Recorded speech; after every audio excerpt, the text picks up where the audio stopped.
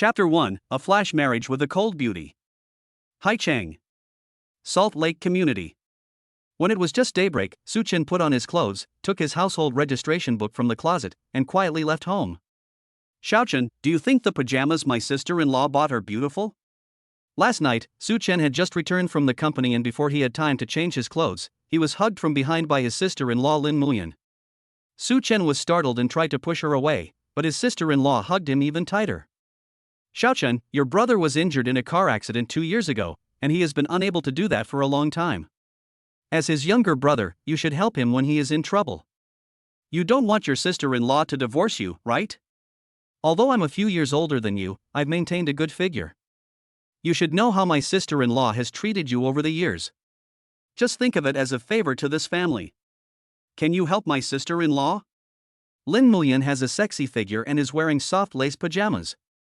While she is talking, she deliberately rubs her soft breasts against Suchin, which arouses people's imagination.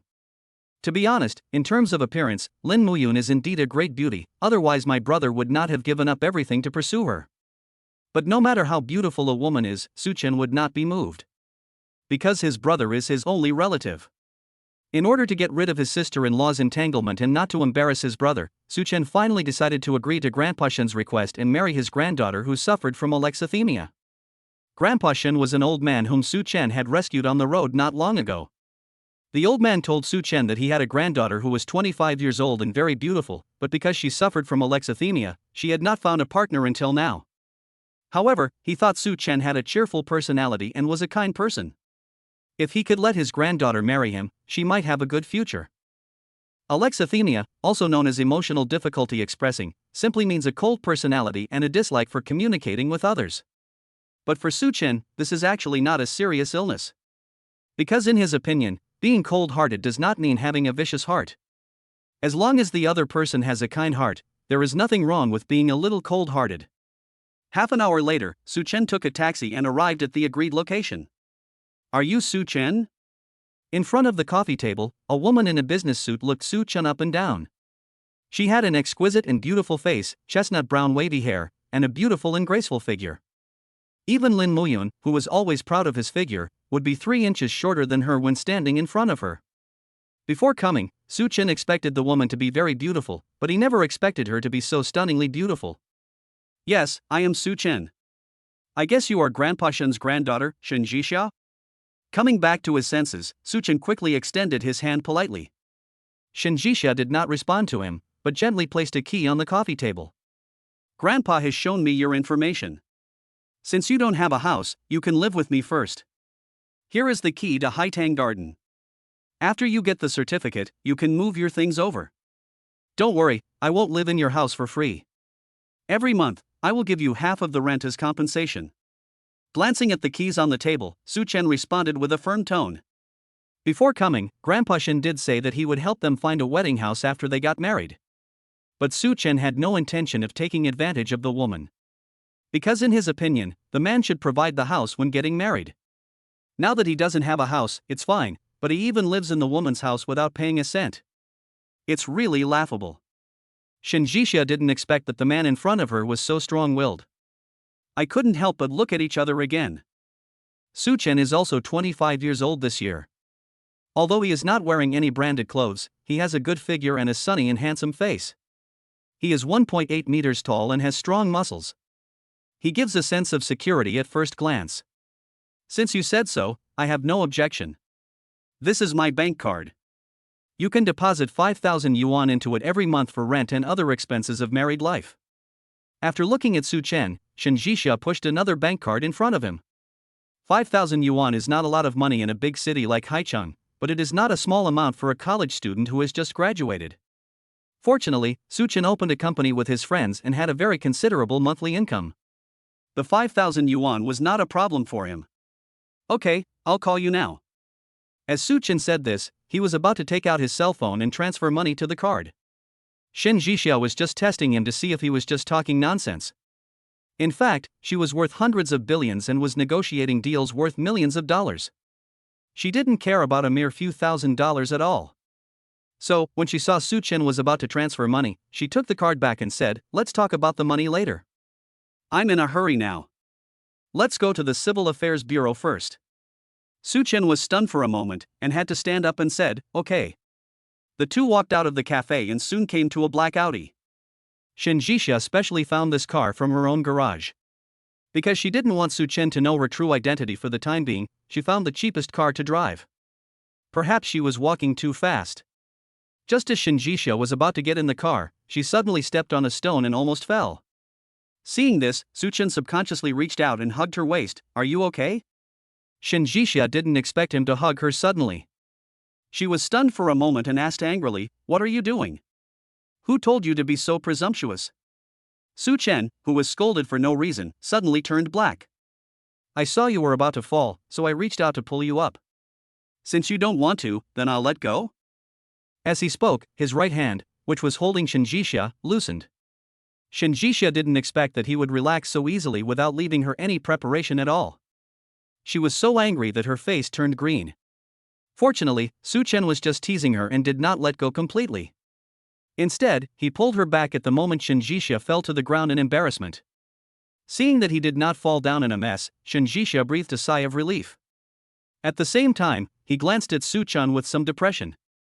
This man looked easy to talk to, and she thought he was a man without temper, but who knew he would actually play tricks on her? It seems that life after marriage will be busy. Chapter 2 Prenuptial Agreement. Half an hour later, the car arrived at the Civil Affairs Bureau. Shinjisha parked the car and then took out a prenuptial agreement from the locker. "This is the prenuptial agreement I drafted. Take a look at it and sign it if you have no objection." Su Chen didn't expect that she had prepared this, but when he thought that the house and the car belonged to someone else and he had nothing, it was not excessive to draft a prenuptial agreement, so he took it and signed it readily. "I know it would be very uncomfortable for a girl like you to suddenly live with a strange man. Don't worry, after we get married, we can sleep in separate rooms. Without your permission, I will never step into your room." After handing over the agreement, Su Chen made another sincere assurance to Shinjisha. Shinjisha is not afraid of him, because if Su Chen dares to do anything wrong, she can make this man disappear from the world in minutes. "Don't worry, even if you want to mess around, you won't have the chance." With a cool smile on his lips, Shinjisha took the agreement and got out of the car quickly. There were not many people at the Civil Affairs Bureau today, so the two of them quickly completed the formalities and received their marriage certificate. "I have something else to do, so I'll leave first. This is the key to Begonia Garden. Just find a way to move your things there." Throwing the key to Su Chen, Shinjisha left without looking back.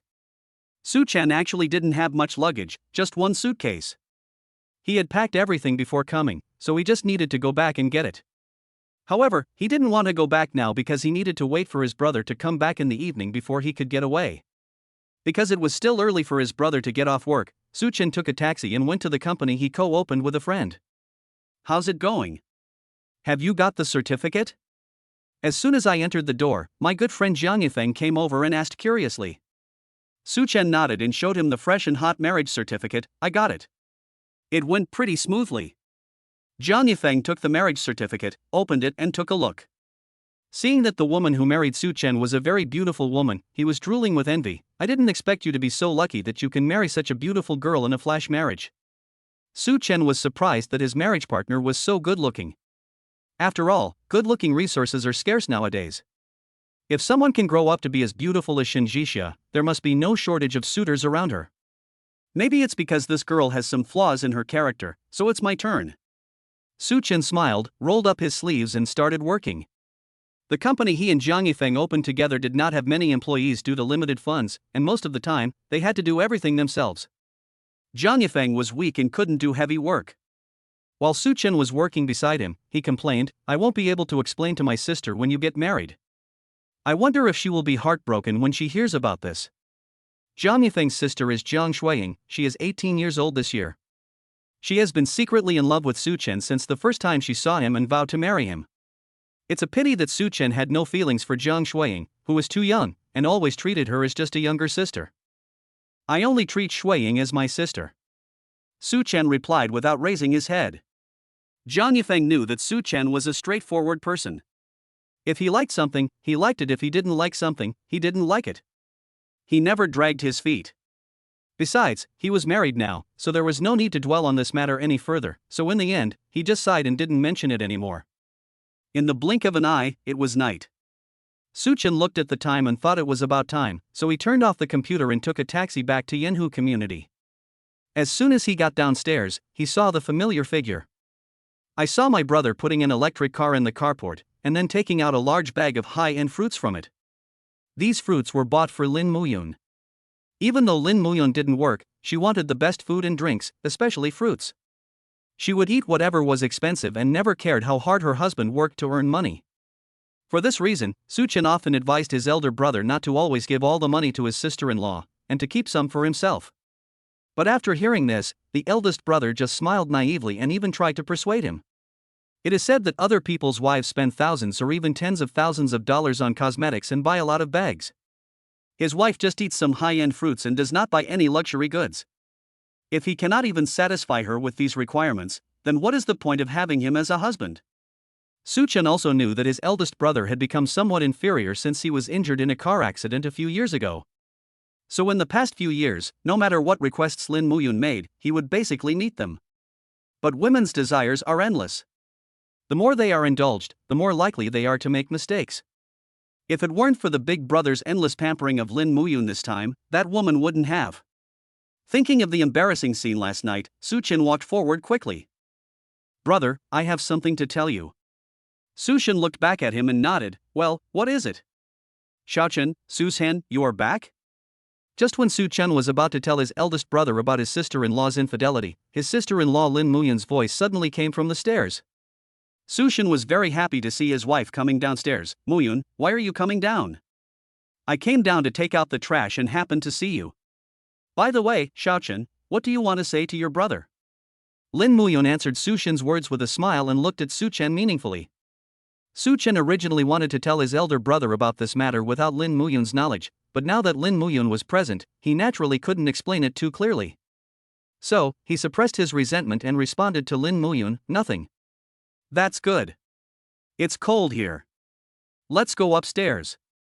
Seeing that he was still honest, Lin Muyun secretly breathed a sigh of relief, and then followed Suchin upstairs. After the three of them entered the house, Lin Muyun put the prepared food on the table. Looking at the delicious food on the table, Suchin couldn't help but ask in surprise, "Wife, what day is today? Why do you cook so many dishes?" In fact, today is not a special day. It's just that Lin Muyun didn't succeed yesterday and was unwilling to give up, so he specially prepared a table of food, hoping to take the opportunity to get Suchin drunk. After all, she was really tired of this kind of life as a widow. Chapter 3: Living Together, on the first night. "Nothing, I just thought you and Xiaochen had worked so hard, so I wanted to reward you." As Lin Muyun spoke, he took out a bottle of red wine from the cabinet and filled the 3 wine glasses on the table. Suchin just wanted to grab his luggage and leave as soon as possible and didn't want to drink. So, without waiting for Lin Muyun to invite him to sit down, he took the initiative to say, "Brother, I got married to a girl today.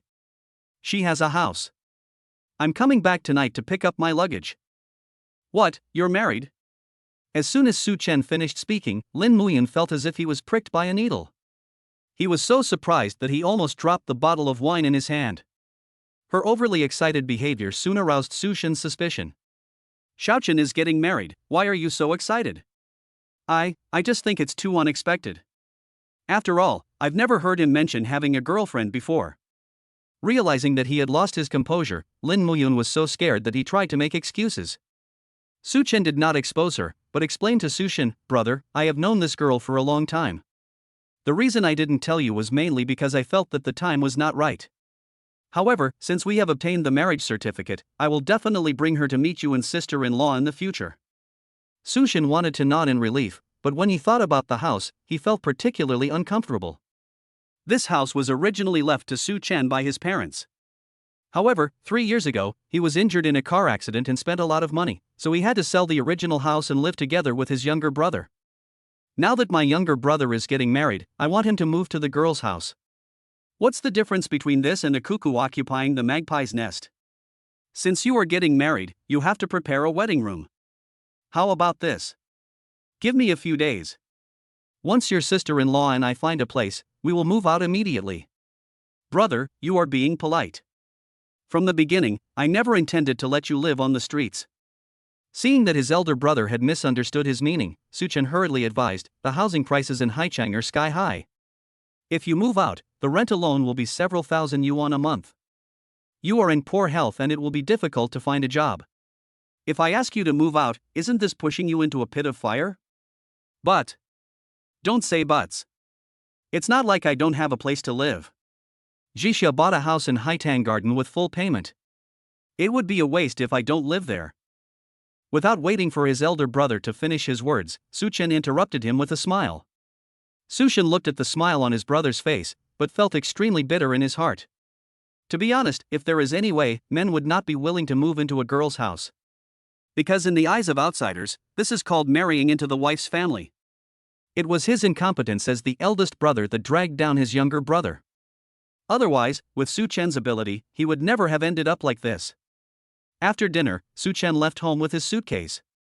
He took a taxi and came to Begonia Garden, but when he arrived there, he realized that he seemed to have forgotten to ask Shin Jixia which floor and unit she lived in.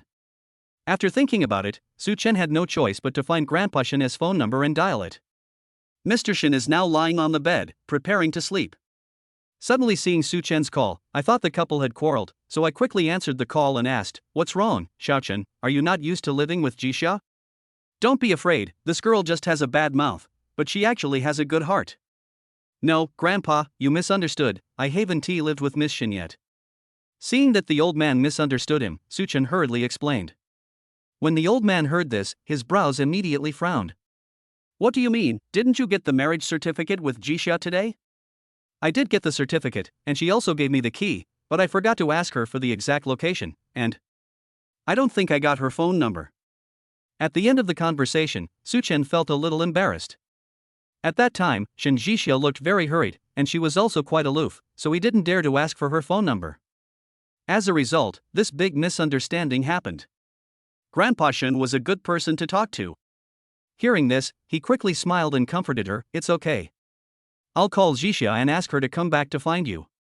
Having said that, he quickly hung up the phone without waiting for Su Chen to speak. As soon as the phone was hung up, Mr. Shin quickly put on an angry expression and called Shin Jixia. Shin Jixia was processing documents in the office at the moment.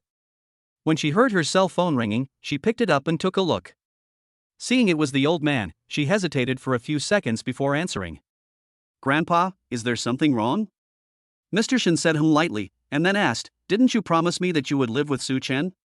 Why did you break the promise?" Hearing this, 3 black lines suddenly appeared on Shin Jixia's forehead. For the sake of shares, she promised to get married to Su Chen, but she never said that she wanted to live with him. "Did you hear me wrong? I only agreed to get married to Su Chen, but I never said I would live with him." "I don't care. You've already got the marriage certificate. Why don't you live together? Are you going to let Xiaochen stay alone in an empty house? Anyway, you have until 10 o'clock tonight to move to Haitang Garden. Otherwise, you won't get a penny of the 10% of the shares I promised you before." Seeing that she refused to compromise, the old man simply started to act rudely. Although Shin Jixia is now in charge of the Shin family, she only holds 40% of the shares and does not have absolute controlling rights. In addition to Shin Jixia, there are many other people in the Shin family who are eyeing the position of president. Therefore, if Shin Jixia wants to gain a firm foothold in the Shin group, he must get the 10% of shares in the hands of the old man. But when the old man made the agreement with her, he only said that they just needed to get the marriage certificate and didn't mention living together. Now he suddenly goes back on his word and asks her to live with Su Chen. How could Shin Jixia not be depressed? "It's okay if you want me to live with Su Chen, but there's one thing. He and I can only live together for 1 year. After 1 year, no matter if I want to continue or not, you can't interfere." Unable to persuade the unreasonable old man, Shin Jixia had no choice but to take a step back and speak. The old man also knew that given Shin Jixia's temper, getting her to compromise to this point was already the most he could do. "If I force her again, I'm afraid that the marriage certificate I just got will immediately become a divorce certificate." "Okay, I'll do as you say." However, Su Chen is still waiting in Begonia Garden. "Go over and help him." After saying this, the old man hung up the phone. After hanging up the phone, Shin Jixia rubbed his swollen temples, then stood up from the chair helplessly and walked out of the office. Chapter 4. Oh my god, there are black stockings inside? Soon, she drove back to Begonia Garden. Because Su Chen didn't have her phone number and didn't dare to walk around, he just stood at the door waiting with a suitcase. After seeing him, Shin Jixia did not get out of the car. She opened the window and ordered, "Put the luggage in the trunk and sit in the back." Her tone was very much like a boss ordering a subordinate, which made Su Chen very unhappy, so he responded with a sullen face, "No need, the road is not far, you drive in front and I'll follow behind." As he spoke, he tightened his suitcase and automatically stood aside. Shen Jixia was used to talking to his subordinates like this, and he couldn't change it for the time being. However, when she saw that Su Chen seemed unhappy, she seemed to realize that something was wrong, so she softened her tone and explained to him, "I'm sorry, I don't dislike you, I'm just used to talking to people like this." Su Chen was not a pretentious person. After seeing that she apologized, he stopped being stiff. "I'm not necessarily finding fault with you, but after all, we've got the marriage certificate and are husband and wife. Since we're husband and wife, it would be better for us to be more easygoing when we get along with each other in the future." When sitting in the back seat of the car, Su Chen couldn't help but say to Shen Jixia. Shen Jixia has not yet accepted the fact that she is married, but she has no way to refute Su Chen's words. After all, she agreed to the marriage, and now that she's married, she has to choose to restrain herself. "Maybe you're right. I'll try to change myself." After figuring it out, Shen Jixia stepped on the accelerator and drove the car straight into the begonia garden. Shen Jixia's house is a 3-bedroom, 2-living-room, fully decorated house. This house is very valuable because it is located in a prime location in Haicheng. Together with the interior decoration, the total cost is estimated to be several million. Before marrying Shen Jixia, Su Chen knew that she worked at Haifeng Group. She was a business manager with an annual salary of 1 million and was very capable at work. So, when he saw this exquisite 3-bedroom, 2-living-room apartment, he did not show much surprise. "This is my bedroom. You live next door. Remember, you are not allowed to come into my room without my permission." After leading Su Chen into the living room, Shen Jixia pointed at the 2 rooms and sternly warned Su Chen. "Su Chen is not a pervert. Why would he go to a girl's room for no reason? Don't worry, I'm not that kind of person." After moving the luggage to the guest room, Su Chen made a solemn promise to Shen Jixia. Shen Jixia had been tired after a long day at the company and was urged back by the old man. She was already dizzy from hunger and her stomach was growling. So, after Su Chen entered the house, she walked to the refrigerator, opened the door and took a look. The refrigerator was filled with all kinds of fresh vegetables and raw meat, but she didn't know how to cook any of these things, so after taking a look, she closed the refrigerator door in disappointment. Just as I was worrying, Su Chen suddenly pushed the door and walked out. "Do you mind if I use your kitchen?" Seeing Shen Jixia still standing in the living room, Su Chen asked somewhat embarrassedly. He was at his eldest brother's house, and because he was afraid that his sister-in-law would put drugs in his food, he restrained himself from eating much. Now after all this trouble, he felt a little hungry. However, he is a very good cook and can make delicious meals with any ingredients. Plus, he needs to save money to buy a house, so he plans to borrow Shen Jixia's kitchen to cook some midnight snacks. Shen Jixia didn't understand what he meant and couldn't help asking, "What are you using the kitchen for?" "I'm a little hungry, I want to cook a bowl of noodles." Su Chen scratched his head embarrassedly and explained. Hearing this, Shen Jixia said nothing, but sat quietly on the sofa in the living room. Seeing this, Su Chen knew that she agreed, so he quickly went into the kitchen and started working. Because time was limited, he made himself a bowl of scallion oil noodles. However, the fragrant smell immediately aroused Shen Jixia's hunger. However, she was too shy to ask Su Chen directly, so she pretended to ask casually, "What did you do?" "Scallion oil noodles, would you like to have some?" Seeing this, Su Chen asked openly. Shen Jixia glanced at the scallion oil noodles on the table and saw that the noodles were as white as jade, and the chopped green onions scattered on them were emerald green. Just looking at them was enough to make people salivate. He couldn't help but stand up from the sofa. "Although I'm not very hungry, I can try your cooking skills." As he was talking, Shen Jixia had already pulled up a chair and sat down, ready to start eating. Su Chen had only made 1 bowl of noodles just now.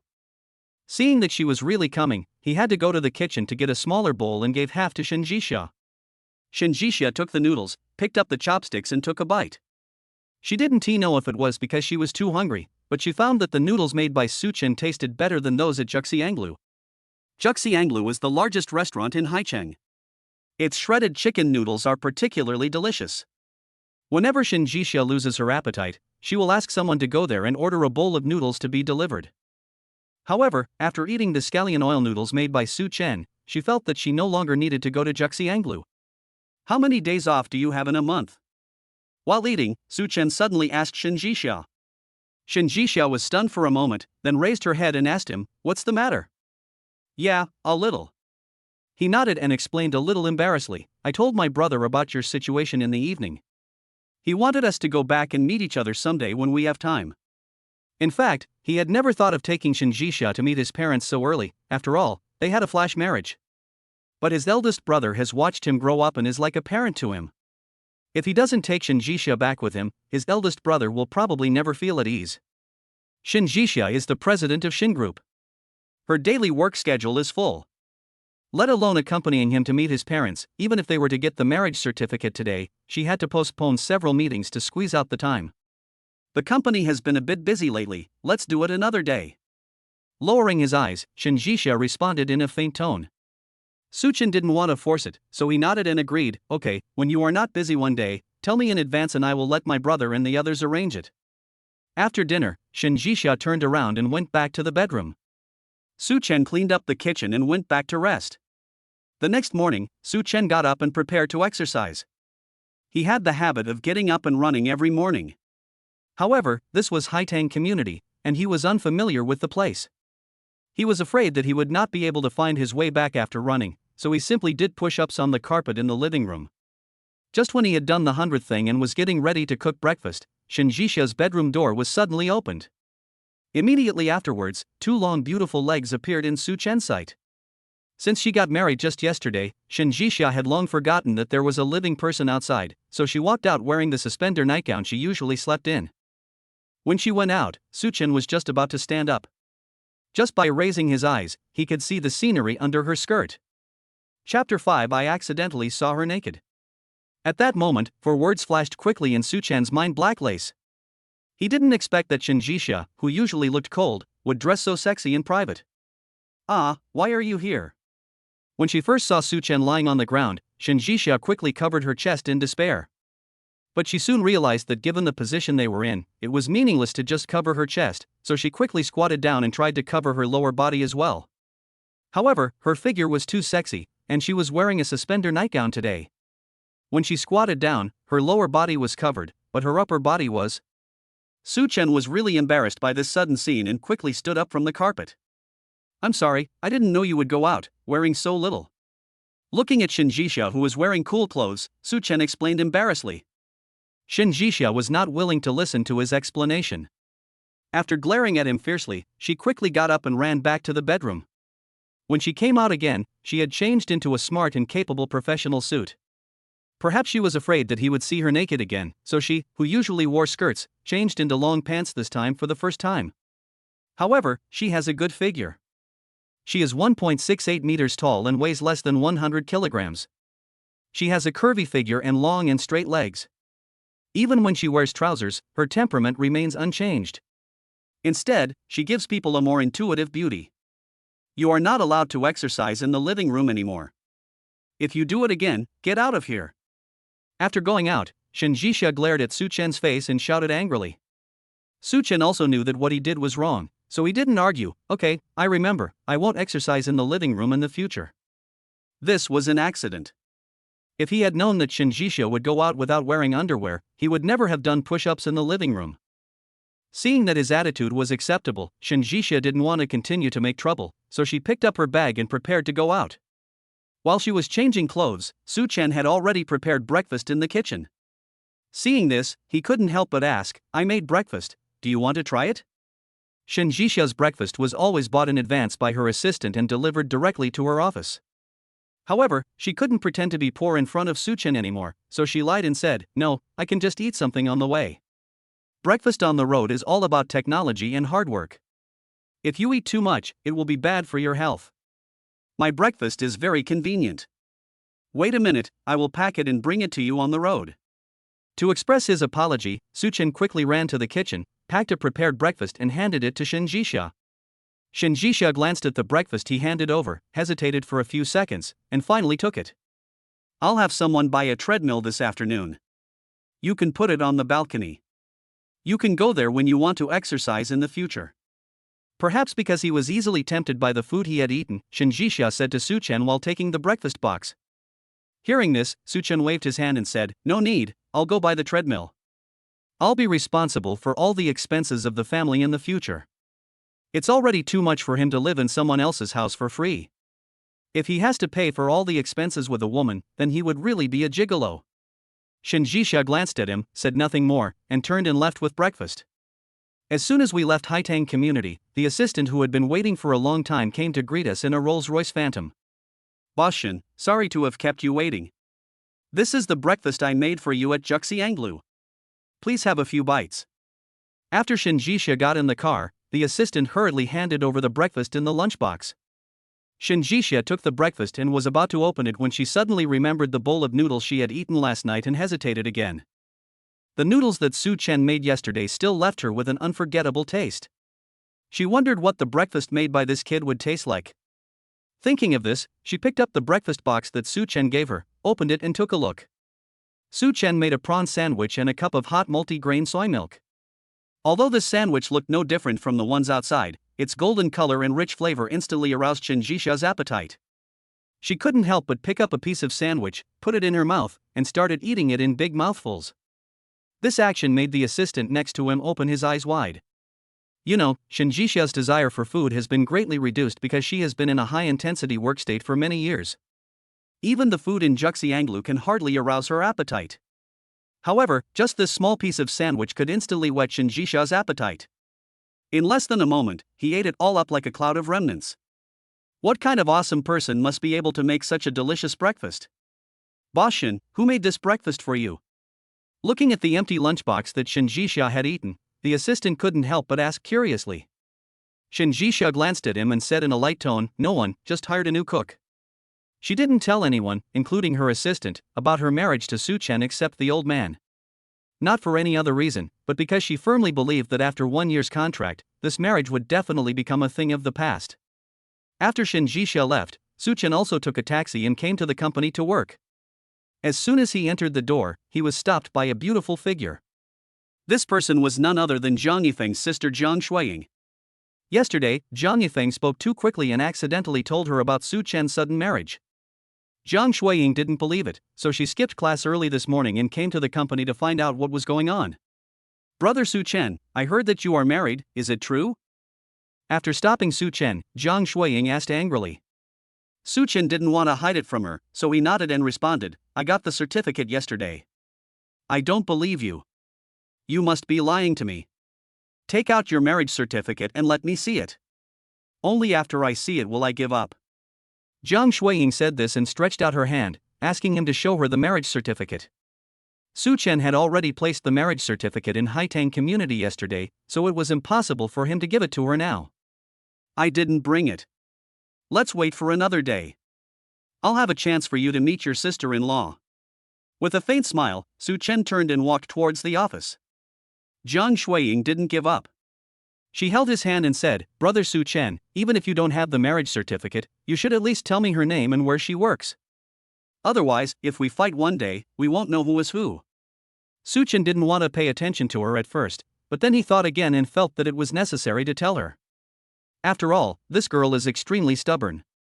If he doesn't say anything, she might think he is deceiving her and continue to pester her.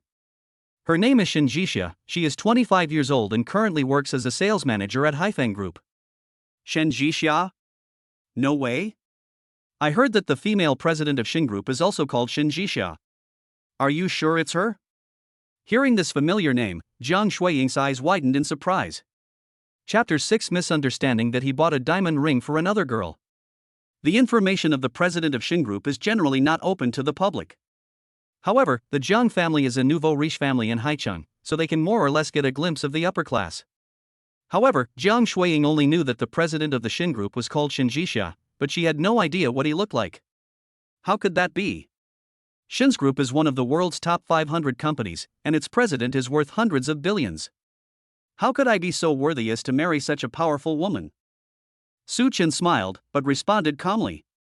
Zhang Yifeng also walked out of the office at this time and followed his words. Exactly, what kind of prominent figures are the Xin family? Even our Zhang family can't get close to them, so how could Su Chen have the opportunity to meet someone from the Xin family? It wasn't that he meant to belittle his brother, it was just that the Xin family was truly out of reach. Back then, his ignorant father had dreamed of having him marry into the Xin family. To this end, a lot of money and manpower were even spent. As a result, after all the trouble, not only did he not even get to see the eldest daughter of the Shin family, he was also ridiculed by various dignitaries for a long time, which made him unable to hold his head up until now. Seeing her brother say so, Jiang Shuiying finally dispelled her doubts. However, she still felt a little uncomfortable when she thought about the man she loved so much getting married in such a simple way. So she took Su Chen's hand and begged him, "Brother Su Chen, my mother's birthday is coming up in a few days, and I want to help her pick out a gift. Can you go shopping with me?" Su Chen originally wanted to refuse, but then he thought that he just happened to need to buy a treadmill today, so he nodded and agreed. "Okay, but don't talk nonsense when we get to the mall." Whenever he accompanied her out before, Jiang Shuiying would deliberately tell others that he was her boyfriend. In the past, he just thought it was just children playing around and didn't care about it, but now he is married, and if he still allows the other party to do whatever she wants, then it would be wrong. I know, let's go." Seeing that he agreed, Jiang Shuiying nodded like a chicken pecking at rice, pulled Su Chen's arm and dragged him out of the company. Soon, the two arrived at the center commercial building. This shopping mall is the largest one in Haicheng, and it carries a wide variety of goods, including the treadmill that Su Chen wants to buy. Jiang Shuiying had nothing to do today, so she accompanied him to look at treadmills. After Su Chen picked for a while, he settled on a treadmill that cost about 1,000 yuan. Although this treadmill did not have the most comprehensive functions, it was very cost-effective and was perfect for someone at his level. After paying, Su Chen told the staff the address, agreed on a delivery time with them, and then followed Jiang Shuiying to the jewelry counter upstairs. Jiang Shuiying's mother, Wang Meiyun, has no hobbies in her life except that she likes all kinds of jewelry, so it would be a good idea to buy her a diamond necklace on her birthday. The two took the elevator to the 10th floor and began to choose jewelry in various counters. Soon, Jiang Shuiying took a fancy to a valuable diamond necklace and asked the waiter to take it out for her to try on. "Brother Su Chen, does it look good?" After putting on the diamond necklace, Jiang Shuiying turned around and asked Su Chen. Su Chen nodded and said calmly, "It's very beautiful. This necklace is very delicate. Auntie will definitely like it. Then buy this one." Seeing him nod, Jiang Shuiying took off the necklace readily and asked the waiter to pack it up. Seeing that they came together, the waiter thought they were a couple, so he tried to sell them on them. "You two, we have a couple's ring on sale in our store right now. It's very affordable. Would you like to take a look?" When Jiang Shuiying heard the word couple rings, her eyes suddenly lit up. "Really? Take it out and let us see it." "Okay." The waiter agreed and went to get the pair of diamond rings. Su Chen knew what Jiang Shuiying was thinking, and hurriedly stopped her. "No need, we are not a couple." His words directly pissed Jiang Shuiying off to death. She couldn't help but angrily asked, "Who said I bought it for you? Can't I buy it for my boyfriend?" Then, she said to the waiter in a bad mood, "What are you still standing there for? Hurry up and bring the ring to me." "Oh, okay." After being scolded by her, the waiter finally reacted and hurried to get the rings. Jiang Shuiying took the ring, put it on her ring finger and looked at it. While watching, she glanced at Su Chen's face. "Brother Su Chen, does this ring look good?" Su Chen ignored her and just looked somewhere else. Jiang Shuiying didn't get a response and became more and more angry, so she simply pulled over his left ring finger and put the men's ring on it. The moment the ring was put on, a gorgeous figure suddenly appeared at the elevator next to the shopping mall. This person is none other than Shen Jixia. The reason why she came to Zhongzhong department store was because the Su group was going to acquire the department store and needed to come and inspect it in advance. Despite being separated by a huge crowd, Shen Jixia still saw Su Chen and Jiang Shuiying at a glance. And the couple diamond rings they wore on their fingers. "Boss Shen, what's wrong?" The manager who was accompanying him saw Shen Jixia suddenly stop and hurried over to show concern. Shen Jixia narrowed her eyes and quickly withdrew her gaze from Su Chen's face. "Nothing, I just feel that the business of this jewelry group seems a little quiet. Please retrieve the surveillance footage of the past few days and send it to my email." Hearing this, Manager Zhang immediately looked at the scene in front of him nervously. The jewelry section on the 10th floor has always been the busiest place, and today, in particular, it is packed with people. Why does Mr. Shen say that business is slow? Could it be that there is some secret behind this? Not long after Shen Jixia left, Su Chen quickly took off the wedding rings on his hands and turned to walk out of the mall. Jiang Shuiying was just joking and didn't expect Su Chen to take it seriously. She was so scared that she quickly dropped the rings and ran after him. "Brother Su Chen, don't be angry, I was just joking." If it were in the past, she would have made this joke.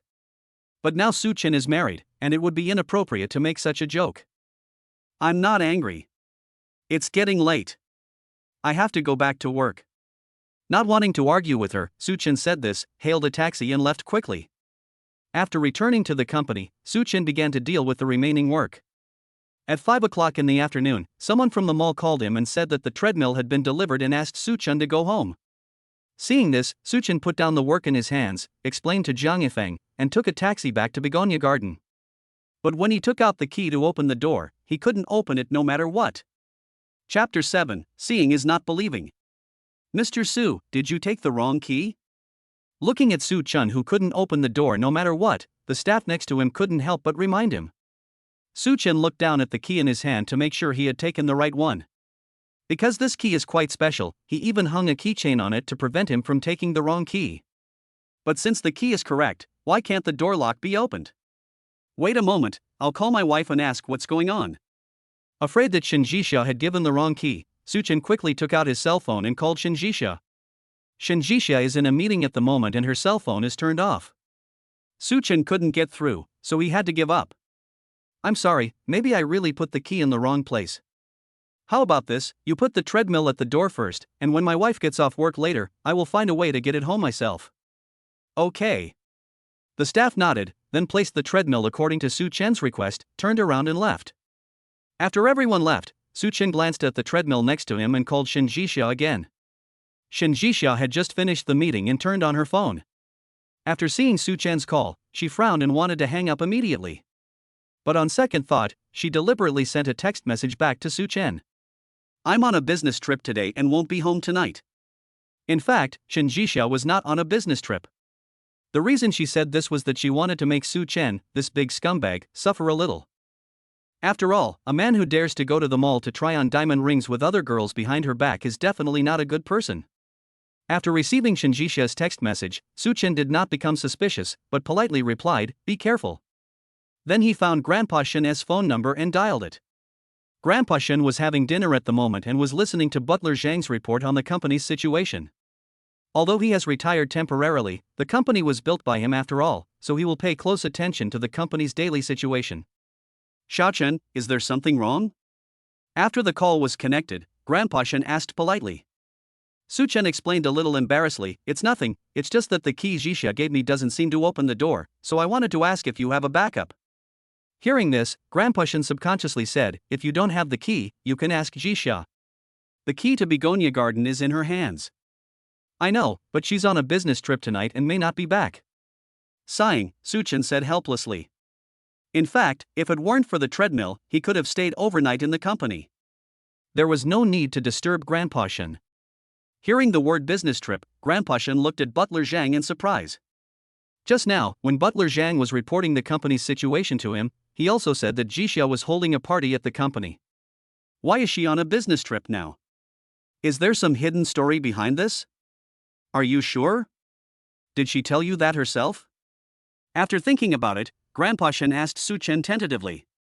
Su-chin nodded, "Yes, she just sent me a text message saying that she is on a business trip and will not be back tonight." "What's wrong, Grandpa? Is there any problem?" "No, wait a moment. I'll ask the nanny to bring you a spare key." After realizing the seriousness of the problem, the old man comforted Su-chin with a few words and hung up the phone. As soon as he hung up the phone, he turned around and told Butler Zhang to retrieve the surveillance footage from the corridor of Begonia Garden. After a short while, the surveillance came back. The old man opened it and took a look, and sure enough, he saw that not long ago, a group of people came to Shin Jixia's house and changed the lock of their door. After all, the old man was a veteran, so when he saw this, he naturally understood what was going on. He thought about it, found Shin Jixia's phone number and dialed it. Shin Jixia had long guessed that he would call her. As soon as the call was connected, she asked mockingly, "Did Su-chin complain to you again?" The old man snorted and asked her, "You changed the locks on all the doors in your house, but you still don't allow people to ask me for spare keys?" "I changed the door lock because he is such a scumbag. Our Shin family is a clean family and we won't allow such a playboy to enter the house." Thinking of the scene he saw in the mall during the day, Shin Jixia spoke angrily. After spending last night together, she actually liked this man a little bit. Who knew this guy was actually a bastard who was good at disguising himself? Fortunately, God had eyes and allowed her to see the scumbag side of the other party in time. Otherwise, if he deceived her heart one day in the future, she probably wouldn't even have the energy to cry. She kept calling him a scumbag, and the old man looked depressed. Soo-chin is the good man he carefully selected, and his character must be good. If that's the case, then why does his eldest granddaughter keep calling him a scumbag? Is there some misunderstanding here? Zixia, although I haven't known Soo-chin for long, I can absolutely guarantee his character. Could there be any misunderstanding between the two of you? Why do you always call him a scumbag? Since I dare to call you that, there must be a reason for me to call you that. Grandpa, I won't waste my words on you. I have the evidence in my hands. You can see for yourself. Too lazy to argue with the old man anymore, Shinjixia simply found the video that the mall manager had compiled for her and sent it to the old man's phone. The old man clicked on the video and took a closer look. This video is the part where Soo-chin is pulled by Jiang Shuiying to wear a diamond ring. At first glance, the relationship between the two is indeed unusual. However, the old man's eyes are still vicious. With just one glance, he could tell that Soo-chin was not willing to try on the diamond ring with the girl, but was forced to do so. I watched the video, and Xiaochen didn't seem to be doing it voluntarily. Maybe there's some misunderstanding. Hearing this, Shinjixia laughed out loud. He's a grown man. If he doesn't want to do it, who can force him? You are just biased towards him. I saw it with my own eyes. How could there be any misunderstanding? What you see with your own eyes may not be true. Anyway, you should go back and talk to him and see how he explains it. I won't go. Asking me, a CEO worth hundreds of billions, to go and talk to him, I don't have the time for that. Perhaps she had made up her mind to break up with Soo-chin. Shinjixia snorted and wanted to hang up the phone. Seeing that his argument was not going to work, the old man had to use his trump card again. If you don't go, then our previous agreement will be void. Thinking of the important 10% of the shares, Shinjixia gritted his teeth and finally compromised. Okay, since you ordered me to do so, I will go back. However, if he can't explain this matter, you can't force me anymore. Okay, if it's his fault today, I promise not to interfere with you again, and I will give you the 10% of shares I promised you, without missing a cent. Seeing that she had compromised, the old man quickly responded generously. Chapter 8. I don't know how great it would be if he held me in his arms. After finishing the call with the old man, Shinjixia drove back to Begonia Garden. As soon as she got out of the elevator, she saw Soo-chin making a video call. It turned out that Zhang Yifeng knew that Jiang Shuiying had dragged Soo-chin to try on a diamond ring during the day. He was afraid that Soo-chin would feel uncomfortable, so he quickly called to apologize. Shuiying is just such a noisy person. Don't take it too seriously. I will teach her well in the future and she will stop targeting you. Soo-chin was angry, but in fact he didn't mind her taking the initiative to give him a pair of rings. But it was because, now that he was married, he had to keep his promise and not have the slightest ambiguity with other women. If she had made such a joke before, I might not have minded, but now I'm married and she dragged me to try on matching rings. If this gets out, I won't be able to face Zixia. Look at you calling me Zixia all the time. How come you two are so inseparable after only being married for one day? Seeing him calling his new wife so affectionately, Zhang Yifeng couldn't help but gossip. Soo-chin called him that because he felt that there was no need for a couple to be too distant with each other. As for other things, he didn't think much about it. Don't talk nonsense. I've only known her for one night. How could it be possible that things could progress so quickly? What's the big deal? They made an appointment to have sex without even meeting each other online. What's more, you two are married. I think you are too honest. If it were me, I would have taken the initiative to take down this woman last night. Zixia is different. She has a cold personality and being too impatient will scare her. Besides, I'm not that kind of person. Not wanting to keep chatting with Zhang Yifeng about such embarrassing topics, Soo-chin prepared to cut off the video. Okay, it's getting late. Pack up and go home quickly. Okay, you should go to bed early too. If there's anything, we can talk about it tomorrow. Seeing that he had stopped talking, Zhang Yifeng said no more. After giving a few instructions, he hung up the phone. The content of their conversation was almost clearly heard by Shinjixia, who was behind them. At that moment, her heart was suddenly filled with a deep sense of guilt. She didn't expect that the girl who tried on the rings with Soo-chin was just the sister of his friend. She didn't expect that he was forced. Hey, why are you back? Just as Shinjisha was daydreaming, Suchen suddenly noticed her and asked with a puzzled look on his face. Shinjisha came back to her senses and stammered, the project was cancelled at the last minute, so I won't be traveling tonight. Really? That's great. I asked Grandpa Shin to send someone to bring me a key. It seems that the door of my house cannot be opened. Hearing her say this, Suchen happily took out the key and showed it to her. Shinjisha glanced at the key in his hand guiltily and explained, I gave the wrong key yesterday. This is the real key to the house. As she spoke, she hurriedly took out a spare key from her bag and handed it to Suchen. Suchen took the key, opened the door, then walked to the box containing the treadmill, bent down and picked it up. This treadmill weighs more than 200 pounds, and ordinary people can't move it at all. However, Suchen was born with great strength. Usually in the company, he could lift things weighing over 100 pounds with ease. Therefore, the weight of the treadmill is not a problem for him at all. Seeing Suchen move the overweight treadmill to the balcony effortlessly, Shinjisha was so surprised that her eyes almost popped out. To be honest, although she had come into contact with some business elites and rich second generations, those men were either weak or cowardly. This is the first time I've seen someone as strong as Suchen, with such explosive manpower. Look at those strong arms and that muscular waist. I wonder how safe I would feel if I were held in his arms. Mission, do you have any scissors at home? Just as Shinjisha was looking at Suchen's body and having endless fantasies, the other party suddenly spoke and interrupted her. When Shinjisha saw this, a blush suddenly flashed across her cheeks. Yes, I think so. I'll look for it. Afraid that Suchen would notice her embarrassment, Shinjisha replied and quickly ran away. After fixing the treadmill, Suchen looked at the time. Seeing that it was getting late, he turned and went to the kitchen. After a short while, 4 delicious dishes and 1 soup were ready and served on the table. Shinjisha smelled the aroma of food and walked out of the room on her own initiative. Well, can I eat it? After all, she was still some estrangement from Suchen.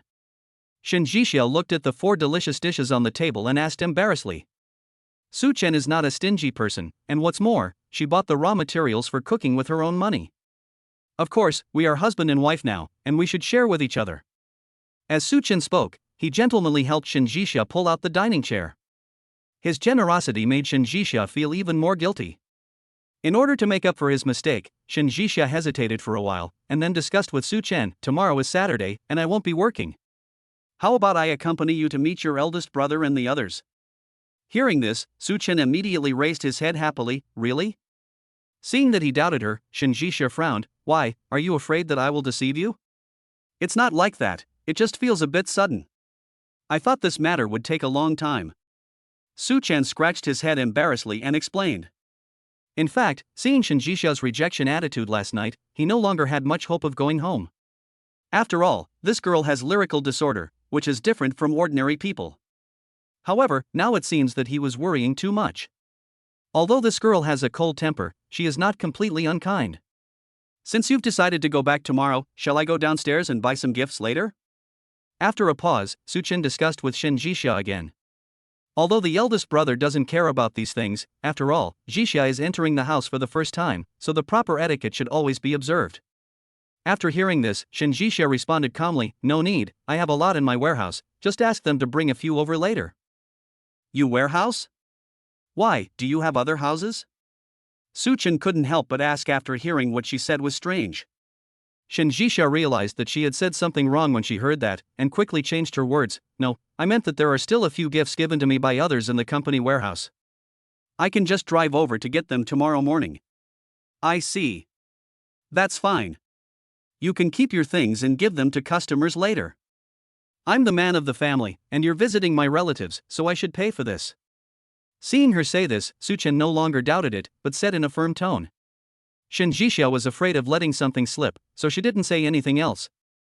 After they finished their meal, Suchen went to wash the dishes while Shinjisha went back to the room to start working. As the president of the company, she has a lot of things to deal with every day, even on Saturdays and Sundays. Since I have just promised to visit brother Suchen and his family tomorrow, I must finish all the work for tomorrow tonight. After working for a while, Shinjisha felt a little tired and prepared to go out to get a glass of water. As soon as she opened the door, she saw a muscular figure on the balcony, exercising on a treadmill. Suchen had changed his clothes into a short-sleeved shirt and shorts. When he was running, his muscular body and handsome face, which was sweating profusely, looked particularly sexy under the light from the window. Chapter 9 Compensation for him. Shinjisha watched quietly, and was lost in thought for a moment. I don't know how long it took, but the time Suchin said arrived and the treadmill gradually stopped. Afraid that the embarrassing scene would happen again, Shinjisha was so scared that she quickly looked away. However, even though her gaze had shifted away, her heart was beating violently for no reason. Hey, you haven't slept yet? After getting off the treadmill, Suchen looked at Shinjisha in the living room and greeted her. Shinjisha nodded in panic and walked towards the water dispenser. Suchen was very thirsty after running, so he also followed them to the water dispenser. Why is your face so red? Do you have a fever? When he got close to Shinjisha, Suchen looked at her face, which was as red as a peach, and couldn't help but express his concern. Seeing this, Shinjisha quickly reached out and touched her face. No, I. Before she finished speaking, a warm big hand quickly covered her forehead. It seems a little hot. Why don't you go back to the room and lie down? I'll go find you some cold medicine? Realizing that Shinjisha's body temperature seemed a little high, Suchen couldn't help but kindly advise her. Shinjisha actually blushed because she was watching Suchen running just now and had inappropriate thoughts. However, she couldn't say this. After all, it was too embarrassing to say it, and it would also damage her image as a billionaire president. I have an allergic reaction to the cold medicine. I'll be fine after a good night's sleep. Shinjisha hurriedly shook off Suchen's hand on her forehead and ran back to the bedroom as if escaping. It was the first time that Suchen heard that someone was allergic to cold medicine. However, this girl already has lyrical disorder, and it is not an exaggeration to add a strange lifestyle habit to it. After thinking about it, he turned and went to the kitchen. After a short while, a bowl of ginger sugar water was ready. Suchen put the cooked ginger and sugar water into a bowl, blew on it, and when he felt the temperature was about right, he took the bowl and went to knock on Shinjisha's door. Shinjisha was lying in bed at this moment, trying to calm herself down. She didn't know what was wrong. Suchen was obviously not so handsome as to be breathtaking, but every time she saw his exposed muscles, she couldn't help but start fantasizing about him. Jisha, I made you a bowl of ginger sugar water, drink some. Just when Shinjisha was at a loss, there was a sudden knock on the door by Suchen. Oh, you, just put it at the door, I'll go out and drink later. Afraid that she would lose control again if she saw Suchen again, Shinjisha hurriedly responded to him stutteringly. Seeing this, Suchen turned around and put the ginger sugar water on the coffee table. Okay, I'll put the ginger sugar water on the coffee table, remember to come out and drink it. After saying this, he turned around and went back to his room. Shinjisha waited until he completely entered the house before she walked out with peace of mind. The ginger sugar water tasted good. After Shinjisha drank it, her stomach immediately felt warm and her mood calmed down a lot. She put down the bowl and turned to look at Suchen's room. Suchen was very obedient. As soon as he entered the room, he closed the door tightly, leaving no gap at all. It can be seen that he strictly abides by every word he said and dares not slack off in the slightest. Perhaps she was too harsh before, and the man in front of her didn't seem as disgusting as she thought. Thinking of this, a knowing smile appeared at the corner of Shinjisha's lips. The next morning, Suchen got up early and went to a nearby supermarket to buy some gifts and brought them back. Shinjisha changed her clothes, went out and asked him, "Is there anything I need to pay attention to when I go to your eldest brother's house?" Suchen's elder brother is a very easygoing person and you don't need to pay attention to anything. But, his sister-in-law. My eldest brother is pretty good, but my sister-in-law is a little harsh. But you don't have to worry about her. If anything happens, I will take care of it for you. Afraid that sister-in-law Lin Muyan would cause trouble for Shinjisha once they got home, Suchen gave her a shot of prevention in advance. Seeing this, Shinjisha did not suspect anything. That's good. It's getting late. Let's go. Soon, the two drove to the Salt Lake community. Because Suchen had already called his elder brother Sushin last night, he took a day off today and waited for the couple at home. Brother, sister-in-law, this is the Jisha I told you about. Jisha is calling for help. After entering the door, Suchen took Shinjisha's hand and took the initiative to introduce her to his elder brother and sister-in-law. Shinjisha was also sensible, and upon hearing this, she politely called out brother, sister-in-law. Seeing this, Sushin was very happy and quickly signaled to Lin Muyan next to him to take out the red envelope. According to the rules in Haicheng, when a boy brings his girlfriend home for the first time, his parents have to give him a red envelope. Suchen has no parents, only an older brother, and as the saying goes, an elder brother is like a father, so the red envelope was naturally given by him and his wife. Lin Muyan glanced at Suchen, a hint of reluctance flashed in his eyes, and then handed over a thick red envelope. Xiao Xia, now that you have entered our Su family, we are one family. This is a small gift from big brother and big sister-in-law. I hope you don't mind it. Shen Jixia took the red envelope and squeezed it with her hands. The red envelope was quite thick and looked like there was 10,000 yuan in it, but the size of the money seemed a little off. Thank you, sister-in-law, but it's not necessary. I heard from Su Chen that you guys don't live a rich life, brother. You should keep the money for yourself. Afraid that Lin Muyan was playing a trick on her, Shen Jixia cleverly stuffed the red envelope back. Sushin didn't know the inside story and thought she thought the red envelope was too little, so he explained a little embarrassedly, Miss Shen, I know you earn more than us and don't think highly of this 10,000 yuan, but this is really a little gift from us, I hope you don't mind. Yes. Miss Shen thinks that the red envelope is too little. We will make up for it when we have the chance in the future. Just take it. It's your first visit, so there's no reason to go back empty-handed. Seeing this, Lin Muyun also echoed. The two of them talked back and forth, and finally put Shen Jixia on the platform, unable to get down for the time being. After thinking about it, she didn't want to have a bad time on their first meeting, so she put the red envelope away. Since my brother and sister-in-law said so, I will accept it. Brother, this is the gift Su Chen bought for you. Do you like it? As he spoke, Shen Jixia handed the red envelope to Su Chen and turned to take the gift on the table. After Su Chen took the red envelope, he squeezed it subconsciously. He was not stupid and he immediately felt that something was wrong. Chapter 10 slapped Lin Muyun.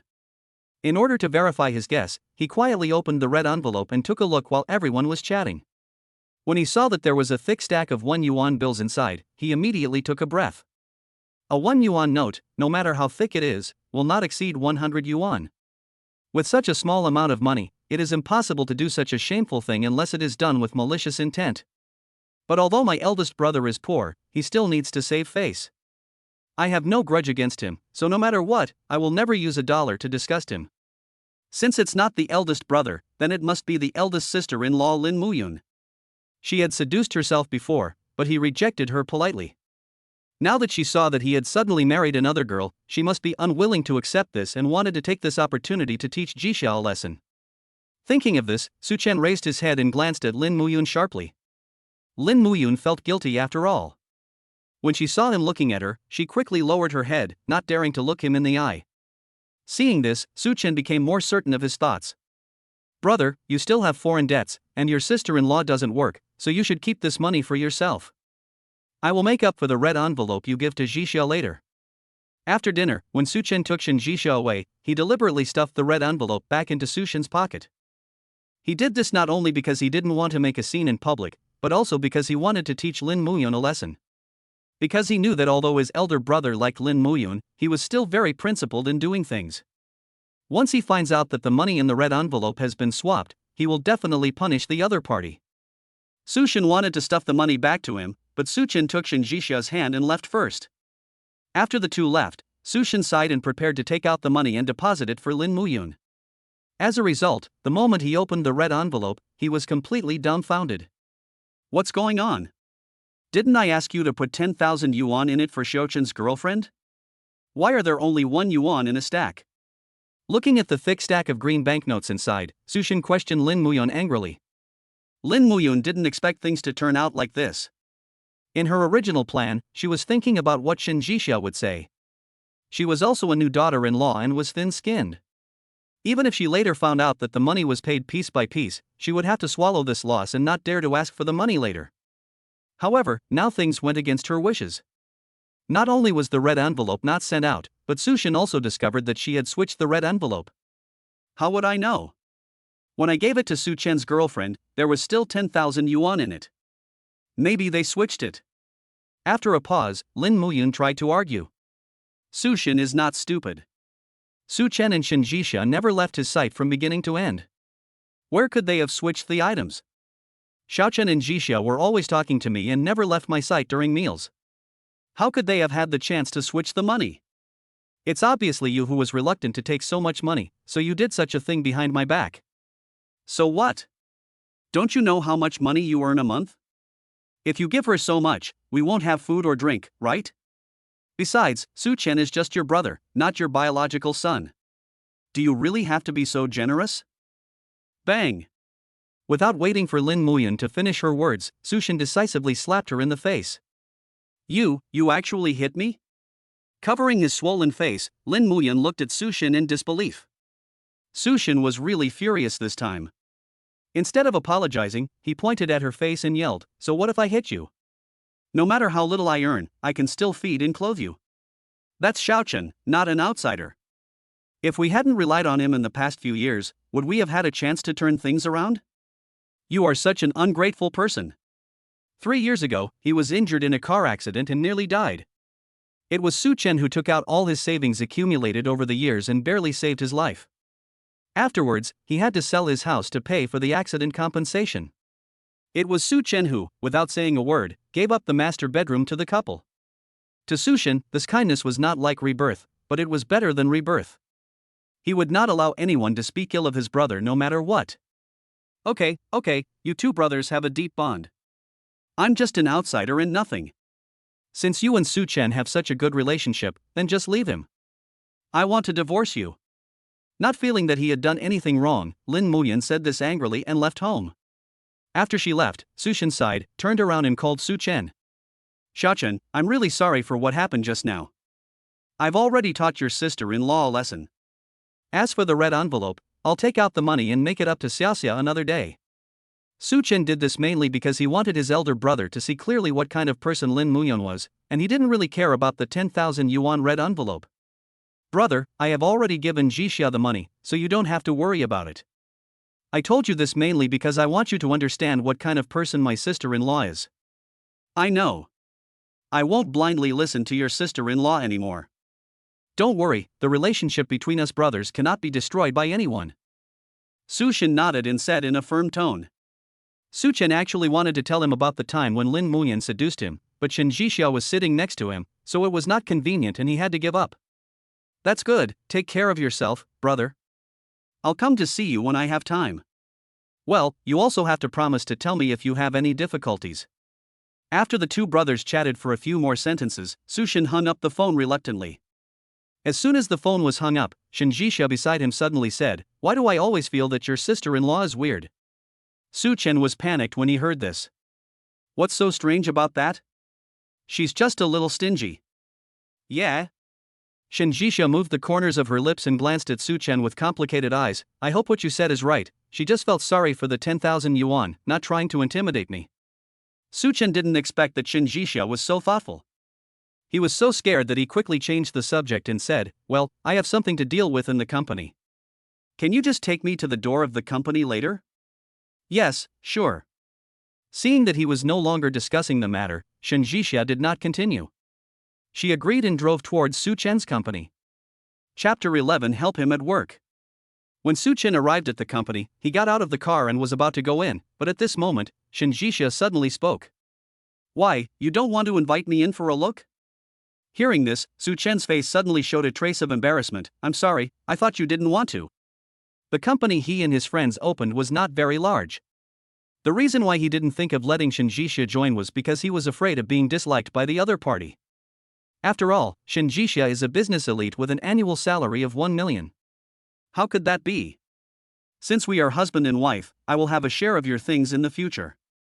Let me go in and take a look. It's a good opportunity to learn a little about you. As Shen Jixia said this, she opened the car door and walked straight down. Su-chen knew that she was joking with him, but he didn't care. Instead, he took the initiative to walk in front of her and lead the way. Today is Saturday and many employees of the company are not here. Only Su-chen's good friend Jiang Yifeng and a designer are busy. Fang Jingyuan, this bastard, takes advantage of the fact that he is the general manager of Tiancheng Group and doesn't know how much he weighs. We have made plans for him 7 or 8 times, but none of them were satisfactory. Isn't it obvious that he wants to mess with us? As soon as he entered, Su-chen heard Jiang Yifeng complaining to the designer. The Fang Jingyuan he mentioned was a major client that the company had just negotiated with not long ago. Because the other party was the general manager of Tiancheng Group and had a number of owner houses that needed to be renovated, he found them. At the beginning, both parties had a good discussion, and after the plan was put forward, the other party was quite satisfied. But after the contract was signed, Fang Jingyuan started to find all kinds of faults, saying that either the design drawings did not conform to the rules or the raw materials were of poor quality. In short, he changed 70 to 80% of the plans, and none of them satisfied him. Yifeng, what's going on? Hearing Jiang Yifeng's complaint, Su Chen hurried over and asked. Jiang Yifeng looked up and was about to explain to him, but when he glanced around, he suddenly saw Shen Jixia behind him. This is... Seeing this, Su Chen hurriedly introduced her to him. She is Jixia, you have seen her photo before. Oh, so she's your wife. You know what, she's really pretty. No wonder you got married so quickly on impulse. If I met someone so beautiful, I would definitely not be able to control myself. Looking at the beautiful Shen Jixia in front of him, Jiang Yifeng joked with Su Chen with some envy. Su Chen felt a little embarrassed by what he said, so he changed the subject and said, You still haven't told me why you cursed just now? Is it that Fang Dingyuan who was causing trouble again? Isn't it? This guy called me again today and said that there was a problem with our design plan and he wanted to send it back for revision. I think he just wanted to get kickbacks and deliberately make things difficult for us. It's impossible to give him a kickback. We've given the lowest price for this project. We're almost losing money to gain publicity. If we give him a kickback, will we still do this project in the future? Hearing this, Su Chen couldn't help but say angrily. Jiang Yifeng was also feeling aggrieved and couldn't help but respond, That's right. We're not making any money, and we still have to pay tribute to this guy. Damn it, I can just quit. It's not like I need this order from him. As he said this, he was about to take out his cell phone and call Fang Jingyuan. Su Chen was much more prudent than Jiang Yifeng. Seeing this, he quickly spoke up to stop him. We have signed a contract with Tiancheng Group. If we unilaterally break the contract, Fang Jingyuan will definitely force us to pay liquidated damages. Instead of doing this, we might as well think of a way to see if we can find something on the other party to force him to comply. You said it lightly. Tiancheng Group is one of the Shen family's businesses. Fang Jingyuan is the nephew of Shen Yunsong's concubine. He has a strong background. How can we catch him? Thinking of the power behind Fang Jingyuan, Jiang Yifeng couldn't help but sigh. The Shen family is a powerful force in Haicheng. Even his father has to bow and nod when he sees them, and serve them like a shoe carrier. If you really try to use force against Fang Jingyuan, you will probably end up in big trouble. Shen Jixia heard the conversation between the two clearly. In fact, she originally came here simply to find out about the girl who went to buy a diamond ring with Su Chen yesterday, but she didn't expect to be involved in such a business secret. You have to know that the Shen Yunsong they were talking about was her father, and Shen Yunsong's concubine was the enemy she wanted to kill in her life. A prince who breaks the law is guilty of the same crime as a commoner, not to mention a small nepotism. Don't worry, as long as you can get evidence that Fang Jingyuan wants kickbacks, I will find a way to help you handle this matter. Based on the principle of common hatred and common enemies, Shen Jixia finally stood up and spoke to the two of them. Hearing this, Su Chen looked at Shen Jixia's face in surprise. You have a solution. What solution do you have? I know the top executives of Shen's group. As long as you get the evidence, I will show it to him. Shen's group is one of the top 100 companies in the world and has always had strict discipline. I don't believe they would dare to risk the world's condemnation for a small Fang Jingyuan. With a sneer, Shen Jixia explained in a firm tone. She is a manager with an annual salary of 1 million, so it is not surprising that she knows a senior executive of Shen Group. Plus, Su Chen also wanted to take a gamble, so after hesitating for a few seconds, he finally nodded and said, Okay, since you have this relationship, let's give it a try. As he said that, he turned around and told Jiang Yifeng, go call Fang Jingyuan and ask him to have dinner at Tianhai Hotel tonight. I'm going to buy a recorder. We must get evidence of Fang Jingyuan taking kickbacks tonight. Okay, I'll go fight now. Jiang Yifeng nodded, took out his cell phone and went to make a call. After he left, Su Chen prepared to go downstairs to buy a recorder and see Shen Jixia off. I'm really sorry to bother you today. When he walked downstairs, he apologized to Shen Jixia somewhat embarrassedly. By helping him, Shen Jixia is actually helping herself. After all, she would be happy to do anything as long as it could cause trouble for Shen Yunsong and Bai Wansi. You're welcome. Helping you is also helping myself. Help yourself, what do you mean? Her words made Su Chen feel confused and he couldn't help but ask another question. Shen Jixia would not say it. After all, she still needed to test Su Chen before she could tell him her true identity. It's nothing. We are husband and wife. I will be fine only if you are fine. With a meaningful smile on his lips, Shen Jixia bent down and sat in the car. Okay, go back first. Get the evidence ready in the evening and remember to call me. After saying this, Shen Jixia started the car and left quickly. After she left, Su Chen went to buy a recorder and returned to the company. Seeing him coming back, Jiang Yifeng hurried over and said, Fang Jingyuan has agreed to meet us, but he has chosen the place for dinner, which is at Tianhai Hotel. Do you think we should go? Tianhai Hotel is a very complicated matter and seems to have certain dealings with the Xin Group. If Fang Jingyuan did something in there, it would be difficult for both of them to get out safely. However, once the arrow is shot, there is no turning back. Since you have chosen to fight, you must fight to the end. Go, this is our last chance, we must go. Taking a deep breath, Su Chen said in a firm tone. Okay, since you've made up your mind, I'll go through fire and water with you. Seeing that he had made the decision, Jiang Yifeng did not hesitate and decisively patted Su Chen on the shoulder and responded. Chapter 12. Kneel down and kowtow 3 times and I'll let you go. At 6 o'clock in the evening, Jiang Yifeng drove and brought Su Chen to Tianhai Hotel. As soon as he arrived at the designated location, he was stopped by several bodyguards at the door. Excuse me, our general manager has ordered that if you two want to come in, you must be searched. When he heard that he was going to be searched, Jiang Yifeng immediately became anxious. What do you mean, Fang Jingyuan is doubting us? The general manager said that this is all for the good of everyone, so please don't make things difficult for us. The bodyguard was unmoved and was about to take action as soon as he finished speaking. Su Chen was carrying a recorder on his body, and he would most likely be exposed if he was searched. So, without waiting for the bodyguard to come forward, he decisively turned around and walked out the door. Since Manager Fang doesn't trust us, let's forget it. I don't think there is anything to discuss today. That's right. Fang Jingyuan is not a national leader. If he doesn't want to talk to us, then we should just stop talking. Jiang Yifeng also said something angrily and followed Su Chen to leave. Fang Jingyuan, who was inside the room, saw that this trick did not work to calm the two men, and hurriedly came out to apologize. You two, please don't leave yet. My subordinates didn't hear clearly just now. Since you two don't want to be searched, then don't search them. Come in. As he said this, he turned sideways and made a gesture of invitation. Seeing this, Su Chen exchanged glances with Jiang Yifeng, then turned around and went back to the private room.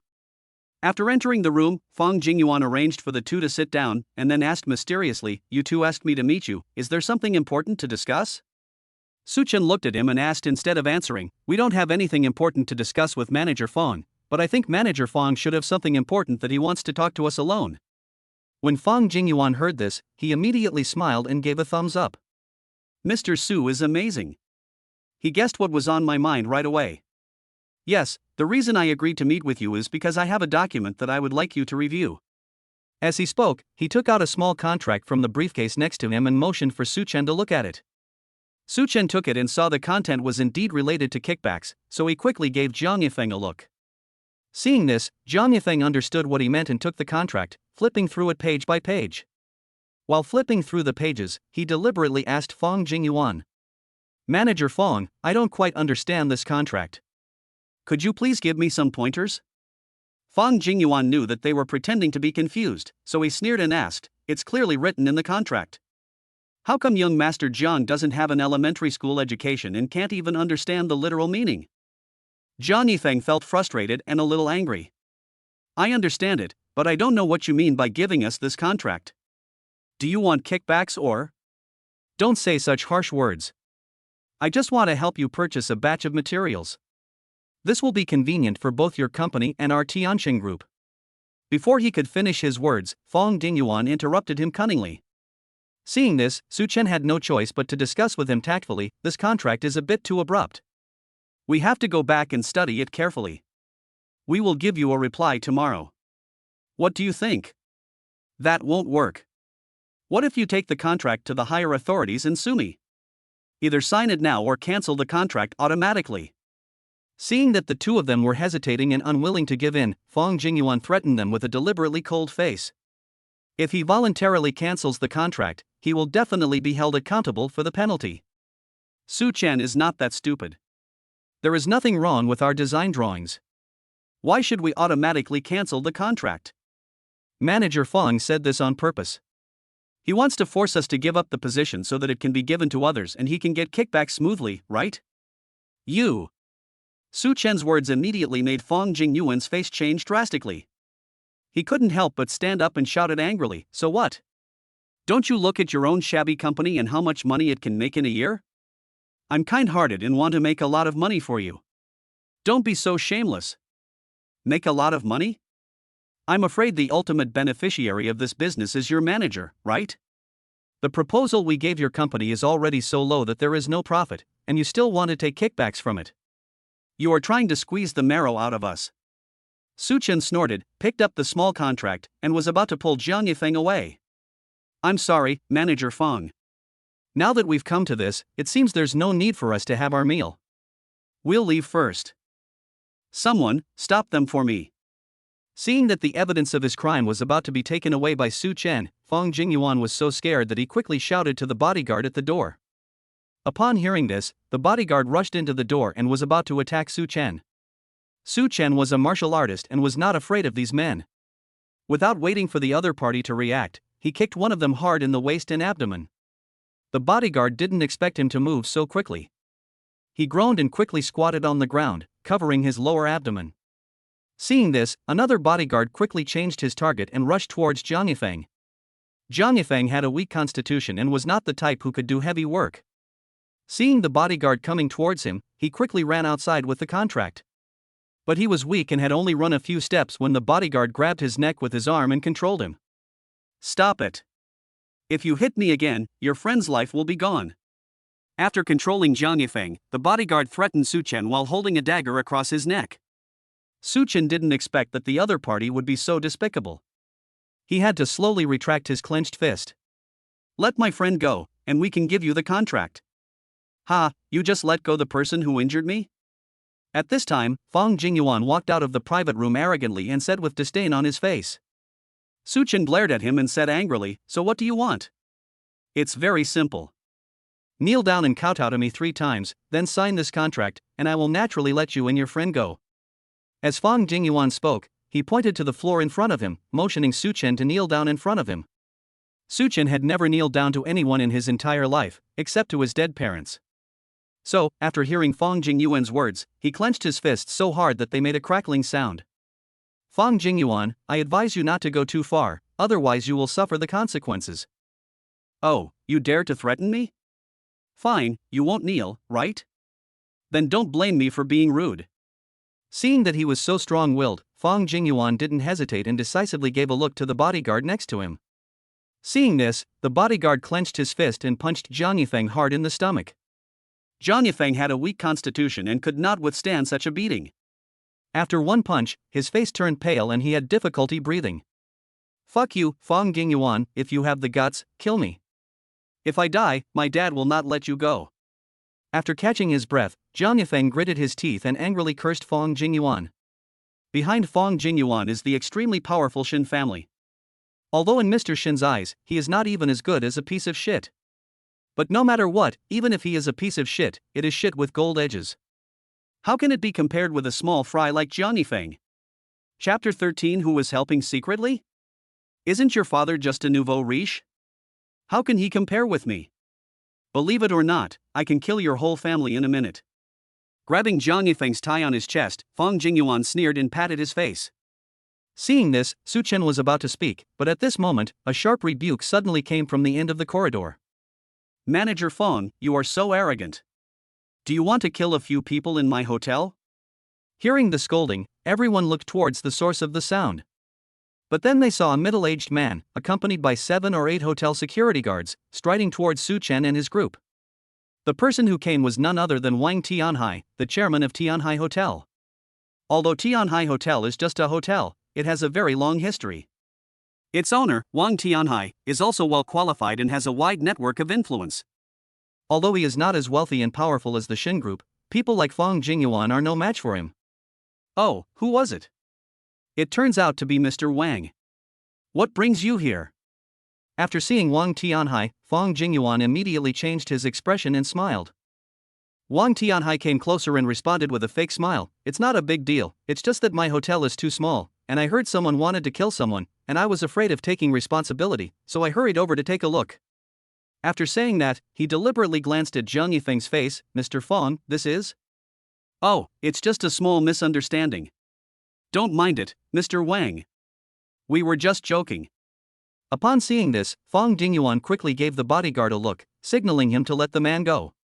After the bodyguard let go, Su Chen quickly rushed over and supported Jiang Yifeng. How are you? Jiang Yifeng had just been hit hard, and now his internal organs were in pain.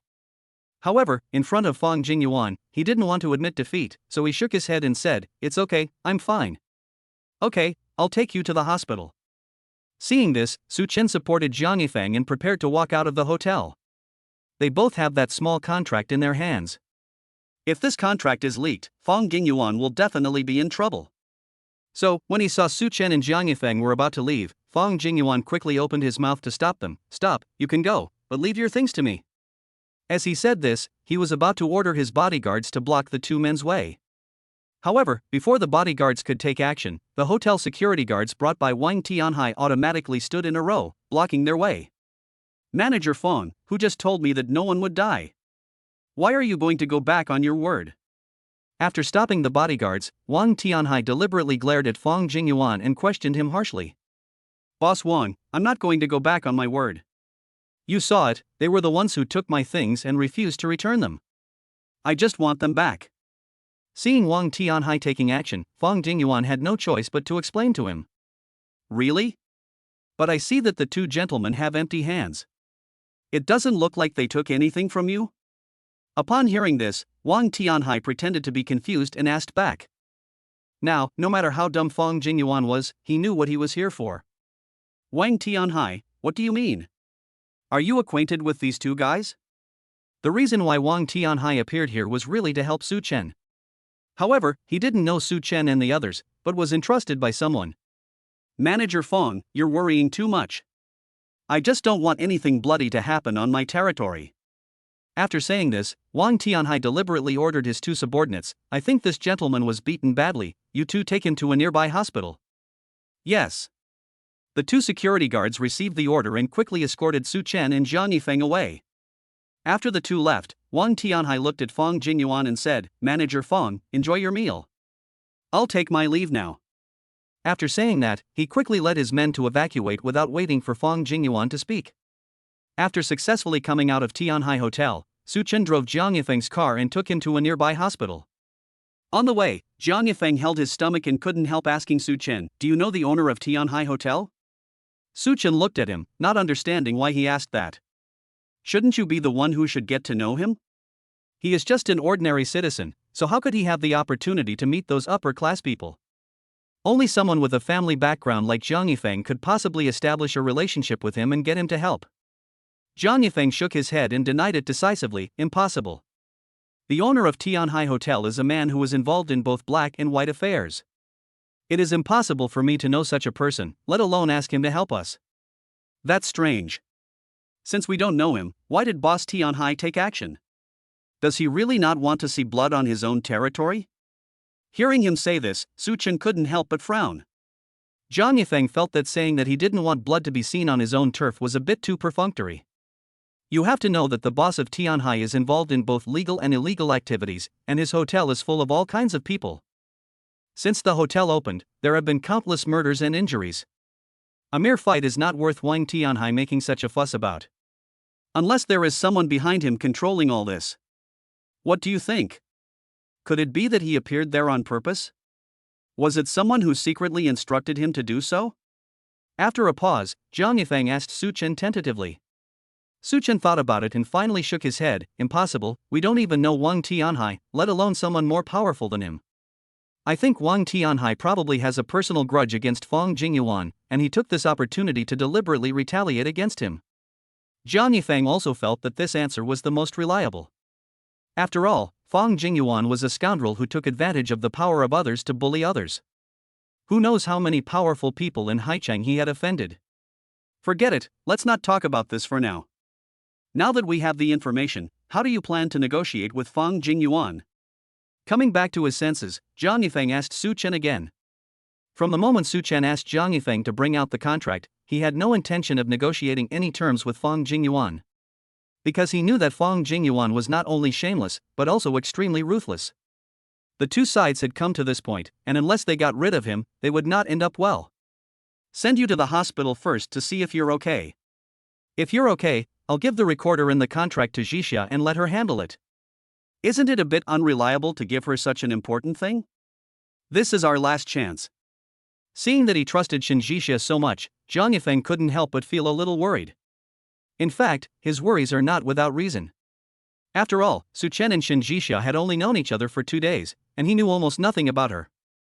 What if the other party is just talking big and it is impossible for them to meet the top management of Shin Group, or even if they do meet them, they can't play any key role, then wouldn't they lose both the wife and the army? Chapter 14. I didn't expect him to be such a good fighter. No, I believe her. Facing Jiang Yifeng's questioning, Su Chen replied in a firm tone. Although he had not known Jixia for a long time, he had a firm belief in his heart that although this girl had a cold temperament, she was definitely not the kind of person who would not do what she said. Jiang Yifeng wanted to say something else, but when he saw Su Chen's determined eyes, he stopped talking. Okay, since you believe her, I believe her too. I'm not in pain anymore. Call her and give her the contract as soon as possible. As he spoke, Jiang Yifeng signaled Su Chen to park the car aside and go contact Shin Jixia. Although Su Chen also wanted to let things settle, he was more concerned about his good friend's health. After all, Jiang Yifeng's physique is much weaker than that of ordinary people. He would not feel at ease if he didn't go to the hospital for a checkup. It's night time now. Even if we give it to her, we have to wait until tomorrow morning. I'd better take you to the hospital first. I'll feel at ease only after the examination shows that everything is fine. As he spoke, Su Chen sped up and drove towards the nearby hospital. At the same time, after sending Fang Jingyuan away, Wang Tianhai quickly took his people back to his office. Boss Shen, I have already sent Fang Jingyuan away as you instructed. Do you have any other instructions? After entering the door, he looked at Shin Jixia, who was sitting in the boss chair with her eyes closed and resting, and asked respectfully. Upon hearing this, Shin Jixia slowly opened her eyes, which were so beautiful that they could make people lose their minds, and glanced at him. Where are Su Chen and his friends? Are they all okay? Su Chen is fine. His kung fu is not weak. Those bodyguards couldn't hurt him. It was his friend who seemed to have been punched twice by Fang Jingyuan's men. I saw that he looked quite bad. However, Su Chen, oh no, Mr. Su should have sent him to the hospital by now. He shouldn't be in serious trouble. When Shin Jixia heard that Su Chen knew kung fu, her heart was slightly moved. Is there a video? Let me take a look. Okay, I'll have someone get it for you now. Thinking that she just wanted to see the evidence of Fang Jingyuan's injury, Wang Tianhai quickly ordered someone to intercept the surveillance video at the time and show it to Shin Jixia. Shin Jixia turned on the surveillance camera and looked at it carefully. In the camera, Su Chen's movements were smooth and powerful. If Jiang Yifeng hadn't held him back, the bodyguards brought by Fang Jingyuan would definitely not be enough. I'll keep this video in case it's useful, so I'll take it away first. After watching the video, Shin Jixia looked up and said to Wang Tianhai. Wang Tianhai nodded and said respectfully, no problem. Do you have any other needs? If so, I'll give them to you. Not for now. If I need you later, I will contact you again. As Shin Jixia spoke, she placed a bank card that had been prepared long ago on Wang Tianhai's desk. Thank you for your hard work tonight. This is a little reward for your hard work. I hope you will accept it, Mr. Wang. Although Wang Tianhai is a man of both right and wrong, he is just an insignificant little character in front of the Shin family. If he could help Shin Jixia, it meant that he had established a connection with the Shin family. If he needed help in the future, he could talk to her. But if I take the money from this card today, it means that this connection, which I have worked so hard to establish, will be broken. Boss Shin, it is my supreme honor to work for you. How dare I take your money? Take this card back. If you have any questions in the future, just let me know. No, let's put things in perspective. You helped me today, so you should take the money. As for the future, if you need help from Boss Wang again, I will come and bother you again. However, Shin Jixia did not give him face. She threw the card and stood up from her chair. Seeing this, Wang Tianhai had no choice but to put away the card and send Shin Jixia out. After leaving the hotel, Shin Jixia went back to the Shin family first and changed to the black Audi that he usually drove. Just as she was about to drive out, a middle-aged woman in a purple cheongsam came towards her, twisting her hips. This person was none other than Shin Jixia's stepmother Bai Wanxi. Bai Wanxi saw Shin Jixia and greeted her warmly. "Jixia, you're back? Why don't you come in and sit for a while? Your dad has been missing you lately." Shin Jixia glanced at her coldly and said indifferently, "I'm sorry, I'm very busy recently and don't have time to see him." With that, she started the engine and prepared to leave. Seeing this, Bai Wanxi rushed over, grabbed her car door and said, "If you don't want to see your father, at least you should meet the person I told you about last time. I tell you, my nephew is handsome and has a good personality. If you can marry him, I guarantee you will live a very happy life in the future." The eldest nephew that Bai Wanxi was talking about was Fong Jingyuan. Before, she had tried to bring the two of them together intentionally or unintentionally, but at that time Shin Jixia simply ignored her. However, now she suddenly changed her mind, because... "What's the name of the nephew you mentioned, and where does he work?" Turning around, Shin Jixia asked Bai Wanxi with a smile on her lips. Bai Wanxi thought she was attracted, and quickly explained to her, "My nephew is called Fong Jingyuan, he is 30 years old this year, and currently works for Tianqing Group. Although he only works in a branch company, he is already the general manager at such a young age. Here, this is his photo, take a look first."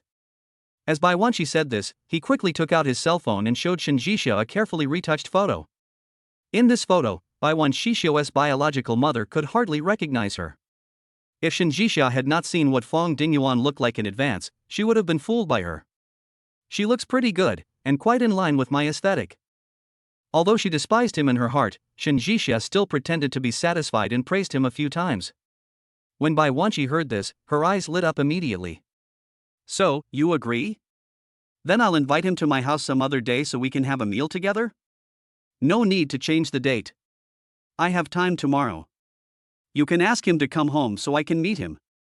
Thinking that this kind of scum needs to be eliminated as soon as possible, Shin Jixia simply set the date for tomorrow. Bai Wanxi naturally had no objection. As soon as Shin Jixia left, she happily went to call Fong Jingyuan. Fong Jingyuan was originally worried about the contract, fearing that he would lose his position, but a call from his aunt instantly revived his mood. "Aunt, are you sure? Did Shin Jixia really say that I look like what she likes?"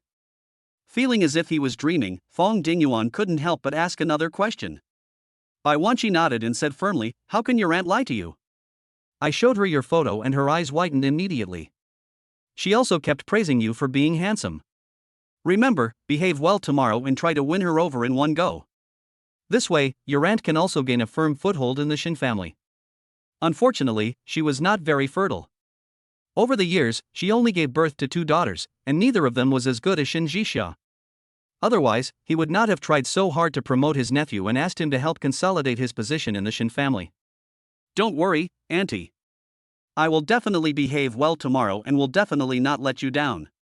Knowing that Bai Wanxi also wanted to rely on himself to consolidate his position in the Shin family, Fong Jingyuan hurriedly patted his chest and made a promise. Chapter 15, The Shura Field of Two Women. After driving out of Shin's house, Shin Jixia took the initiative to contact Su Chen. Su Chen had already sent Jiang Yifeng to the People's Hospital and was accompanying him to take a chest x-ray. When he heard the phone ringing, he told the other party the address. After a while, Shin Jixia drove to the People's Hospital and met Su Chen. "How's your friend?" Glancing at the tightly closed x-ray door next to him, Shin Jixia asked with concern.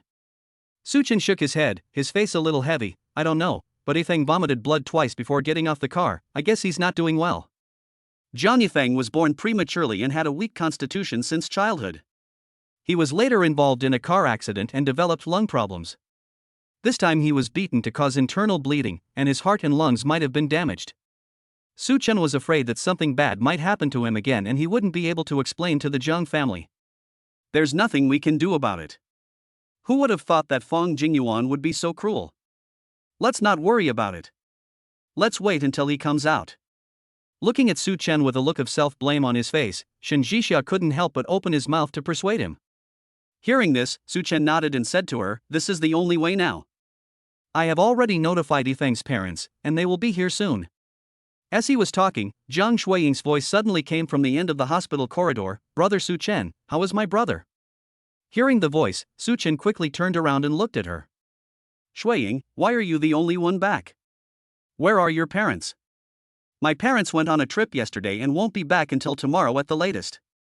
They just called me and said my brother was beaten up. What on earth is going on? Who is so bold as to beat up my brother?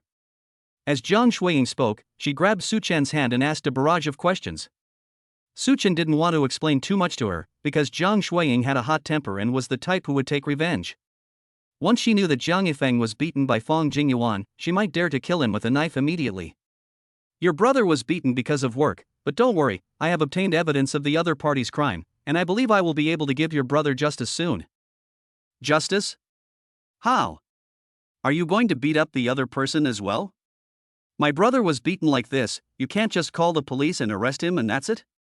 Jiang Shuiying, who always followed the principle of tit for tat, immediately questioned in dissatisfaction after hearing this. Shen Jixia couldn't help but laugh at her childish and impulsive words. We are now in a society ruled by law. If we don't call the police, what else can we do? Should we find someone to beat the other person back? After hearing this, Jiang Shuiying noticed that there was a woman next to her. Who are you? Looking the woman in front of her up and down, Jiang Shuiying asked with a puzzled look on her face. Shen Jixia opened her mouth and was about to answer, but Su Chen explained before her, my wife, Shen Jixia, told you before. When Jiang Shuiying heard that the woman in front of her was Su Chen's wife who had a flash marriage, a hint of hostility suddenly flashed in her eyes. Brother Su Chen, did you tell me about this? Why don't I remember? But seeing how mature this woman is dressed, she shouldn't be young, right? 30-year-old women are really timid. When they encounter problems, they only know to call the police. Shen Jixia thought that what he said was right, but he didn't expect that she would hit back at him. That's fine, but what does it mean to say that she is a 30-year-old old woman? Is she that old? It's not that I'm timid, but I just don't want to implicate others. I can let the law handle the problem, but I have to resort to fighting. It's true that young people are easily impulsive and never consider others when doing things. You. Jiang Shuiying didn't expect that the woman in front of her would be so eloquent, and she was speechless for a moment. Fortunately, at this time, the door of the CT room next door opened, easing the awkward atmosphere outside. Brother, how are you? Seeing Jiang Yifeng being pushed out, Jiang Shuiying was the first to rush over and show concern. Jiang Yifeng didn't expect her to come, and asked helplessly, why are you here? Brother Su Chen called my parents. Didn't they go traveling? They can't come back for the time being, so let me come to see you first.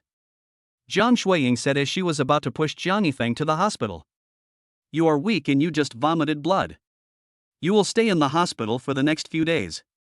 I will take care of you. Jiang Shuiying is going to take the college entrance examination this year, and time is very tight. Although her academic performance is average, as her brother, he still hopes that she can get into a good university in the future. You are already a senior in high school, and the exams are just a few months away. Don't waste your time, go back to school and study hard. The reason why Jiang Shuiying wanted to stay was not entirely for Jiang Yifeng. She was unwilling to see the man she loved most being snatched away by someone else for nothing, so she wanted to take advantage of this period of time to plan how to win Su Chen back. No, you're injured like this. Even if I go to school, I can't study. Just let me stay. I promise, I will study hard whenever I have time these days. If I can't, I can ask Brother Su Chen to help me with tutoring. He is an excellent student at the Central Academy of Fine Arts. Students of the Central Academy of Fine Arts must not only be strong in their professional subjects, but also have excellent academic performance. Otherwise, they will not be able to get a diploma if they are 1 point short. At that time, Su Chen was almost retained by his tutor to teach at the school because of his excellent grades of full marks in all subjects. If something hadn't happened to his family and he had no choice but to follow Jiang Yifeng to start a business, he might have become an excellent instructor at the Central Academy of Fine Arts now. When he heard that she was going to ask Su Chen for tutoring, Jiang Yifeng immediately guessed what his sister was going to do. No, Su Chen still has a company to manage, so he doesn't have time to tutor you. Don't say anything else, just go back to school. I'll call you if there's anything. Jiang Yifeng said this and was about to reach out and push Jiang Shuiying away. But as soon as he used a little strength, he started coughing uncontrollably. Seeing this, Su Chen hurried forward to persuade, Yifeng, don't worry about Shuiying's affairs. I will send her to school after I settle you down. Well, cough, cough, thank you for your hard work, cough. Seeing Su Chen's words, Jiang Yifeng withdrew his arm and signaled the nurse next to him to push into the ward. More than 10 minutes later, Jiang Yifeng's chest x-ray came out, and the doctor told Su Chen that because he had an old illness, although he did not suffer a severe impact this time, it also caused some damage to his lungs. Although he did not need surgery at present, he had to be hospitalized for observation for a week. In this way, Su Chen helped Jiang Yifeng complete the hospitalization procedures and found a nurse for him. After he was completely settled, he took Shen Jixia and Jiang Shuiying away from the hospital.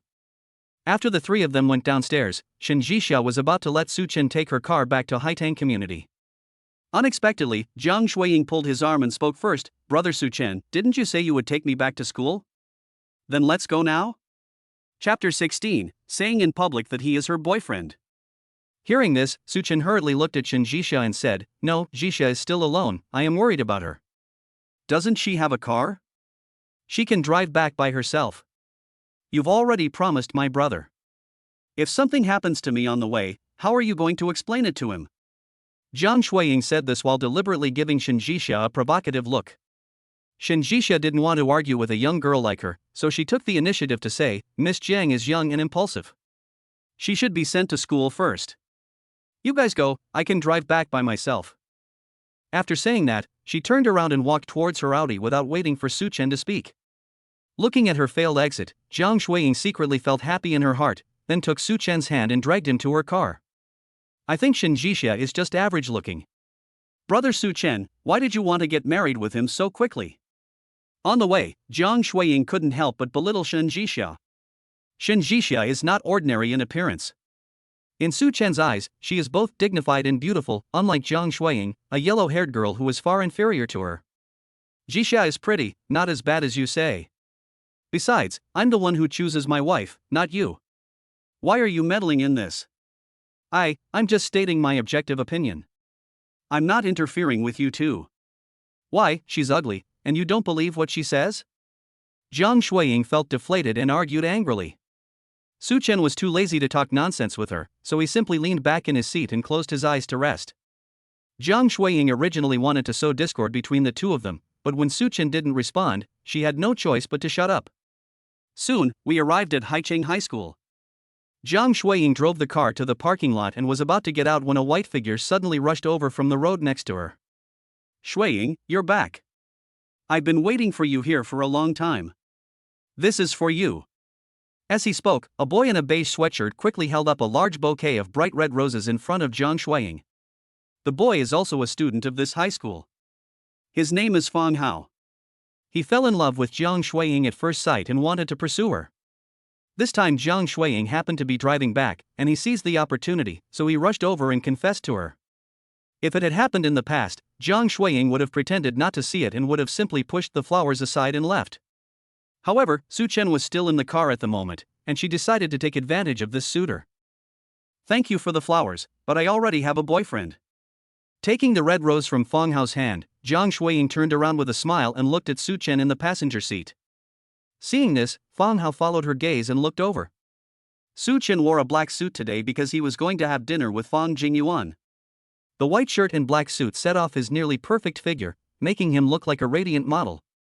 Coupled with his handsome face, just by sitting there, he instantly overwhelmed the young Fang Hao. "Yes, I'm sorry. I didn't expect your boyfriend to be so handsome. I was abrupt. Bye." Seeing the handsome Su Chen, Fang Hao immediately said goodbye to Jiang Shuiying with a look of shame. Jiang Shuiying smiled and pretended to be kind enough to remind him, "My boyfriend knows kung fu and has a bad temper. Remember to stay away from me next time you see me, otherwise if you get beaten next time, don't blame me for not reminding you." Hearing this, Fang Hao immediately looked at Su Chen in the car with horror. Su Chen was a little depressed by Jiang Shuiying, and couldn't help but explain, "Don't be nervous, Shuiying and I are just." "Okay, hurry up and leave. I have to go back to the dormitory too." Before he could finish his words, Jiang Shuiying interrupted him and chased Fang Hao away. After Fang Hao escaped in disgrace, Su Chen looked at Jiang Shuiying outside the car with a frown on his face. "Are you interesting in this way?" "Yes, using you as a shield can not only block the hearts of those suitors, but also won't lose face." "Of course it's interesting." Jiang Shuiying snorted and looked at the rose in her hand proudly. Seeing this, Su Chen shook his head helplessly. "Whatever you want, I have something else to do, so I'll leave first." You can go back to school by yourself. Too lazy to argue with her anymore, Su Chen turned around and hailed a taxi from the highway. Looking at Su Chen, who left ruthlessly, Jiang Shuiying stomped her foot on the ground in anger, and then threw the rose in her hand into the trash can. This time, she asked Su Chen to be her boyfriend because she wanted to test his attitude. As a result, this guy is still so stubborn. But it doesn't matter, she is still young and has plenty of opportunities. Sooner or later, she will get Su Chen. After parting with Jiang Shuiying, Su Chen took a taxi back to Haitang Community. On the way, he saw a cake shop. The strawberry cake in the window looked good, so he bought one. Shen Jixia was a little surprised when she saw the strawberry cake in his hand. Are you eating something so greasy so late at night? No, this is for you. Don't you get hungry easily at night? Su Chen smiled and placed the strawberry cake on the table. Shen Jixia was speechless and couldn't help but give him a blank look. I don't know which eye of his sees that I'm easily hungry. I ate his noodles the night before yesterday. That was because I didn't have any meals, okay? I'm on a diet, so you should give this greasy food to your sister Shuiying. I won't eat it. With an angry snort, Shen Jixia turned and walked towards her room. Su Chen was just joking with her just now, but he didn't expect to offend the eldest lady. He quickly reached out and grabbed Shen Jixia's arm. No, I was just kidding. I bought this cake especially to thank you. Thank you, thank me for nothing, I haven't even helped you yet. Shen Jixia spoke with some discomfort at the sudden physical contact with him. Su Chen didn't realize the panic on her face, and explained sincerely, I'm not talking about Fong Jingyuan, but about Shuiying. I know that you took the initiative to leave to help me out. In that situation, if Shen Jixia had not left on her own initiative, given Jiang Shuiying's temper, the two of them might have really fought in the hospital. And if friction really occurs between the two, he, as the person involved, will be the most embarrassed and will be unable to resolve the situation. Hearing this, Shen Jixia unconsciously lowered her head to glance at the small cake on the table. In fact, the reason she left was not for Su Chen, but simply because she didn't want to bother with that yellow-haired girl. However, Su Chen thought of this and even gave her a small cake to express his gratitude, which she found very heartwarming. Chapter 17. I still don't want him to know my identity. Since you are so sincere in your gratitude, I will accept it with reluctance. With a faint smile on her lips, Shen Jixia opened the cake box, picked up a small piece of cake with a fork and put it into her mouth. The strawberry cake was sour and sweet, very delicious, which made Shen Jixia feel happy instantly. By the way, have you got all the information about Fong Jingyuan taking kickbacks? After her mood improved, Shen Jixia decided to help Su Chen do something to make up for the loss. Su Chen nodded and took out the small contract and the recorder. It's all ready. I was afraid that one recorder wouldn't be enough, so I just brought the contract along as well. A recorder does make the evidence a little weak, but if this contract is added, there will be absolutely no problem nailing Fong Jingyuan to the pillar of shame. Sure. Fong Jingyuan's name happens to be signed on this contract. And with the effectiveness of the recorder, I think he will be able to step down soon. After looking at all the evidence, Shen Jixia spoke to Su Chen in a firm tone. Su Chen knew that since she said so, it must be a sure thing. However, he was somewhat curious about what kind of high-ranking official Shen Jixia knew to be able to get rid of a person with a strong background like Fong Jingyuan. Is it possible that this senior executive has some connection with the previous owner of Tianhai Hotel who personally came forward to help them? Does Fong Jingyuan have the support of the Shen family? Are you sure you can take down this high-ranking official you found in one fell swoop? After a pause, Su Chen asked Shen Jixia tentatively. Shen Jixia knew that he was testing her, so she smiled and responded to him, Don't worry, since I told you it's possible, then it must be possible. But. Okay, it's getting late today. I'm going to go back and rest. I need to go out early tomorrow morning. Don't call me if you don't have anything else. I'll contact you when things are done. Before Su Chen could finish his words, Shen Jixia quickly interrupted him and went back to the house with the unfinished strawberry cake. The next morning, before Shen Jixia got up, she received a call from Bai Wanshi. Jixia, Jingyuan has already arrived at our Shen family. When will you come back? I'll be right there. Ask him to wait a moment. I'll prepare a gift for him and then go home. Shen Jixia sneered and said meaningfully. When he heard that there was a gift, Bai Wanshi was immediately overjoyed.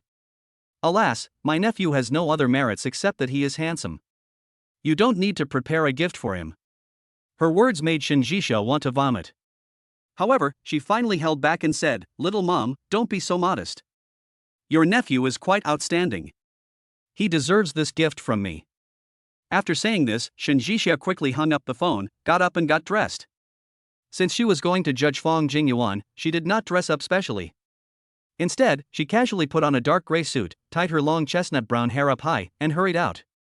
As soon as she walked out of the bedroom, she saw Suchin running on the balcony. The early morning sunlight, shining through the balcony glass, made his wheat-colored muscles look particularly sexy, as if every drop of sweat carried an alluring charm. Shinji watched, and suddenly the video he saw in the hotel last night flashed through his mind. Morning, are you up? Just as she was staring at Suchen, the other party suddenly glanced at her in the living room and subconsciously greeted her. Shinjixia came back to her senses and responded hurriedly, well, I'm going out. Remember what I said last night? Her test of Suchen had just begun. If he called her during the test, he might discover her identity as a billionaire president. At that time, what should we do if this kid has any bad intentions? Okay, I get it. Be careful on the road and remember to contact me if anything happens. Suchen didn't expect that she would be on guard against him, so he took a towel and wiped the sweat off his face. Sweat wet his hair, making him look particularly sexy. Shinjixia didn't dare to look at him anymore, fearing that she would lose her composure, so she quickly looked away, closed the door and left. After she left, Suchen went to the bathroom to take a shower and then went out. Jiang Yifeng's parents went to Hainan for a trip, so they will not be back until tonight at the latest. During this period, he couldn't ignore his good friend and had to go over to see him. After packing up, Suchen took a taxi to the municipal hospital and met Jiang Yifeng. After a night of rest, Jiang Yifeng felt much better, but it was a little difficult for him to get up and his lungs still ached. However, the caregiver that Suchen found for him was quite responsible. Whenever he wanted to go to the toilet, the caregiver would just get a chamber pot for him. He didn't need to get up to eat or sleep, and the caregiver was very patient. Hey, why are you here? Don't you have to accompany your wife to meet the senior executives of Shin Group today? Seeing Suchen coming in with a bag of fruit, Jiang Yifeng couldn't help but ask curiously. Suchen smiled sheepishly and explained, I said I would accompany her, but she said no, it would be inconvenient with me there, so I came to see you. It's just a meeting with a senior executive. What's so inconvenient about it? Could it be that she has something going on with the senior executive and doesn't dare to let you go? Hearing him say this, Jiang Yifeng couldn't help but wonder. Although what Shinjixia did today was indeed a bit strange, Suchen firmly believed that she was definitely not having an affair with other men as Jiang Yifeng said. Because if that were the case, Jixia would not have chosen to help them. Don't talk about her like that. Jixia is not that kind of person. Jiang Yifeng just wanted to remind Suchen that women nowadays are not ordinary, especially a big manager like Shinjixia who earns $1 million a year.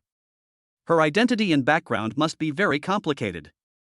However, seeing that Suchen didn't seem to want to hear this, he shut his mouth at the right time. Okay. If you don't want to hear it, I won't say it anymore. By the way, when you two get married, have your parents met each other? When it comes to meeting the parents, Suchen feels a little embarrassed. Not yet. Zixia and I went to meet my eldest brother yesterday. As a result, something unexpected happened when my eldest sister-in-law gave the red envelope. Accident? Is your sister-in-law up to something again? Is she trying to intimidate your wife?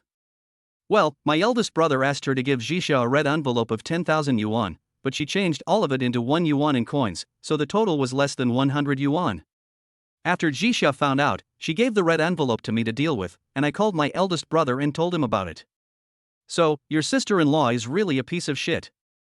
Back then, your brother had a car accident, hit someone, had to sell his house, and was put in the ICU. If it weren't for you, he and his wife might have been finished. But now you're not even willing to give a red envelope of 10,000 yuan. After listening to Suchen's explanation, Jiang Yifeng immediately said indignantly. Suchen actually knew why his sister-in-law did this. It wasn't that she was reluctant to give up the red envelope of 10,000 yuan. She did this just to make herself angry. Because that night, he rejected her request for sex. Chapter 18, Whipping a Corpse in Public, the more people the better. I helped him because of my elder brother. After all, he raised me. If he's in trouble, I have to repay him.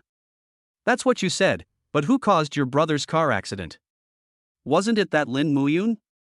If she hadn't insisted on making trouble with your brother in the car, would your brother have been distracted and hit someone else? Recalling the car accident, Jiang Yifeng couldn't help but get angry again.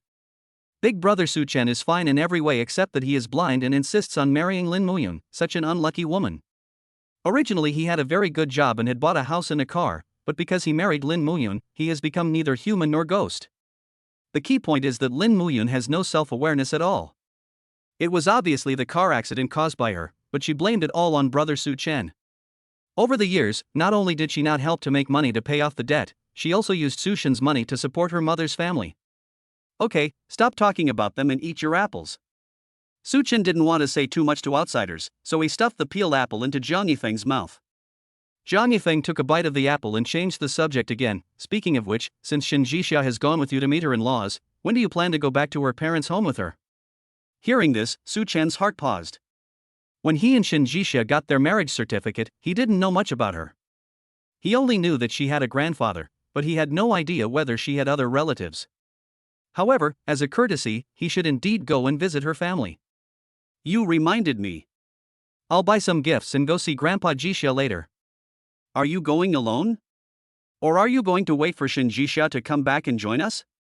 Jiang Yifeng glanced at him and asked casually. Su Chen went to see Grandpa Shen simply to express his gratitude to the old man.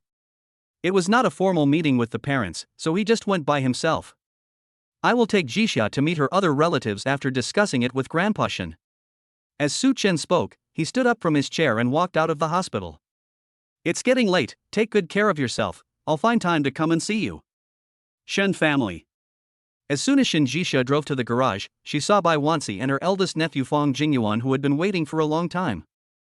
Fang Jingyuan is 30 years old this year. He looks a bit old. In addition, he combed his hair back today, making it shiny and sleek. At first glance, he looks like he is about 40 years old.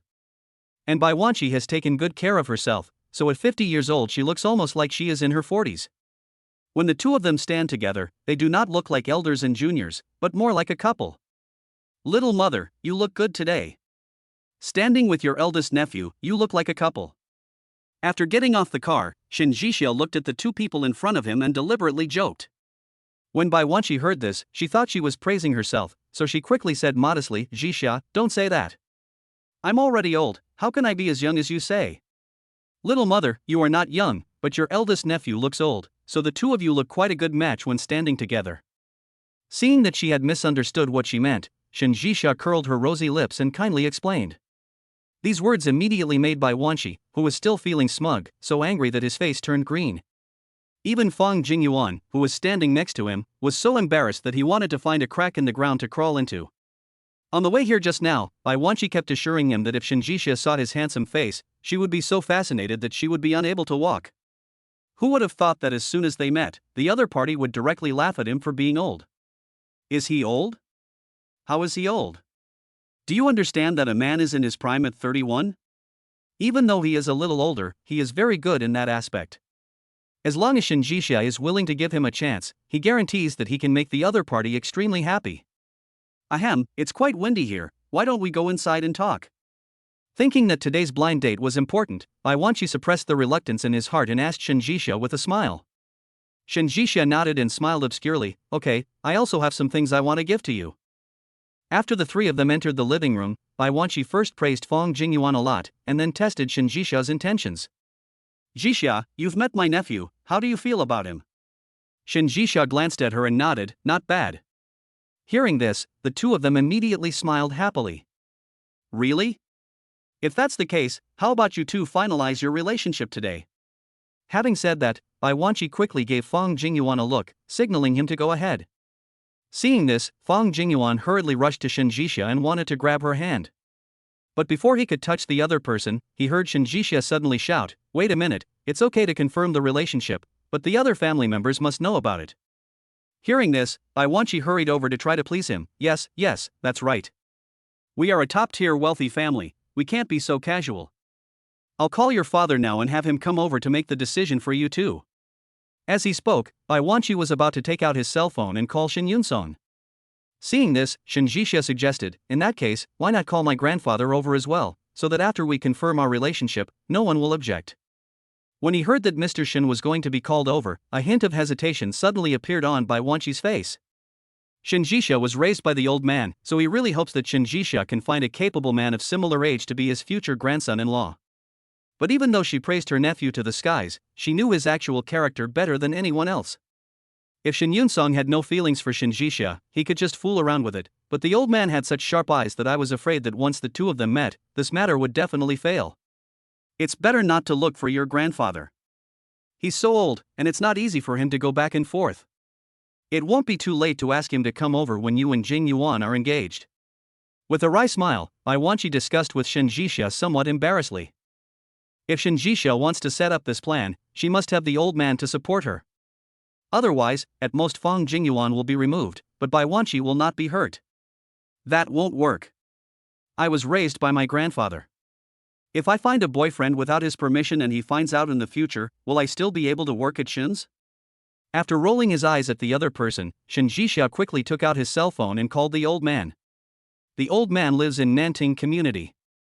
In fact, he lived in Shin's house at the beginning, but Shinjisha wanted to test Su Chen's character, so he pretended to be poor. As Shinjisha's grandfather, he naturally had to adapt to the local customs and move out of the mansion to live in a community with similar conditions. However, although the conditions of this community are average, the facilities are the best in Haicheng. Not only that, the entire building where the old man lives is almost full of bodyguards, so the safety factor is definitely not a problem. Chapter 19, Being Seen by Su Chen when entering Shin's house. The call was quickly connected, and the old man asked first, "What's wrong, girl? Do you have something to talk to me about?" Shinjisha glanced at Bai Wanqi next to her and said deliberately, "Nothing, it's just that my stepmother introduced me to a guy, and I wanted you to come over and take a look." Hearing this, the old man immediately sat up straight on the sofa. "What, she found a date for you? What kind of person did she find?" "He's not a stranger, he's my stepmother's nephew. He seems to be the general manager of our branch. My stepmother wants to seal our relationship today. Do you think you can spare some time to come over?" They said they were going to take charge, but to put it bluntly, they were going to help hunt wolves. The old man has watched Shinjisha grow up since she was a child. How could he not know what she is thinking? Back then, Bai Wanqi relied on her youth and beauty to seduce his son, and eventually forced Shinjisha's mother to commit suicide by jumping off a building. This is a grudge that Shinjisha will never forget in her life, so how could she suddenly agree to let her introduce someone to her? I guess this girl has some leverage over the other party and wants to take this opportunity to teach her a lesson. Thinking of this, the old man nodded and said, "Okay, since you want me to go back, I will help you." After saying that, he stood up and walked towards the door. This building is full of bodyguards arranged by the old man. As soon as he went out, all the bodyguards hiding in the dark came out to escort the old man. "Prepare a car. I want to go back to the Shin residence." After going out, the old man gave instructions to the leading bodyguard. The bodyguard agreed and quickly drove a top-of-the-line RV downstairs. Afterwards, the old man, surrounded by a group of black-clad bodyguards, bent down, sat in the RV, and slowly left. After the old man left, a black figure suddenly walked out slowly from behind the bushes. This person was none other than Su Chen. He came to visit the old man, but unfortunately, as soon as he got downstairs, he unexpectedly saw the other party getting into a high-end RV surrounded by many bodyguards. Looking up at the semi-old neighborhood in front of him, and then at the old man's back as he walked away, Su Chen frowned and quickly ran out of the neighborhood. Half an hour later, the old man's RV arrived at the door of the Shin family. The guard in charge of the gate, seeing that it was the old man's car, hurried over to greet him enthusiastically. Just like that, the old man's car drove in extremely smoothly as if it was an empty space. As soon as his car drove in, Su Chen quickly followed on a shared bicycle. "Excuse me, is the car that just came in from the Shin family?" Seeing the old man enter the Shin family's gate smoothly, Su Chen couldn't help but ask the guard next to him curiously. The security guard had received professional training and would not easily talk to strangers, so he rolled his eyes at him. "What does this have to do with you? Don't hang around outside the door. I'll call the police to arrest you. Get out of here." Su Chen was turned away and was very embarrassed, so he had to step aside awkwardly. He found a vacant space, looked up at the luxurious Shin family, and suddenly smiled bitterly. What is he doing? The Shin family is a top wealthy family. A small person like him will never be able to get close to them in his lifetime. If that's the case, then why does he still doubt the old man? Could it be that I was mistaken, or that the old man was invited to the Shin family for some reason? Thinking of this, Suchin quickly gave up the urge to see what was going on and rode away on his shared bike. Not long after he left, the old man also got off the RV and slowly walked into the Shin family's living room, surrounded by a group of bodyguards. At this time, Shin Yun-song had also been called back by Bai Wanshi. Seeing the old man appear, he quickly stood up from the sofa and said respectfully, "Dad, you're back?" The old man said him lightly, without looking at him, and walked straight to Shin Jisha. "I heard that someone is so blind as to introduce you to someone. What does she look like? Let me take a look." The old man's words were extremely harsh, and Bai Wanshi and Fong Jingyuan were so depressed that their faces turned blue on the spot. But unfortunately, he is the one in charge of the Shin family, and his words are law. Not to mention mocking him, even if he scolds them to his face, they dare not say a word. "Dad, I was the one who introduced Jisha to someone. I had good intentions. I saw that she was not young anymore and needed a partner. Plus, my eldest nephew was also very handsome, so..." "A good-looking man, you call this a good-looking man? If this can be called a good-looking man, then does my Wonkai look as good-looking as Panin?" Before Bai Wanshi could finish praising Fong Jingyuan, the old man interrupted her with a look of disdain. The Wonkai he mentioned is a dog raised by the Shin family. Because it was hit by a car when it was young, its face is a little deformed, like the reader's second brother-in-law, and it is extremely unbearable to look at. It's because the old man is kind-hearted and can't bear to throw it away that it has survived until now. But even with the old man's protection, the dog was so ugly that every time the servants went to feed it, they had to close their eyes, for fear that they would have nightmares at night if they looked at it too much. Puff! Seeing his grandfather comparing Fong Jingyuan to Wang Chai, Shin Jisha couldn't help laughing out loud. "Grandpa, please don't waste Wang Chai like this. Although it looks ugly, it has a kind heart. Unlike some people, who are not only ugly in appearance, but also have a dirty heart."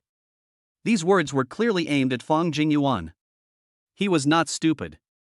He immediately said unhappily, "Miss Shin, what do you mean by that?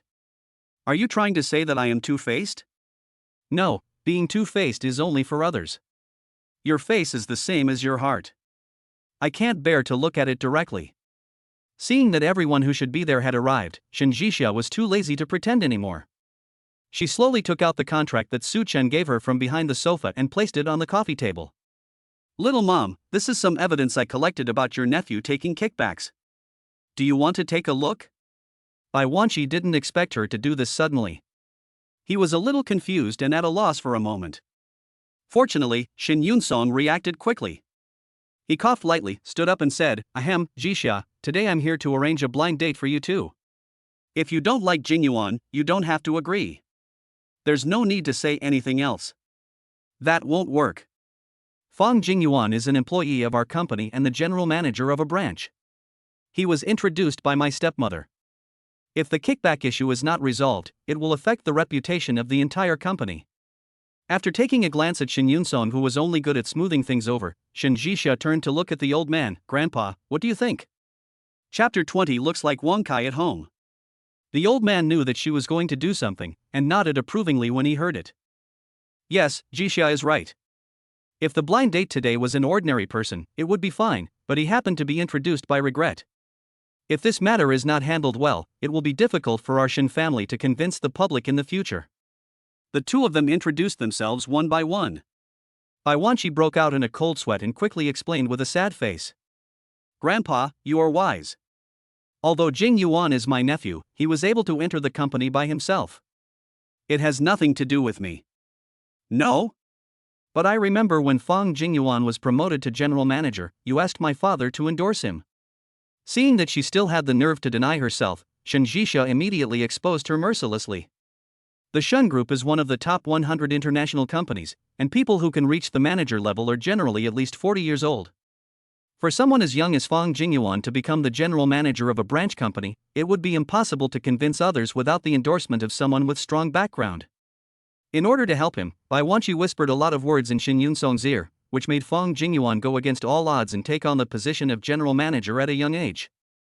I did endorse Jing Yuan, but that was because I saw that he was quite capable, so I planned to promote him. Who knew he would do such a thing? If I had known, I would definitely not have cared about this mess." Seeing that the criticism was suddenly directed at him, Shin Yun-song was so scared that he hurried to explain. But his explanation seemed so pale and powerless in the old man's eyes. Because he knew very well what kind of person his son was. This guy doesn't have much ability, but he is very soft-hearted. Whenever Bai Wanqi acts coquettishly and coaxes him, he becomes like a person with no pulse, and he wishes he could give the entire Shin family to her. No matter what, you promoted Fong Jingyuan. Now that something has happened, you have a responsibility that you cannot shirk. From today on, you will be temporarily relieved of your position as financial director. When you have reflected enough, you can return. With a snort, the old man directly dismissed Shin Yunsong from his position. Hearing this, Shin Yunsong was so depressed that he almost cried. Right now, the entire Shin family is almost in the hands of Shin Jixia, and he can only barely make ends meet by keeping the lucrative position of financial director. If he loses even this position, how can he live a life of debauchery and happiness in the future? Dad, we should be fair and just. Jixia just got a fake contract, but you convicted Yunsong without even looking at it. Isn't that a bit too much? Seeing that her husband's official position was about to be lost, Bai Wanqi hurriedly argued with him. Upon hearing this, the old man glanced at her calmly. What do you mean? Do you suspect that I am partial? I didn't, but everything requires evidence. You can't act arbitrarily based on a fake contract of unknown origin. If this gets out, you will definitely be laughed at. Bai Wanqi didn't dare to look the old man in the eye, so he lowered his head and protested in a low voice. Seeing this, Shin Jixia stood up with a smile. Little mom, it seems that you really won't give up until you see Huang He. Well, since you want irrefutable evidence, I will let you die knowingly. As she spoke, she showed Bai Wanqi the recorder that Su Chen had given her and the surveillance video she had obtained from the Tianhai Hotel. Look, this is what your good nephew did outside.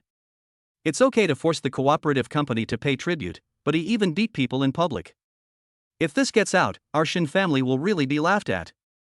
Upon hearing this, Bai Wanqi hurriedly took the recorder and started watching the surveillance video with a pale face. After watching it, she felt terrible. Originally, she promoted Fong Jingyuan not only because he was her nephew, but also because he was eloquent and good at handling things, and he would surely be a talented person with great potential in the future. Who knew this guy was so short-sighted? Just a few days after taking office, he started taking kickbacks and targeting the boss, and even implicated them and their husband. Fong Jingyuan, who was standing next to her, saw that her face looked strange and couldn't help but want to quibble.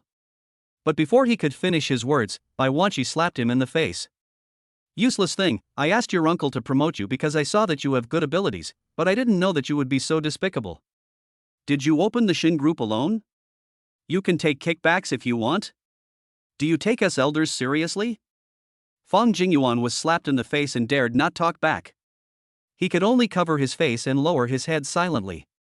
After Bai Wanqi scolded him, she quickly put on a smiling face and gave Shin Jixia. Jixia, I didn't know this kid was so useless. If I had known, I would definitely not introduce him to you, let alone let him join our Shin group.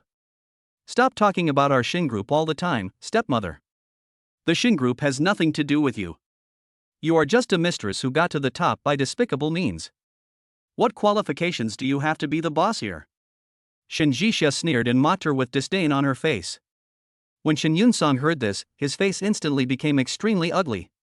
Jixia, what nonsense are you talking about? Am I wrong? Isn't she a bitch who only knows how to seduce men and get to the top by despicable means? Or did I say this and it has a very bad impact on your reputation? Shin Jixia was not afraid of him, and couldn't help but retort angrily when she heard that. You! Shin Yunsong was so angry at Shin Jixia's words that he couldn't help but raise his hand and wanted to slap her in the face. However, before the slap was raised, the old man stopped him sternly. Stop it, it's not your turn to jump up and down in this Shin family. Shin Yunsong has always been afraid of his father's authority. Seeing this, he quickly took his hand back in shame. Bai Wanqi couldn't help but stand up and argue at this time. Dad, Yunsong didn't disrespect you. He just couldn't stand Jixia talking nonsense here and wanted her to shut up. Nonsense? I think everything she said is true. Aren't you a mistress who got promoted by using your womb? The old man obviously didn't buy her account. He snorted coldly and asked back in a mocking tone. This time, it was Bai Wanqi's turn to suffer. Back then, she did force Shin Yunsong to marry her because of the child in her belly. For this reason, the old man once flew into a rage and threatened that as long as he was alive, Bai Wanqi would never be able to enter the Shin family. It's a pity that Shin Jixia's mother Lu Yuyan accidentally fell into the sea and her whereabouts are still unknown. The old man had no choice but to reluctantly let her enter the Shin family. However, because Lu Yuyan was only missing and not really dead, even if Bai Wanqi married into the Shin family, she could only be a concubine and could not be included in the Shin family tree. Chapter 21. You two have a good understanding now. Okay, let's talk about your two things later. Now Fong Jingyuan has taken kickbacks and assaulted people. It's already been established. Grandpa, what do you say we should do? Seeing that things were almost coming to an end, Shin Jixia quickly stepped forward and spoke. The old man has always been strict in discipline, and what he hates most is this kind of greedy and dirty people. What else can I do? First, dismiss him from his position. Then have someone check how much kickbacks this guy has taken from the company. Pay me back every penny. If there's even 1 penny short, I'll send him to jail. When he heard that he was going to go to jail, Fong Jingyuan was so scared that he collapsed to the ground. He has been the general manager for more than a year. During this year, he has taken kickbacks no less than 10 times, each time worth at least hundreds of thousands of yuan. Most of this money had been squandered by him on picking up girls and having affairs with women. Asking him to pay it back now would be like asking for his life. Aunt, please save me. I don't want to go to jail. Can you help me make up the money? Turning around, Fong Jingyuan pulled Bai Wanqi's trouser leg and begged her bitterly. Bai Wanqi was so pissed off by him that she almost died. How could she have the mind to pay back the money? Go to hell, you have to pay your debts yourself. When you leave this house, don't say I'm your relative. It's so embarrassing. Bai Wanqi kicked Fong Jingyuan aside and wanted to leave angrily. But before she turned around, Shin Jixia took the initiative to call her. Little mom, are you just leaving like this? Bai Wanqi was stunned and looked at her with a depressed face. What else do you want? You have dismissed your father from his position in the company. Do you still want to kill my husband and me? Of course I won't kill you all, but you've caused such a big mess, you have to give an explanation to the Shin family, right? Shin Jixia snorted and looked at the old man. Grandpa, my stepmother doesn't have much real power, how about just deducting her pocket money for a few months? When Bai Wanqi heard this, he was so angry that he almost vomited blood. She relies on this monthly pocket money to cover all of the Shin family's expenses, except for the extra money her husband makes from tinkering with the company's finances. Now Shin Yunsong has been dismissed from her job as financial director. If even her pocket money is deducted, how will she live in the future? Will she just starve? Shin Jixia, don't go too far. You know I still have 2 daughters to raise, but you cut off my financial resources. Are you trying to push the 3 of us, mother and daughter, into a dead end? Knowing that the old man was still nice to her 2 daughters, Bai Wanqi quickly used the children as a shield. However, Shin Jixia doesn't buy her tricks. I only said that I would cut off your pocket money, not theirs. As long as your 2 daughters don't make any mistakes, the Shin family will definitely not give you a penny less. But okay, it's settled. From today on, within 3 months, the Shin family will not give you a penny. When the time is up, you write a letter of apology to me. If I am satisfied, I will ask the finance department to pay you. Before Bai Wanqi could finish her argument, the old man next to her suddenly interrupted her. Now that the old man has spoken, this matter is set in stone and cannot be changed. Bai Wanqi glared at Shin Jixia unwillingly, and then left angrily. After she left, Shin Yunsong felt bored and took his people away. After everyone had left, the old man ordered the butler to drag Fong Jingyuan out and hand him over to the company's legal department. Shin Group is one of the top 100 companies in the world, so its legal department is naturally extremely powerful. As long as the old man gives the order, within half a day, all the public funds that Fong Jingyuan has embezzled will be investigated and he will be forced to repay them. If Fong Jingyuan can't pay off all his debts, I'm sorry, but we'll call the police, sue him, and put him in jail. I guarantee he'll spend the rest of his life in jail. I can't believe you and Su Chen have been married for less than 3 days, and you're already so compatible? After sending everyone away, the old man turned around and looked at Shin Jixia with a smile. Shin Jixia was embarrassed when she heard this. Grandpa, what are you talking about? Who has a tacit understanding with him? You still don't admit it? Seeing that she was stubborn, the old man picked up the evidence on the table and asked her deliberately, then let me ask you, were all these things provided to you by Su Chen? So what? He has a grudge against Fong Jingyuan. Even without me, he would have found the evidence. If he has a grudge, he can just report it to Shin's group. Why would he give it to you? Are you sure you didn't volunteer to help him? I just want to use someone else's force to fight back and punish by Wanshi at the same time. Shin Jixia was a little embarrassed and couldn't help but explain again. Is that true? The old man narrowed his eyes and looked Shin Jixia up and down calmly. Shin Jixia felt embarrassed by his gaze, so she stood up and prepared to leave. Grandpa, I have something else to do at the company, I'll leave first. Wait a moment. Before she could move, the old man suddenly called her, take this with you. It's a little reward for Su Chen's performance today. As he said that, he stuffed the thermos bucket on the table into Shin Jixia's hand. What's in here? Looking down at the thing in his arms, Shin Jixia couldn't help but wonder. The old man smiled but did not answer her directly. Things that can be given away by an old man like me must be good things. After leaving Shin's house, Shin Jixia originally planned to go back to the company to deal with Fong Jingyuan's matter. But after seeing the thermos on the passenger seat, she eventually returned to Begonia Garden. At this time, Su Chen had also returned. Seeing her come in, he hurried over and asked, how is it, is everything going well? Well, not bad. The evidence has been submitted. I believe that Fong Jingyuan will be held accountable by the Shin Group's legal department tomorrow at the latest. In order not to expose her identity, Shin Jixia deliberately postponed the result of Su Chen's handling. Su Chen nodded with relief when he heard this. That's good. As long as Fong Jingyuan, that bastard, can step down, our project can be completed smoothly.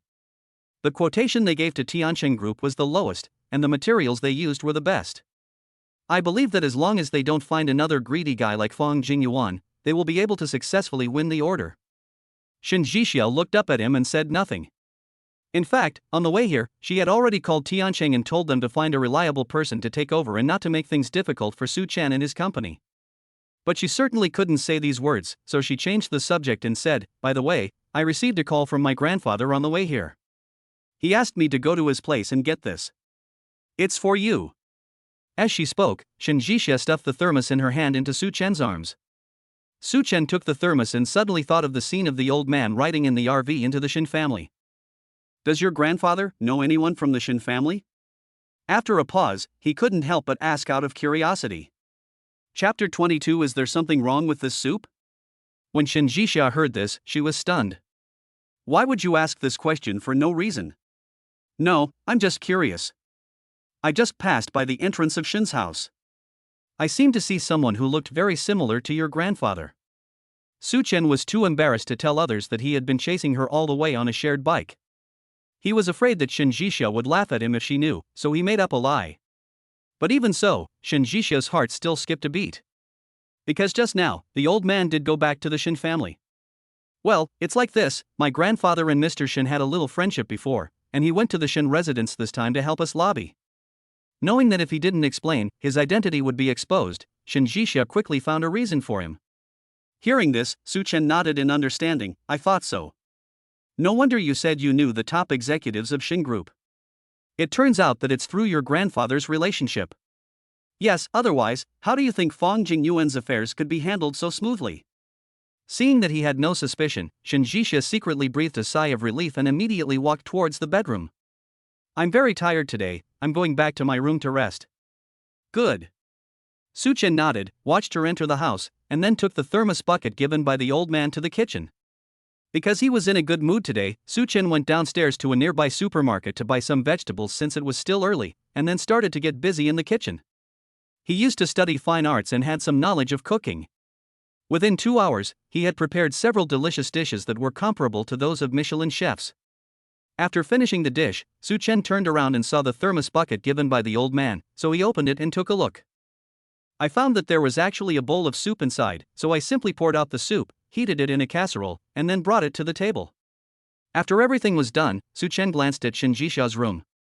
Seeing that her door was closed and she hadn't come out for a long time, I walked over and tried knocking on the door. Who? Soon, Shin Jixia's vigilant voice was heard from inside. Su Chen pursed his lips and answered carefully, it's me. I made some lunch. Do you want to come out and eat some? When she heard that there was food, Shin Jixia, who was frantically reviewing documents in front of the computer, suddenly felt her stomach growl. In order to help Su Chen in the morning, she drove directly to Shin's house. As a result, she has been busy until now and has not even had a sip of water. It would be a lie to say that she is not hungry. What did you do? Putting down the mouse in his hand, Shinjishia looked up and asked curiously. 4 dishes and a soup. If you don't like what you want to eat, I can make it again. Thinking that she was a great contributor today, Suchin said in a flattering tone. In fact, Shinjishia is not picky about food. As long as the food is not particularly unpalatable, she can usually eat it. After all, when she was abducted to the countryside, she even ate pig food. Wait for me, I'll be out soon. Afraid that Su Chen would come in and see her important documents, Shinjishia sent him away first. Su Chen was quite easy to talk to. He agreed and went into the kitchen to busy himself. Shinjishia turned off the computer, packed up the important documents, then opened the door and walked out. As soon as he walked out of the living room, an alluring fragrance rushed into his nostrils, causing Shinjishia to speed up his pace. I just made a few dishes. I'm sorry to make you laugh. Seeing her come in, Suchin hurriedly pulled a chair for her like a gentleman and motioned for Shinjishia to sit down. After Shinjishia sat down, she looked at the 4 dishes and 1 soup on the table and praised sincerely, "You are a good cook. It looks good." Suchen was very happy to receive her praise. He took a bowl, filled it with hot soup and handed it to Shinjishia. Thank you for your compliment. If you like it, I will make it for you often in the future. Or I can send it to your company after it is done. Hearing this, Shinjishia's hand holding the bowl shook rapidly. She lied to Suchen and said that she worked at Haifeng Group, but in fact she never went there every day. If one day Suchen suddenly had a whim and wanted to send her a meal, wouldn't she be exposed?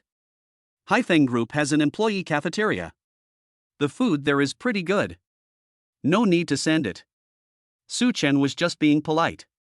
In fact, he was not a house husband and he also had work to do. Even if he wanted to send it, he didn't have the time. Okay, then I won't send it to you.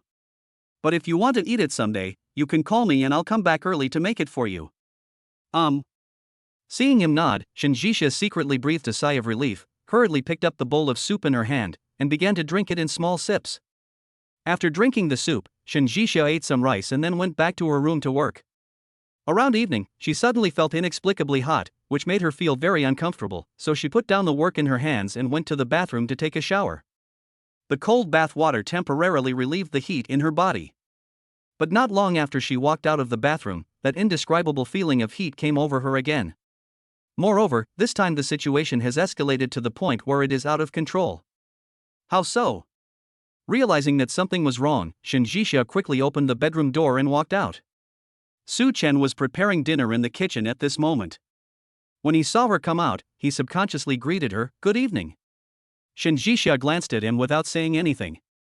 Instead, she stood in the middle of the living room with a gloomy look, looking him up and down. Su Chen didn't get a response from Shinjishia and couldn't help but look back. Seeing that she was staring at him with a cold gaze, he couldn't help but ask, "What's wrong with you? Are you feeling unwell?" Having said that, he put down what he was holding and walked out of the kitchen. Although Shinjishia had just taken a shower, her entire face was an attractive pink color due to her body condition.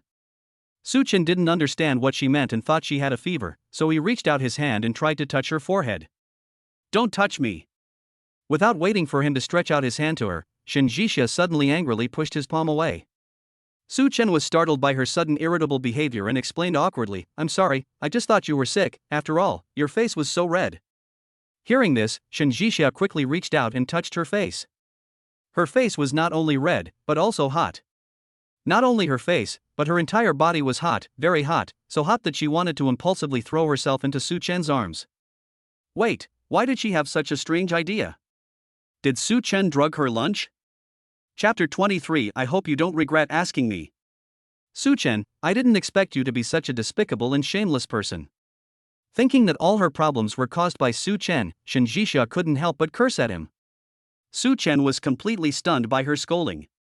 What do you mean? What did I do to make you scold me like that? You know exactly what you did. Anyway, from now on, get out of here. I don't want to see you again.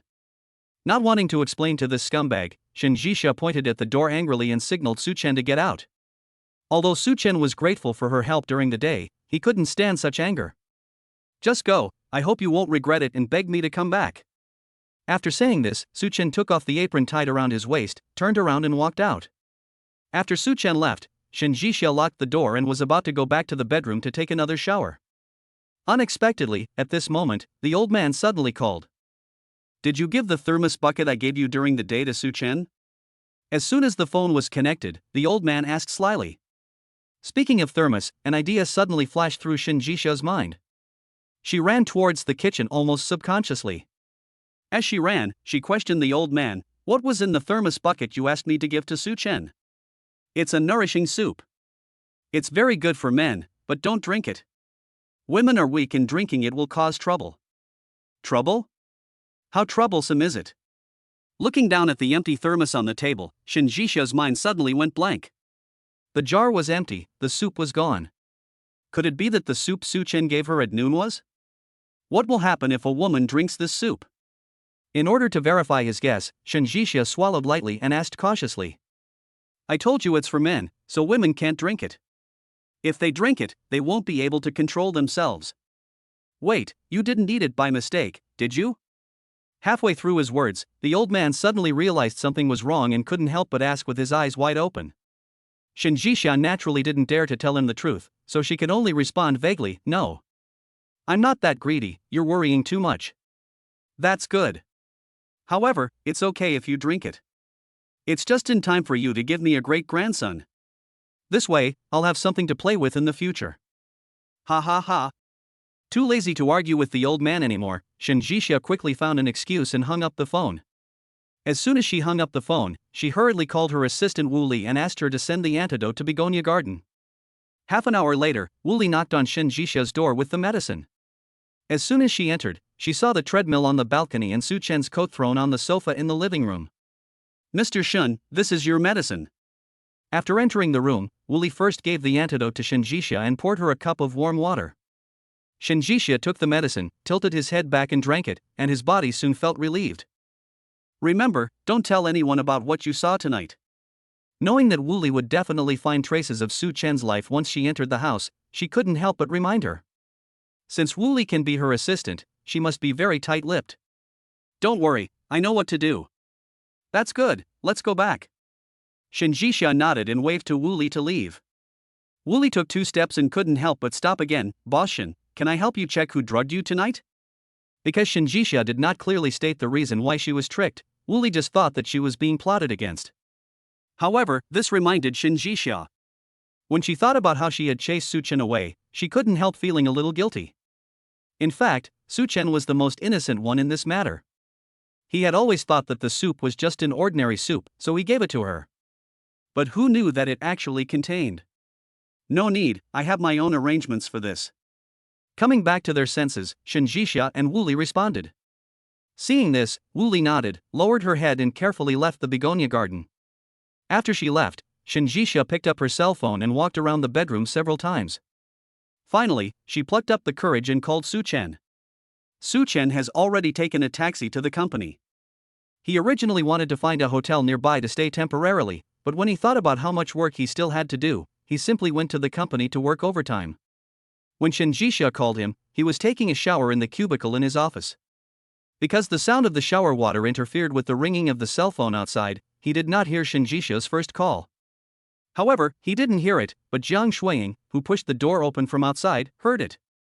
Jiang Shuiying originally planned to go to the hospital to visit Jiang Yifeng tonight, but after just a while, she heard Su-chen calling her brother and saying that he had to go to the company to work overtime tonight. Thinking that this was a rare opportunity, Jiang Shuiying quickly found an excuse to slip away and ran to the company. As soon as she entered the door, she heard the phone ringing. Looking at the 3 words Shin Jisha on the caller ID, Jiang Shuiying's eyes rolled and she quickly picked up the phone and answered it. Where are you now?" After the call was connected, Shin Jisha thought it was Su-chen on the other end, so she asked somewhat embarrassedly. Seeing this, Jiang Shuiying hurriedly explained embarrassedly, "Oh, it's Miss Shun. Sorry, brother Su-chen is here with me." Hearing this, Shin Jisha's face suddenly darkened. "Where are you?" "Then where are you? Where else can you be?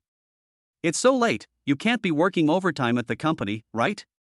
Jiang Shuiying snorted and asked provocatively, "Miss Shin, what do you want to see brother Su-chen so late at night?"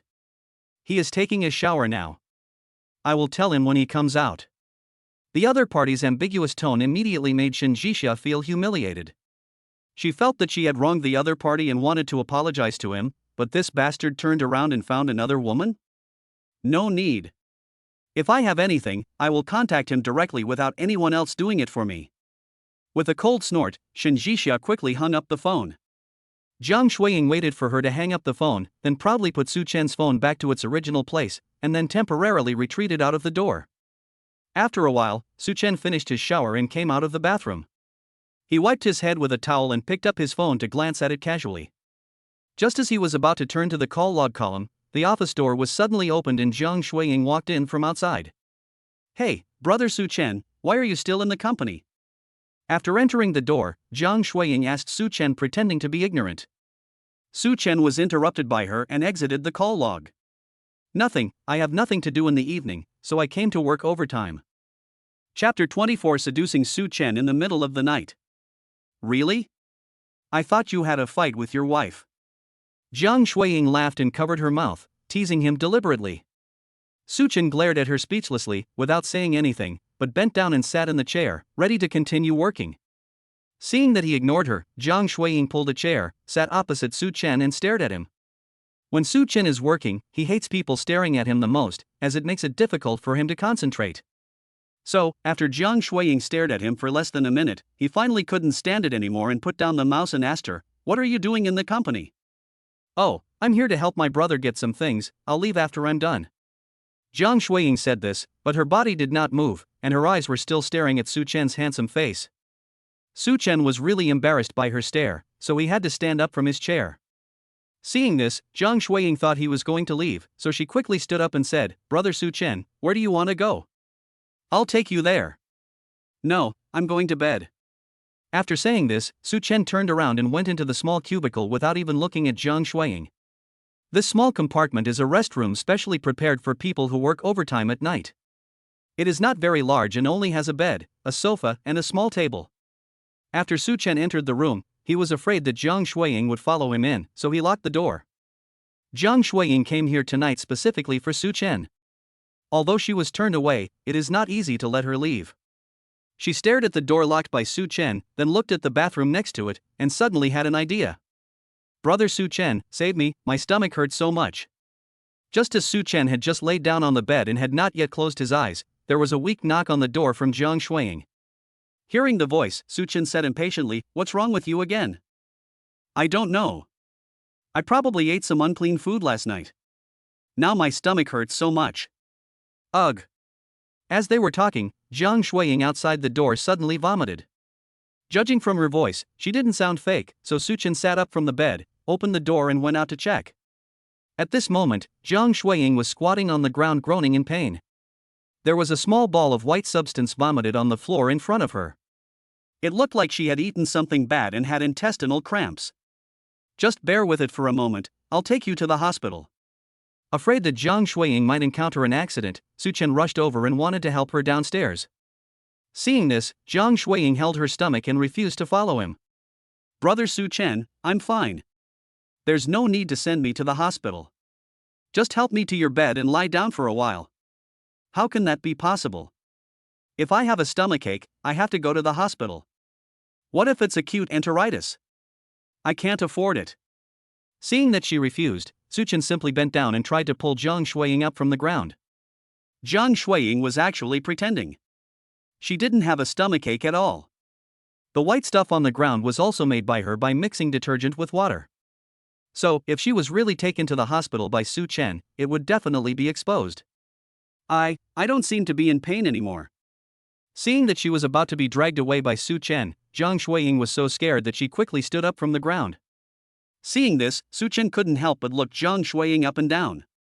Seeing that she looked much better than before, he asked worriedly, "Are you sure you're fine and don't need to go to the hospital? If they go to the hospital, they will be exposed."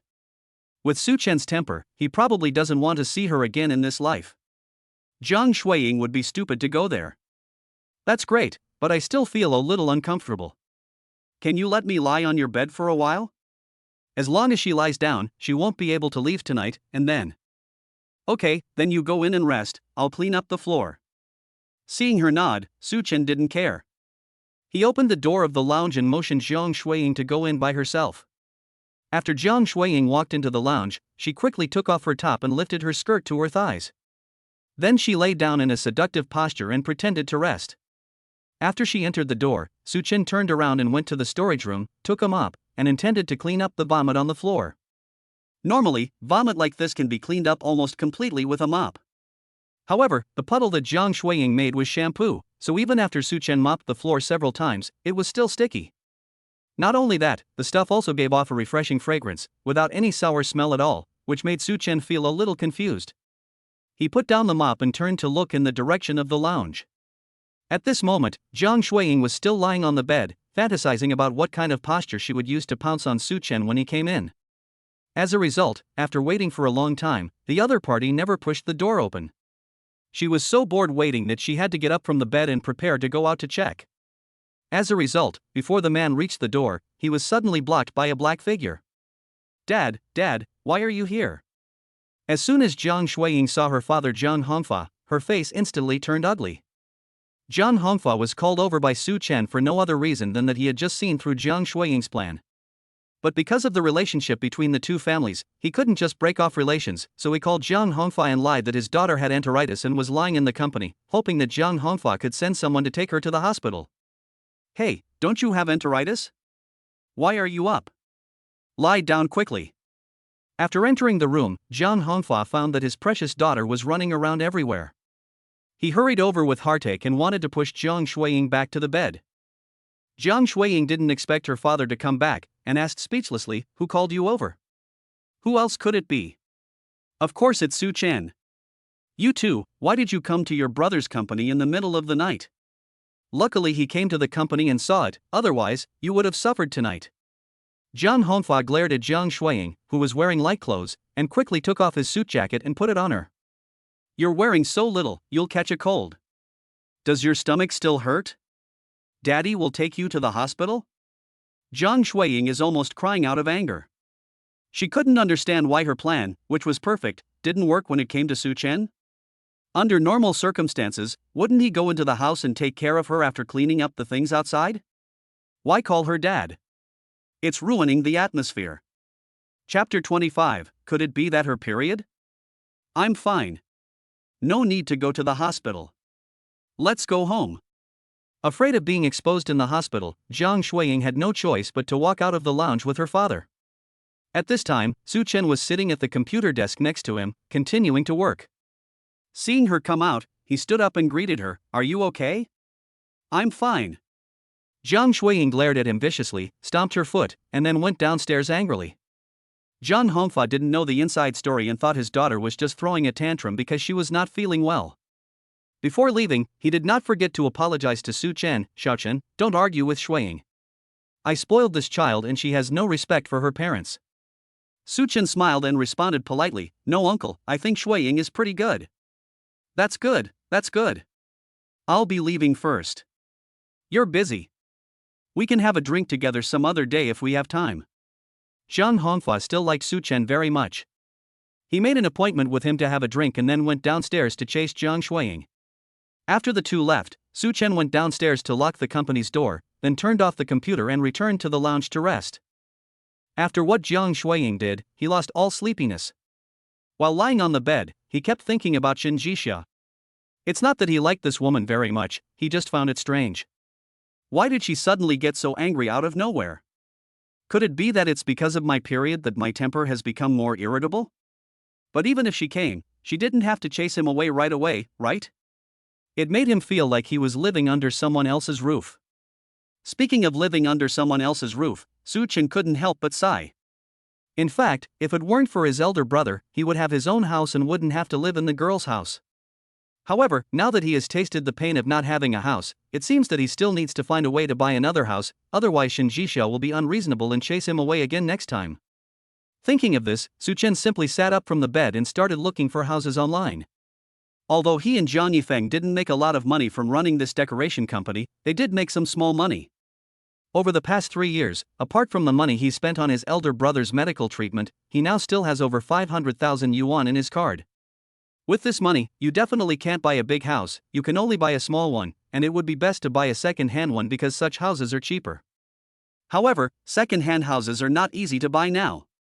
After all, Haicheng is one of the most prosperous cities in the country, and houses here have always been in short supply. But perhaps it was God's reward for those who work hard. After searching for a long time online, Suchen actually won the prize of a house with a good price and location. To say that it is in a good location is of course only for Suchen himself, because the house is near their company, only a few kilometers away by taxi. Not only that, the housing price is also extremely cheap. A complete 2-bedroom, 1 living room house only costs 500,000. Thinking that this apartment was tailor-made for him, Suchen quickly contacted the owner and wanted to make an appointment to view the house. Because the house was listed on a private trading website and there was no intermediary involved, and it was Saturday, the other party responded immediately after Suchen sent the message. The homeowner said that his house had all the necessary documents and was not subject to any debt disputes. The reason he was in a hurry to put it up for sale online was because his family was in urgent need of money. Therefore, if Suchen was willing to buy it sincerely, the price could be negotiated. A house worth 500,000 yuan, if you bargain for it, would be more than 400,000 yuan. By this calculation, it is absolutely perfect for Suchen. In this way, Suchen agreed with the other party on the time and place to meet tomorrow, and saved the other party's phone number. When saving the number, he suddenly saw the call that Shen Jixia had made to him an hour ago. It showed that the call had been connected, but he remembered that he clearly didn't. Wait, could it be that when she called, Shui Ying answered the phone? Thinking of this, Suchen quickly called Shen Jixia back. Shen Jixia was still angry with Suchen at the moment. When she saw him calling her, she hung up without thinking. When Suchen heard the hang-up sound, his brows frowned. He called not to give in, but because he didn't want Shui Ying to say anything irresponsible again. But Shen Jixia's attitude is really a bit. Forget it. She's having her period now anyway. Even if he gets through, she probably won't have anything nice to say. Since she hung up first, he'll just let it go. Thinking of this, Suchen threw away his phone and turned over to sleep. The next morning, he got up, washed up, and then called the landlord. The other party still lives in that house, not far from Suchen's company. So the two met in a nearby cafe. The other person was a middle-aged man in his 50s, with white hair and obvious wrinkles on his face. He was dressed simply, in a whitish jacket and wrinkled jeans, and his calloused hands showed the vicissitudes of life and the passage of time. Seeing that the landlord was quite honest, Suchen asked him a little about the reason why he was selling the house. It turned out that the landlord had a wife and they had no children. They worked hard all their lives to earn money and bought this small house with a yard. I originally thought that I could enjoy my old age from now on, but a few days ago, my wife was suddenly diagnosed with cervical cancer and needed tens of thousands of dollars for surgery. The man didn't have that much money, and he didn't want to watch his wife die, so he thought about selling the house. After hearing the landlord's words, Suchen couldn't help but feel emotional. On his way here, he had originally wanted to bargain hard for the price, but now after hearing what the landlord said, he no longer wanted to do that. In fact, if you are not in a hurry to sell this house, you can sell it for 700,000 yuan. He was lucky. He got the chance right after the landlord put it up. In this case, if he continues to try to lower the price, he would be a terrible person. Your story with your wife is very touching. I am also a person of faith. If this house is exactly the same as the one you listed online, I will buy it at the original price and will never bargain. After making up his mind, Suchen said to the landlord sincerely. When the landlord heard this, a trace of shock suddenly appeared in his eyes. Is it true, young man? You are not lying to me, are you? How could that be? As long as you didn't lie to me, I definitely wouldn't lie to you. Suchen smiled, drank the last sip of coffee in the cup, and stood up from the chair. Let's go, aren't you in a hurry to use the money? After coming out of the cafe, the landlord took Suchen to see the house. What surprised Suchen was that not only was the price right, but the interior decoration was also extremely exquisite. When I say exquisite, I don't mean that the decoration is so good, but that the design is so beautiful. Although the house is an old house style built 20 years ago, the windows are clean, the floor is tidy, and there is not a trace of dust even on the roof. The small yard outside the house is filled with 2 rows of flowers and plants. There is also a white swing at the door. Sitting on it feels like being on vacation in the countryside, which is really relaxing and pleasant. As soon as Suchen walked in, he fell in love with the house, so he asked the landlord to take out the property title and called to confirm the property rights and the debt disputes about the house. After all the problems were resolved, Suchen immediately paid a deposit of 10,000 yuan, signed a contract with the landlord, and agreed that both parties would bring their documents to go through the transfer procedures on Monday. After signing the contract, Suchin said goodbye to the landlord. Before leaving, he took a few photos and then left reluctantly. Chapter 26. I don't want to live in a shabby house with him. After leaving, Suchin took a taxi to see Jiang Yifeng. Zhang Hongfa had already called Jiang Yifeng to tell him about Jiang Shuiying going to the company to find Suchin last night. Jiang Yifeng was very embarrassed when he heard this, so as soon as Suchin walked in, he apologized sheepishly. I'm really sorry. Shuiying is such a rude girl. When I see her again, I will teach her a lesson and I promise she won't cause you any more trouble. Suchin has become accustomed to being pestered by Jiang Shuiying, but he doesn't like her always causing trouble for Shin Jixia. After all, they are husband and wife after all. It doesn't matter what she does to me. The main thing is that she shouldn't always target Jixia. After all, Jixia is my wife. It makes me feel bad when she gets wronged.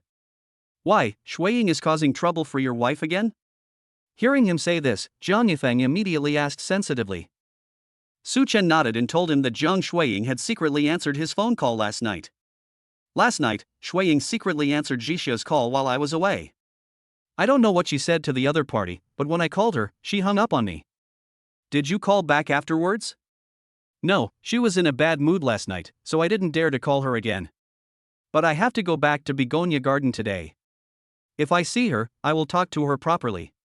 As Suchin spoke, he took out his cell phone and showed Jiang Yifeng the photos he had taken before leaving. How about this house? Isn't it nice? Jiang Yifeng took a look and nodded. It's okay, the yard looks clean, but the house is a bit shabby. Why, do you want to buy it? Well, I have paid the deposit and will go to transfer the ownership tomorrow. Suchin put away his phone and said seriously. Jiang Yifeng just asked casually, but he didn't expect that he would actually buy it. His eyes widened in surprise. Are you crazy? You have a place to live, so why buy an old, run-down house? Not to mention that Shin Jixia already has a house in Haitang Garden, which is big enough for the two of them to live in. The house in brother Suchin's hand was originally his. As long as he said the word, the other party would definitely return the house. Since he already has houses on both sides, Jiang Yifeng really couldn't understand why Suchin would spend this money for no reason. No matter how good the house is, it belongs to Jixia. How can a man not have his own house? Suchin didn't want to tell everyone what happened last night, so he smiled and stood up from his chair. Okay, seeing that you are okay, I feel relieved. I have to go back and prepare the transfer. Jiang Yifeng originally wanted to keep him company and chat for a while, but the other party walked too fast, so he had to give up. After leaving the hospital, Suchin took a taxi and returned to Begonia Garden. Thinking that Shin Jixia must not have had lunch yet, Suchin went to a nearby supermarket to buy some vegetables after getting off the car, and also bought a bag of ginger syrup, and then returned home. The ginger and sugar water was used to warm Shin Jixia's body. Although he had never taken care of a woman, he knew that it was a good idea for a woman to drink ginger and sugar water when she was having her period. After opening the door, Suchin first looked at Shin Jixia's room. Seeing that her door was closed, he didn't say anything, but went to the kitchen with the vegetables. After a while, Shin Jixia heard some noise in the living room and came out in her pajamas to check. Suchin had just made a pot of hot water and brewed a cup of ginger sugar water, ready to send it to Shin Jixia. Seeing that she came out by herself, he greeted her softly. Good morning, this is for you to drink. What's this?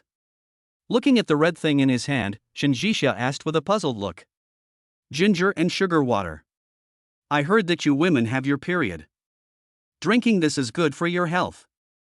After hearing his explanation, Shin Jixia's face suddenly turned dark. Come that? Which one is that? What does Suchin mean? Are you making fun of her for having her period that makes her so angry? Why, are you afraid that I'll drug you in the water? Seeing that she had a dark face and refused to answer, Suchin spoke angrily. It would have been fine if he didn't mention the drugging. As soon as he mentioned it, Shin Jixia's face suddenly turned from dark to embarrassed. I didn't mean to lose my temper with you last night. Thinking about what happened last night, it was her fault after all. Shin Jixia quickly lowered her head and explained embarrassedly. Suchin wasn't that angry to begin with, so he nodded in understanding. I see. Women lose their temper when they have their period and can't control themselves. Hearing this, Shin Jixia's face instantly turned from black to green. Damn it, there is no way he can get over this period issue, right? Well, what are you going to do for lunch? Knowing that he was in the wrong, Shin Jixia couldn't get angry and had to change the subject.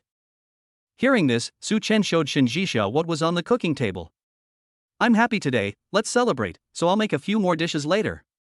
Happy? Is there anything to be happy about today? Taking the ginger sugar water that Su Chen put on the table, Shinjisha asked curiously while drinking it. Well, you know what, the taste of this ginger sugar water, which warms the stomach, is actually much better than the black coffee she usually drinks. Last night I found a second-hand house with a yard on the second-hand housing information website. I went to see it today and signed an agreement with the landlord.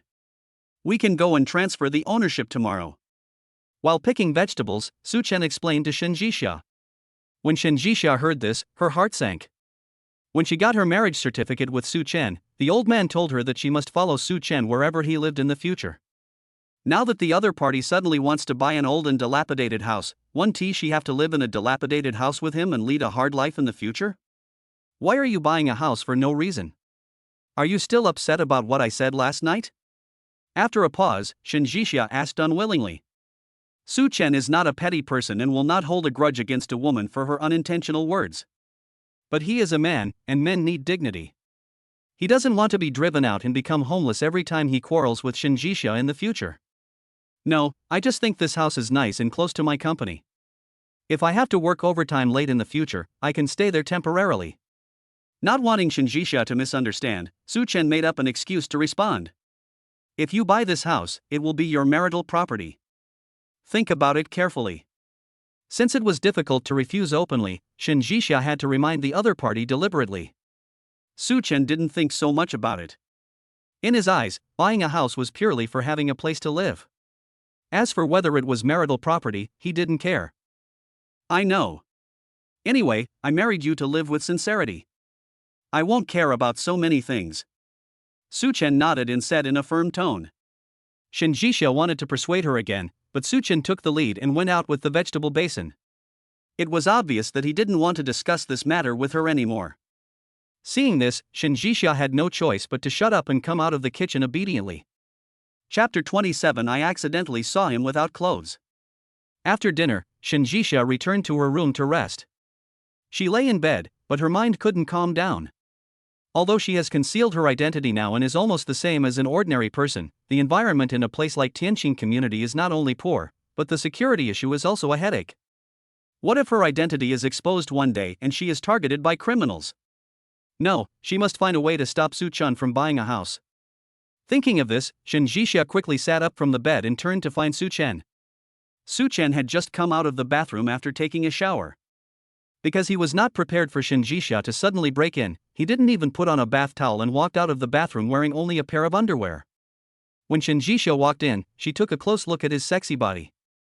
Just by seeing him wearing a short-sleeved shirt and running on the treadmill, Shinjisha couldn't control her imagination. Now, after seeing Su Chen's almost naked body, her whole face suddenly turned red uncontrollably. Not only the face, but even the heart stopped beating. I have to say that Su Chen's figure is really perfect. He is 1.8 meters tall, with broad shoulders and narrow hips, and solid muscles. His abs from years of exercise are even sexier than those of celebrities. Why aren't you wearing any clothes? After coming to her senses, Shinjisha quickly covered her eyes and subconsciously blamed Su Chen.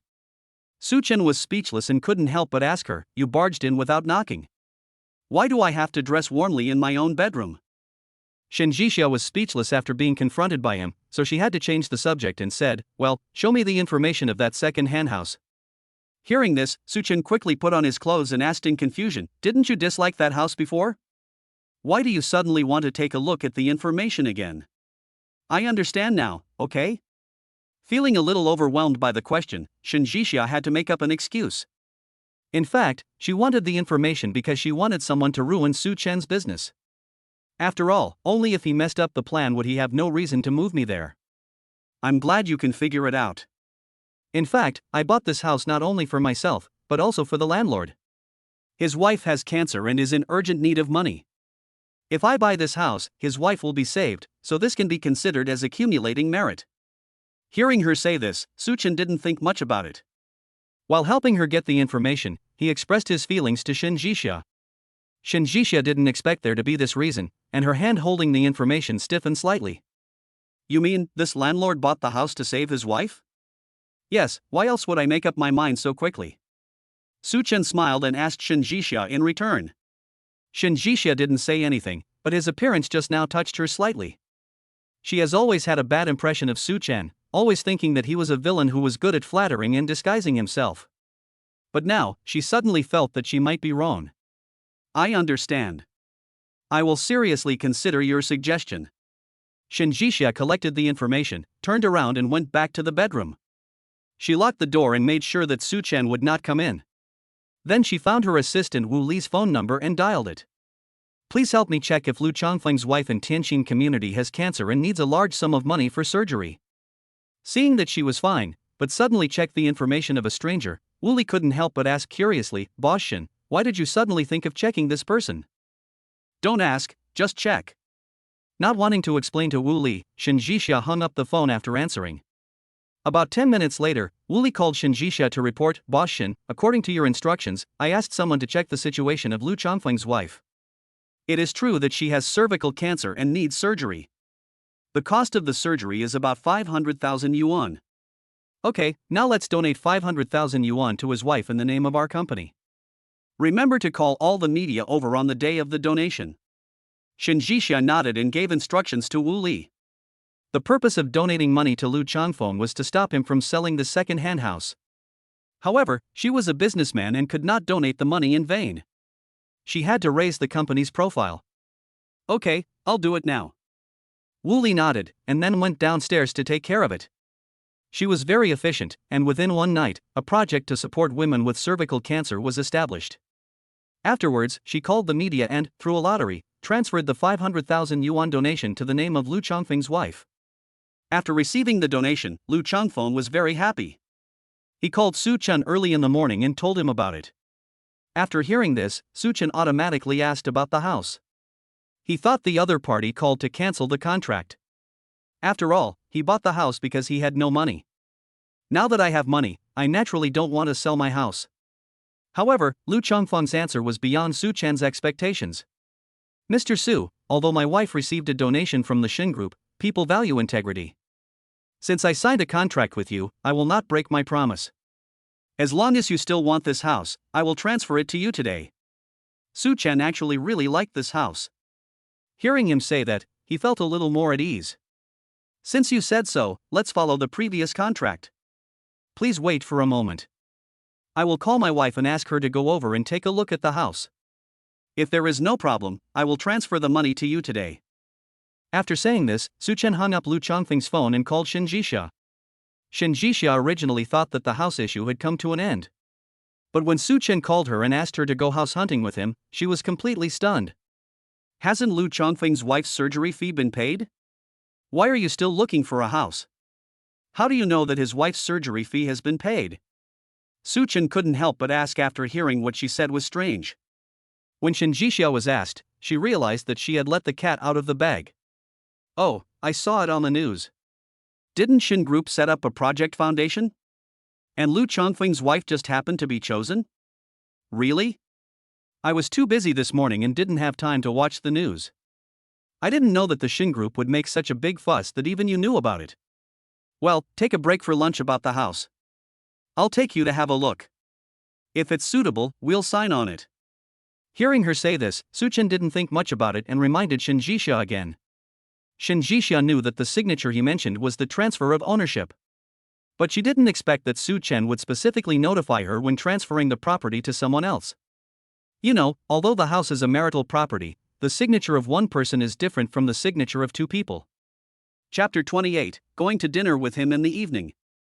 Okay, I'll talk to my boss at noon, wait for my call. Because Su Chen was so enthusiastic, Shen Jixia couldn't refuse him and had no choice but to agree. So, after finishing the morning meeting, Shen Jixia drove to meet Su Chen. Su Chen had already made an appointment with the landlord Lu Chongfeng to meet at the coffee shop. After the three of them met, Lu Chongfeng suggested taking Shen Jixia to see the house. Shen Jixia really had no interest in the second-hand house, and she had a lot of work to do in the afternoon, so she refused. Seeing this, Su Chen didn't want to force her, so he took out his cell phone and showed her some photos of the house that he had taken before. Shen Jixia took the photos and wanted to take a quick look at them, but unexpectedly, she was quickly attracted by those photos. Although this house is not large, it is designed very exquisitely. From a distance, it has a pastoral feel. Not bad. If you like, we can go sign it now. I don't know if it was because she was moved by the house in the photo or because she knew she couldn't win against Su Chen, but Shinjisha finally chose to compromise. Seeing this, Su Chen quickly stood up from his chair and said to her, "Since you agree, let's go to the real estate bureau now." In this way, the three of them took Shinjisha's car and soon arrived at the real estate bureau. When transferring the ownership, Shinjisha finally asked Su Chen, "This house is in my name, so it will be counted as half of my property. If you feel unbalanced, I can also give you half of the rent." That little bit of money was just a drop in the bucket for her. However, if Su Chen accepted it, it would be much easier for her to break up with him in the future. "No, since I chose to add your name, I don't intend to argue with you so much. Otherwise, wouldn't it be better if I just bought this house without telling you?" Su Chen took the ID card from Shinjisha with an indifferent look and handed it to the staff. After completing the formalities, Su Chen followed Lu Changfeng to a nearby bank and transferred all the 500,000 yuan in the card to the other party. Lu Changfeng got the money and looked at Shinjisha with a smile. "Miss Shin, I can see that your husband really likes you. I hope you won't let him down." Shinjisha's cheeks turned red when she heard this. She and Su Chen have only known each other for less than a week, and she doesn't know how this man can tell that he truly likes her? "Since you bought the house, let me pay for the renovation, right?" After Lu Changfeng left, Shinjisha turned around and discussed with Su Chen. Su Chen's entire savings is only 500,000 yuan. If it comes to decorating the house, he really can't come up with any extra money. However, their company is engaged in decoration, so there is no need for Shinjisha to step in for such a matter. "No need. Have you forgotten that I'm a decorator? Once I'm done with the Tiancheng group, I'll bring the workers over to do the renovations." The house that Shinjisha wants to renovate is not as simple as simply painting it white and buying some composite furniture. She wants to have the house decorated exquisitely from the inside out, and to have infrared protection features installed in every corner. After all, she is a billionaire president, and her personal safety must be guaranteed. "You don't own that company alone. If you really bring your own workers to do the renovation, I'm afraid you won't be able to explain it clearly when the time comes." After thinking about it, Shinjisha deliberately reminded Su Chen. When Su Chen heard this, he laughed at her for worrying too much. "You think too much. Yifeng is not that petty. We have been buddies for many years. It is impossible for us to fall out over such a small matter. The better buddies you are, the more you should avoid it. You don't want to argue with him later, do you? But okay, this matter is settled. I'll find a renovation team and pay for it. You don't have to get involved." Afraid that her identity would be exposed if Su Chen got involved, Shinjisha made the final decision without waiting for him to finish his words. Su Chen didn't want to argue with her about this kind of thing, so he just gave up when he saw this. After Shinjisha sent him back to the company, he drove back to Shin Group to handle official business. At night, after the party, she threw the information in her hand in front of Wu Li. "This is." Wu Li took the information and asked subconsciously. "I just bought a new house and asked someone to decorate it as soon as possible. Remember, don't mention the materials and prices when decorating. Just ask for bulk workers." Shinjisha deliberately reminded Wu Li because she was worried that Su Chen would be exposed if he went there during the construction. Wu Li blinked and nodded, "I understand. I'll do it right away." After finishing the decoration work, Shinjisha simply packed up his things and drove away. When she passed by Su Chen's decoration company, she saw that the lights inside were still on. Her heart moved slightly, and she subconsciously stopped the car and called Su Chen. Su Chen was busy drawing up designs for Tiancheng Group and was currently working overtime in the office on the second floor. Hearing the ringing, he subconsciously picked up the phone and answered it. "Hello?" Shinjisha felt a little unhappy when she saw his cold voice. "It's me. I drove past your company. Have you left yet?" Hearing Shinjisha's voice, Su Chen put down the mouse and answered seriously, "Not yet, I have to work overtime tonight." "What do you mean you have to work overtime? You also worked overtime at the company the night before last?" "Yeah, where else do you think I could go?" With a wry smile, Su Chen asked Shinjisha. Only then did Shinjisha realize how deeply she had misunderstood Su Chen that night, and her guilt towards him became even deeper. "I don't have anything to do, why don't I just order some food online and eat together at the company?" After thinking about it, Shinjisha couldn't help but propose to Su Chen. Su Chen didn't want to delay her. After all, she had worked all day and was very tired. No, my office is a mess and I'm afraid you'll laugh at me. When Shinjisha heard this, her face darkened and she deliberately asked, "Are you afraid that I will laugh at you, or are you afraid that Jiang Shuiying will come over later and ruin your good chat?" Suchen didn't expect that she would think of him like this, and countless black lines suddenly appeared on his forehead. "There's really nothing going on between Shuiying and me, don't overthink it." Shinjisha was actually just teasing him on purpose, knowing that there was nothing between him and Jiang Shuiying. Because she understood that if Suchen really had something going on with Jiang Shuiying, he would not have been in the company that night, but would have gone to a hotel. "I'm just teasing you, don't take it seriously. I know you don't like Jiang Shuiying. Okay, I'm going upstairs now. If your room is dirty, take this time to tidy it up so that I won't laugh at you."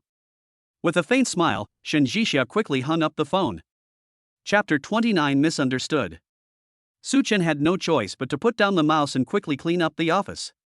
In fact, his office is not messy, there are just some scraps of paper on the table. However, because the company is too small and the space is not enough, his office is only the size of a palm. After Shinjisha entered the room, she looked at the room with only a table and a single sofa and couldn't help but frowning. "Is this where you rested that night?" "No, there's a compartment inside where you can sleep, but you shouldn't go in, it's not very convenient." Suchen embarrassedly let Shinjisha sit on the sofa, turned around and poured her a glass of water. "What do you want to eat?" "I'll order it for you online." Although Shinjisha is not picky, she doesn't like to eat those high-tech things on the internet. "No, I'll make some, you go and get busy." As she spoke, she took out her cell phone and sent a text message to the Shin family's housekeeper, asking them to deliver 4 dishes and a soup to Suchen's company in an hour. After receiving the order, the butler went to the kitchen to inform them. Just at this time, Bai Wanqi's youngest daughter called and said she wanted to eat Cantonese food, so she ran to the kitchen to order food. However, Shinjisha is the owner of this house after all. Since she specifically asked for food, the cook must put her task first. So, when Bai Wanqi was ordering food from the chef told her that Shinjisha had also ordered food tonight, so he had to cook for her first. When Bai Wanqi heard this, he immediately realized that something was wrong. Shinjisha has never been so picky about food, and after she moved out, she was even more lazy to order food from the Shin family's chef. "Why do you suddenly want to order food tonight?" The more he thought about it, the more he felt something was wrong, so Bai Wanqi ran to butler Lu to ask him. Housekeeper Lu was tight-lipped, and Bai Wanqi had recently offended Shinjisha again, so when she asked, the other party naturally did not reveal a single word. However, this did not dampen Bai Wanqi's determination to find out what was going on, so after the 4 dishes and 1 soup were ready, Bai Wanqi quietly drove his car and followed the food delivery truck. However, before the Shin family's food delivery truck arrived at the designated location, Suchen's call came to Suchen's cell phone. It turns out that Suchen has a daughter named Suyu, who is 5 years old this year. Before, because Lin Muyun was too lazy to pick up and drop off the child every day, he put the child in a full-time kindergarten and only picked him up about once a month. This time the pickup time had not arrived, and the company needed it urgently, so he went on a business trip out of town. But as soon as he arrived, the kindergarten called him and said that his child had a fever and asked him to take him back. "Xiaochen, I just called your sister-in-law, but she refused to answer. She must still be angry with me. I had no choice but to call you. Please take Xiaoye back first. I will ask for leave from the company and rush back to Haicheng tomorrow morning at the latest." After explaining the situation, Suchen apologized and assured Suchen. Xiao Yeye also grew up under Suchen's care. Now that she is in trouble, Suchen naturally will not stand idly by. "Brother, what are you talking about? I have watched Xiao Yeye grow up since she was a child. She is just like my own daughter. You can work in another city with peace of mind. I am here for you." "Well, okay, I feel relieved with your words." Hearing him say this, Suchen immediately breathed a sigh of relief and said. After finishing the call with his brother, Suchen turned and looked at Shinjisha, who was sitting on the sofa playing with his mobile phone. "Well, I'm really sorry, I may not be able to have dinner with you." Shinjisha heard the content of his phone call with his brother and nodded in response. "It's okay, the child's health is more important." After saying that, she quickly stood up from the sofa and prepared to go out. Suchen thought she wanted to leave, so he turned off the computer and walked out with her. However, when they got downstairs, Shinjisha opened the passenger door and motioned for him to get in the car. "Send me the address of the kindergarten where your niece is." Suchen looked at the open passenger door and was stunned. "Why, do you want to go with me?" Shinjisha smiled and asked him, Why, do you think I'm a cold-blooded person? Although she is a CEO worth hundreds of billions, she is not so cold and heartless. Not to mention that her opinion of Suchen has changed. Even if it hasn't, she would not sit idly by when she saw an innocent little girl in need of help today.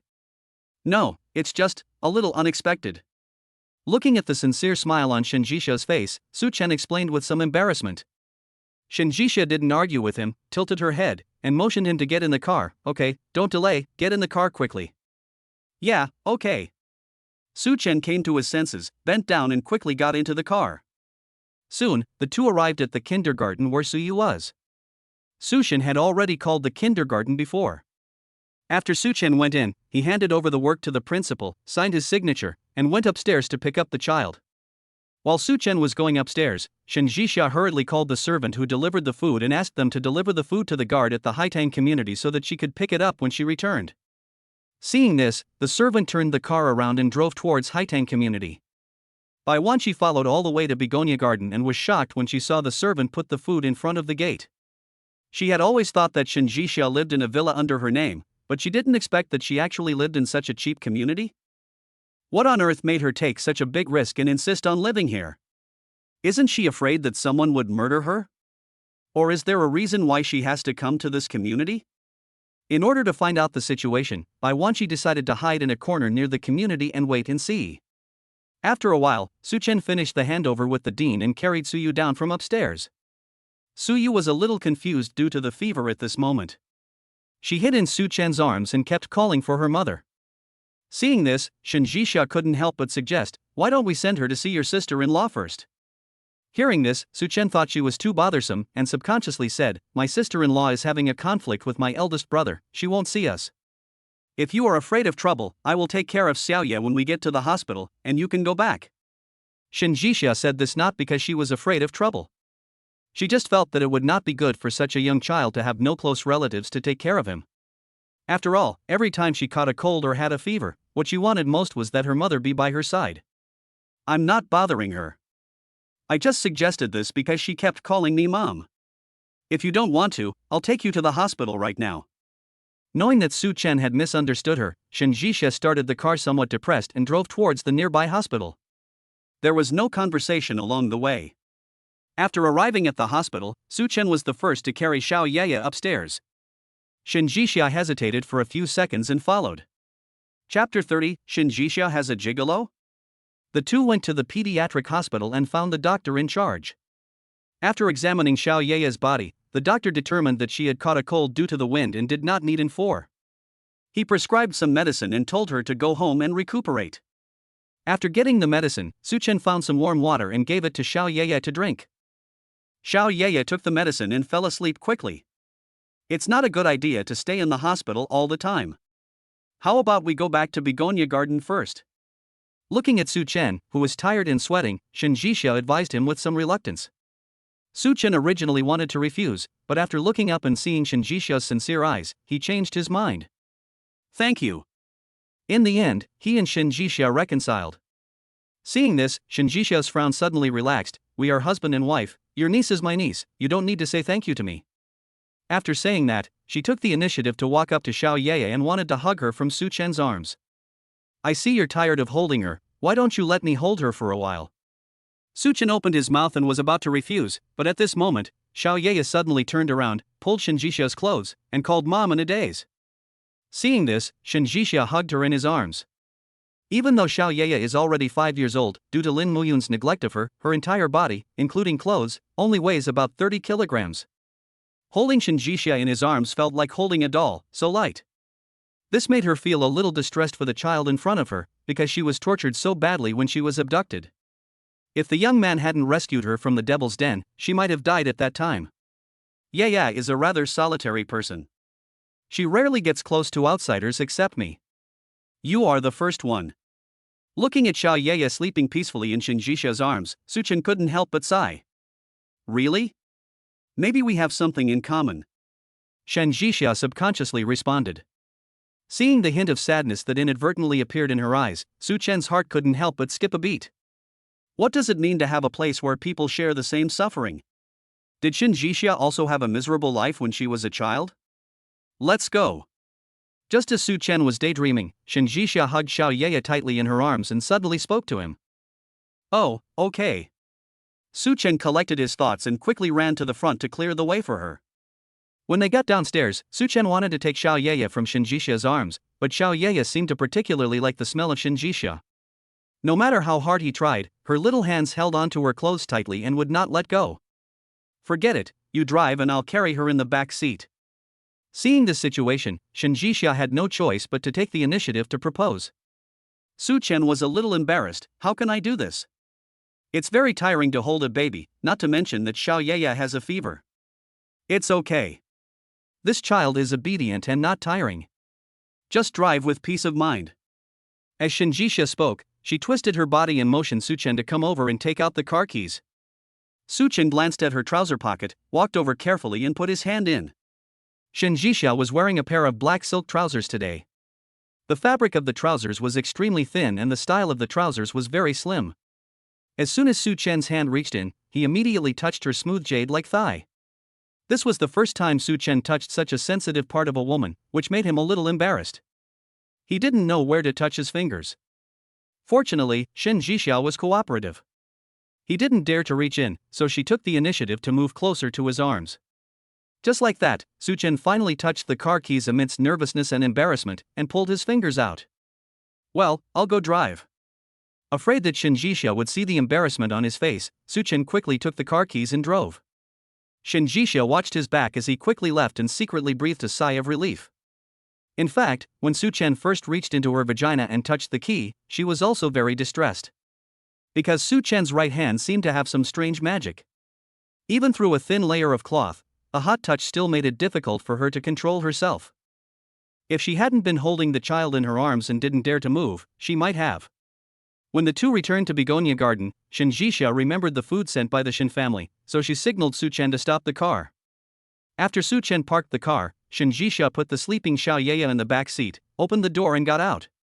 As soon as she got off the car, Bai Wanqi, who was hiding not far away, immediately saw her and Su Chen, who got off the car with her.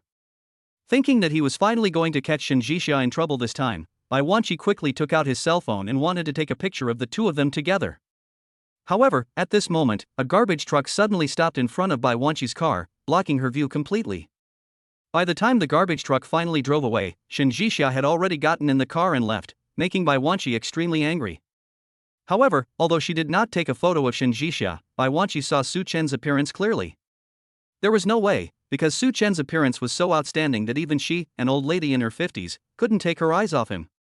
After returning to the Shin residence, Bai Wanqi hadn't even had time to catch her breath when her youngest daughter Shin Yufei rushed over angrily and asked, "You want to starve me to death, right? I asked you to make me 2 dishes, why did you only come back now? Where are the dishes? Did the kitchen not make them?" Upon hearing this, Bai Wanqi glared at her unhappily and said, "You only know how to eat. Do you know that the status of the 3 of us in the Shin family will soon be lost?" She would say this almost every once in a while, and Shin Yufei had long been accustomed to it.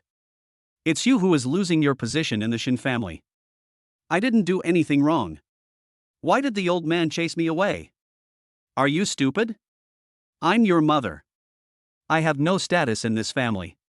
How can you be good? Just wait and see. Shinjixia dealt with me this time. Next time, it will be your turn. You will cry then."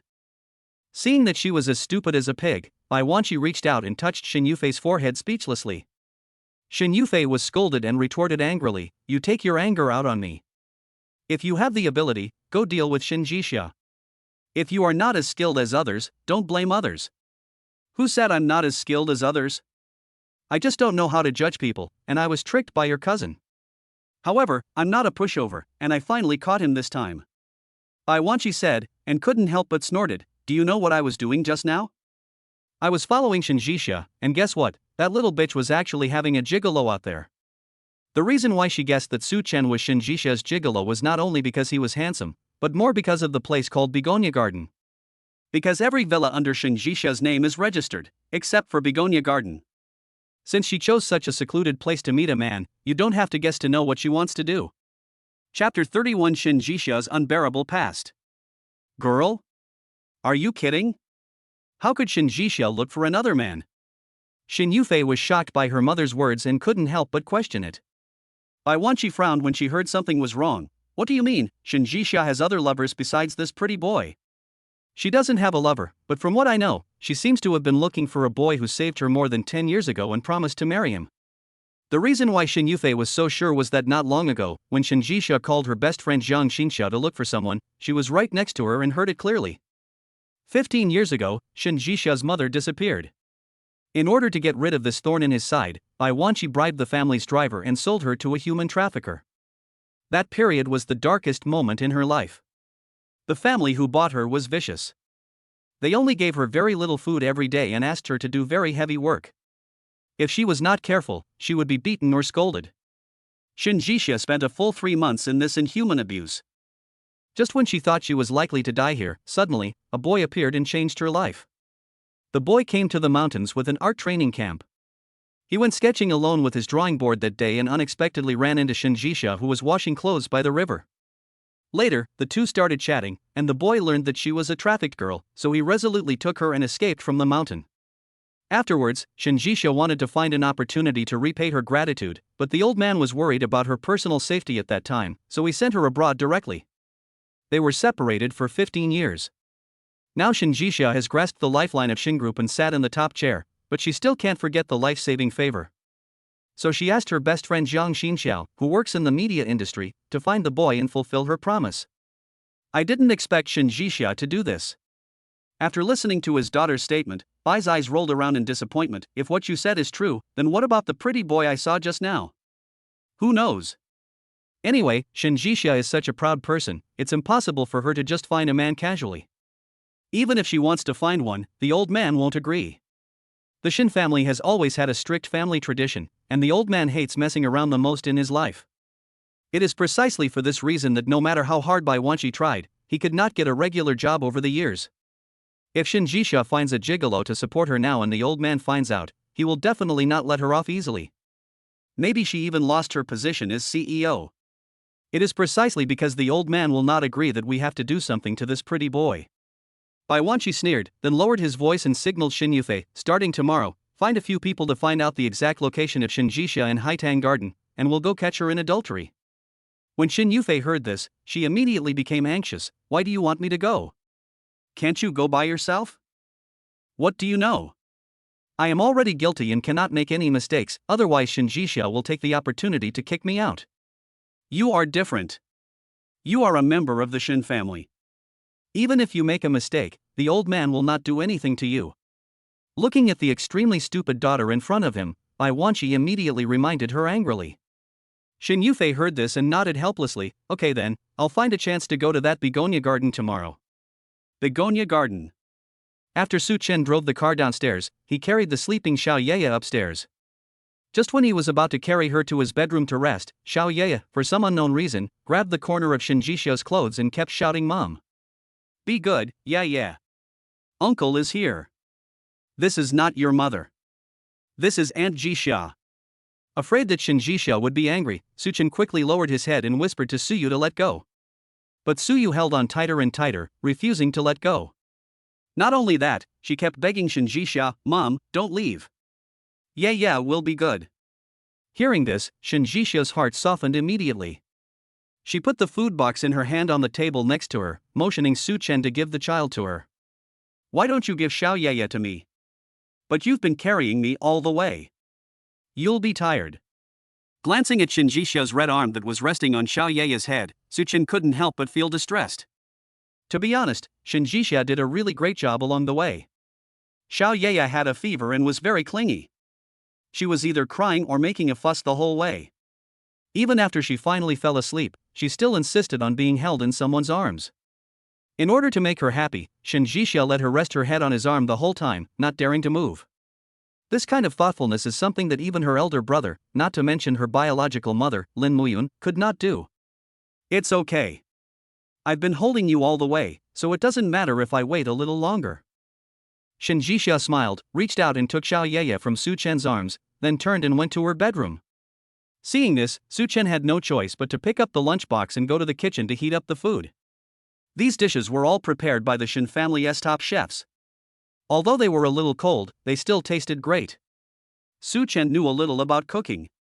When he saw the delicious dishes in the food box, he couldn't help but sigh. I don't know which fast food restaurant Shin Jixia ordered the meal from, but it's so good. When I'm not busy later, I will ask her for the link so that I can give it to my employees as a reward meal. After heating up the food, Su Chen knocked on Shin Jixia's door. Shin Jixia was leaning against the head of the bed at this moment, and Xiao Yeye was resting on her right arm. Seeing this, Su Chen lowered his voice and advised, "She's asleep, why don't you come down and have some food?" Shin Jixia looked down at Yeye in her arms. Although the child was asleep, she was not sound. She would wake up immediately if she moved the slightest. "I won't eat anymore. You go eat it." Taking his gaze away, Shin Jixia responded to Su Chen. Seeing this, Su Chen didn't say anything, but turned and walked out. A few minutes later, he came in with a bowl of soup and a plate with several dishes together. "I'll feed you." After putting the food in his hand on the table, Su Chen gestured to Shin Jixia. Shin Jixia had never been fed by anyone in her life, and she was a little at a loss for a moment. But before she could refuse, Su Chen swiftly picked up a piece of fish with the bones removed and handed it to her. "Eat it, don't be shy." Shin Jixia lowered her head and took a look at the fish meat that was being fed to her mouth. She suddenly looked dazed for a moment. 15 years ago, by the river in the deep mountains, there was also such a young man who handed her a piece of bread and said the same words. Now the past events reappear, but everything and people have changed, and no one knows where the boy who saved him is. Chapter 32. It turns out that she has a lover.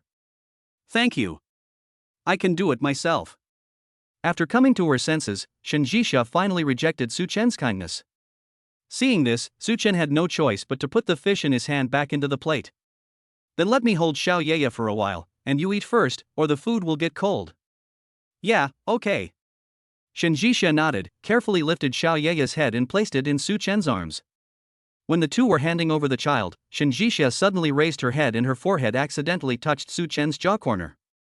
At that moment, the tips of her ears suddenly turned red and her heart skipped a beat. I have to say that Su Chen is really charming. Every time she has physical contact with him, she will lose her rhythm uncontrollably. It's a pity that she had promised the boy who saved her that she would not marry anyone but him, otherwise perhaps. "What are you thinking about?" Just as Shin Jixia was daydreaming, Su Chen above her head suddenly asked in a low voice. Shin Jixia came back to her senses and quickly shook her head. "No, nothing, I'm going to eat first." After saying that, she quickly got up from the bed and went to the side to eat. Because this was Shin Jixia's bed, Su Chen didn't dare to sit on it. After holding Xiao Yeye in his arms, he prepared to go out. Seeing this, Shin Jixia subconsciously stopped him and asked, "What are you doing with the child?" "The child needs someone to take care of him at night. I can't trouble you. You should take him back to my room first." "But what if she comes to look for her mother again at night?" Glancing at the little girl in Su Chen's arms, Shin Jixia couldn't help but remind him. Su Chen didn't know what to do for a moment when he heard this. Seeing that he didn't say anything, Shin Jixia pursed her lips and said tentatively, "How about you come to my room to sleep tonight?" Ah? Her proposal made Su Chen confused. Sleeping in Shin Jixia's room? How? Sleeping on the same bed? This. Don't get me wrong. I just asked you to come over and sleep on the floor. That way, if the child makes a fuss in the middle of the night, you can help me, right? Knowing that he had misunderstood, Shin Jixia hurried to explain. Hearing this, Su Chen finally breathed a sigh of relief. "I see, that's fine, as long as you don't mind." "It's okay.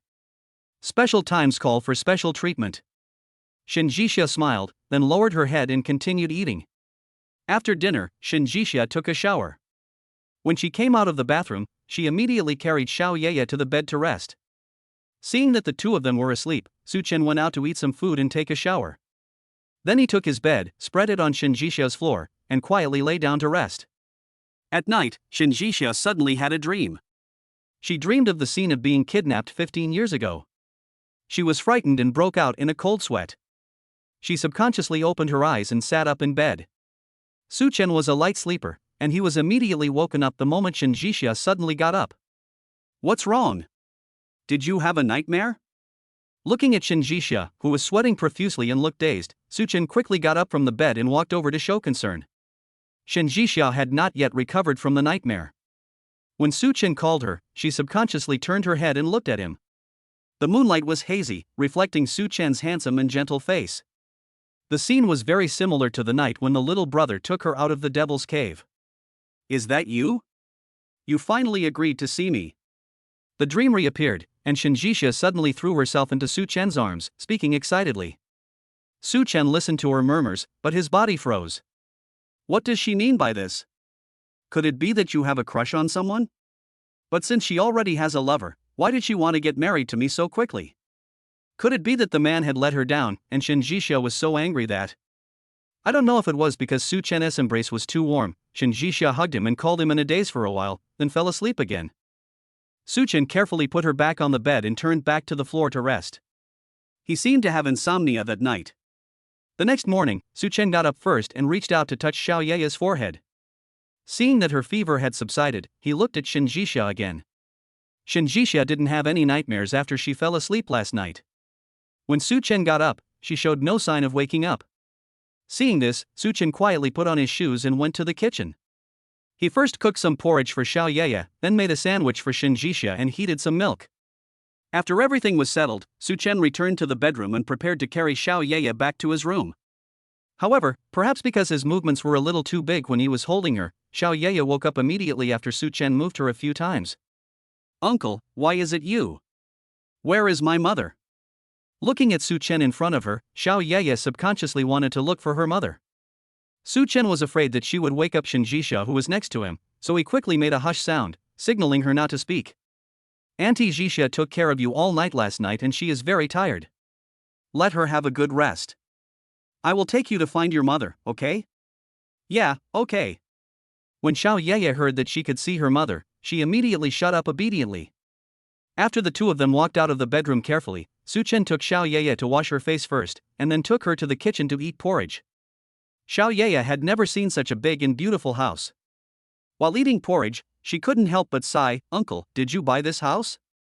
It's so beautiful, like a palace." This place was not bought by Uncle, but by Aunt Jisha. Uncle bought another house. Can I take you to see it some other day? Well, okay, then can you leave a room for Yaya in the house that Uncle bought? I want a princess room. Hearing that Su Chen bought a house, Yaya asked naively again. After hearing this, Su Chen just smiled and rubbed Yaya's head. It is your Aunt Jisha who is in charge of decorating the house. I can't make the decision. However, if you want to live here, your uncle welcomes you anytime. Then when I come, can I still sleep with Aunt Jisha? Hearing him say this, Yaya couldn't help but raise her head and asked. Su Chen was stunned for a moment and asked her, "Do you like sleeping with Aunt Jisha?" Yeah, Aunt Jisha smells really good, and she's especially gentle to me, even better than my mom. Yaya nodded seriously and responded to Su Chen. Su Chen didn't know whether Shinjisha smelled good or not, but she had indeed done her best for Yaya last night. It's a pity that she has another man in her heart, otherwise he would have been attracted to her. Aunt Jisha is a good aunt, but it's a pity. What a pity. Yaya found what he said strange and couldn't help but ask him out of curiosity. Su Chen came back to his senses and quickly rubbed her fluffy hair. It's nothing. Eat quickly. Uncle will take you to see your father later. Oh. Not getting any useful information, Yaya had no choice but to nod and eat. Chapter 33 Sisters Fight for One Husband. After breakfast, Su Chen opened the door and glanced at Shinjisha quietly. Shinjisha had woken up at this moment and was washing her face in the bathroom. Hearing the noise, she subconsciously opened the door and stuck her head out. Are you awake? I'll take Xiao Yaya back to my eldest brother's house later. I've prepared breakfast for you and put it in the incubator. Remember to eat it. Seeing her looking at him, Su Chen reminded her and prepared to close the door and leave.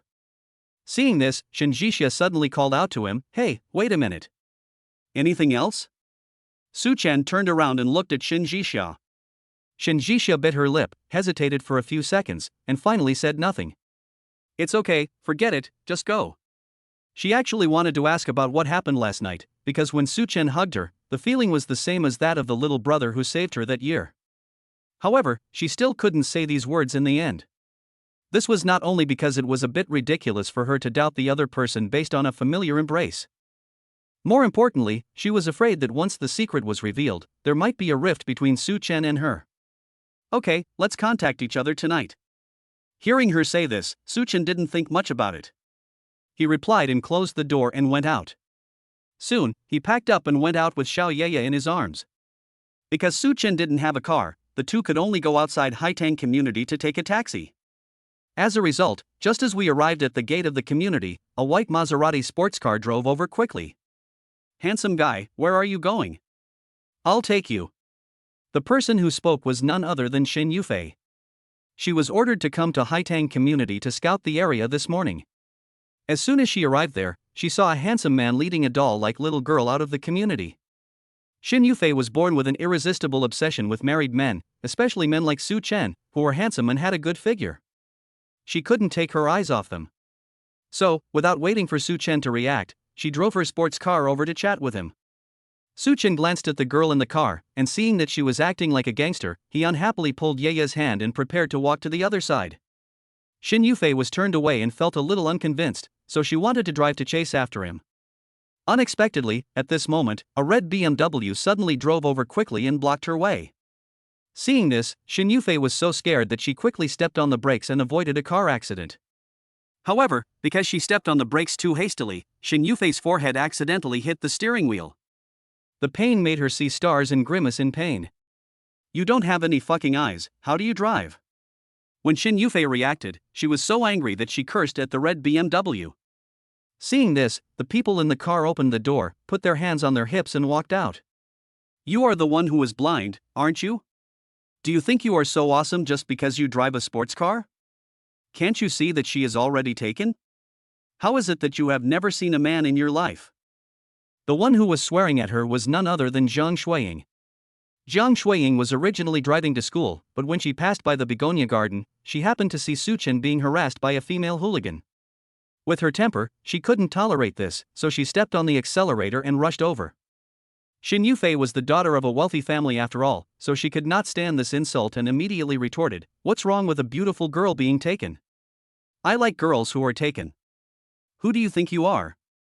Why don't you take a piss and look at yourself?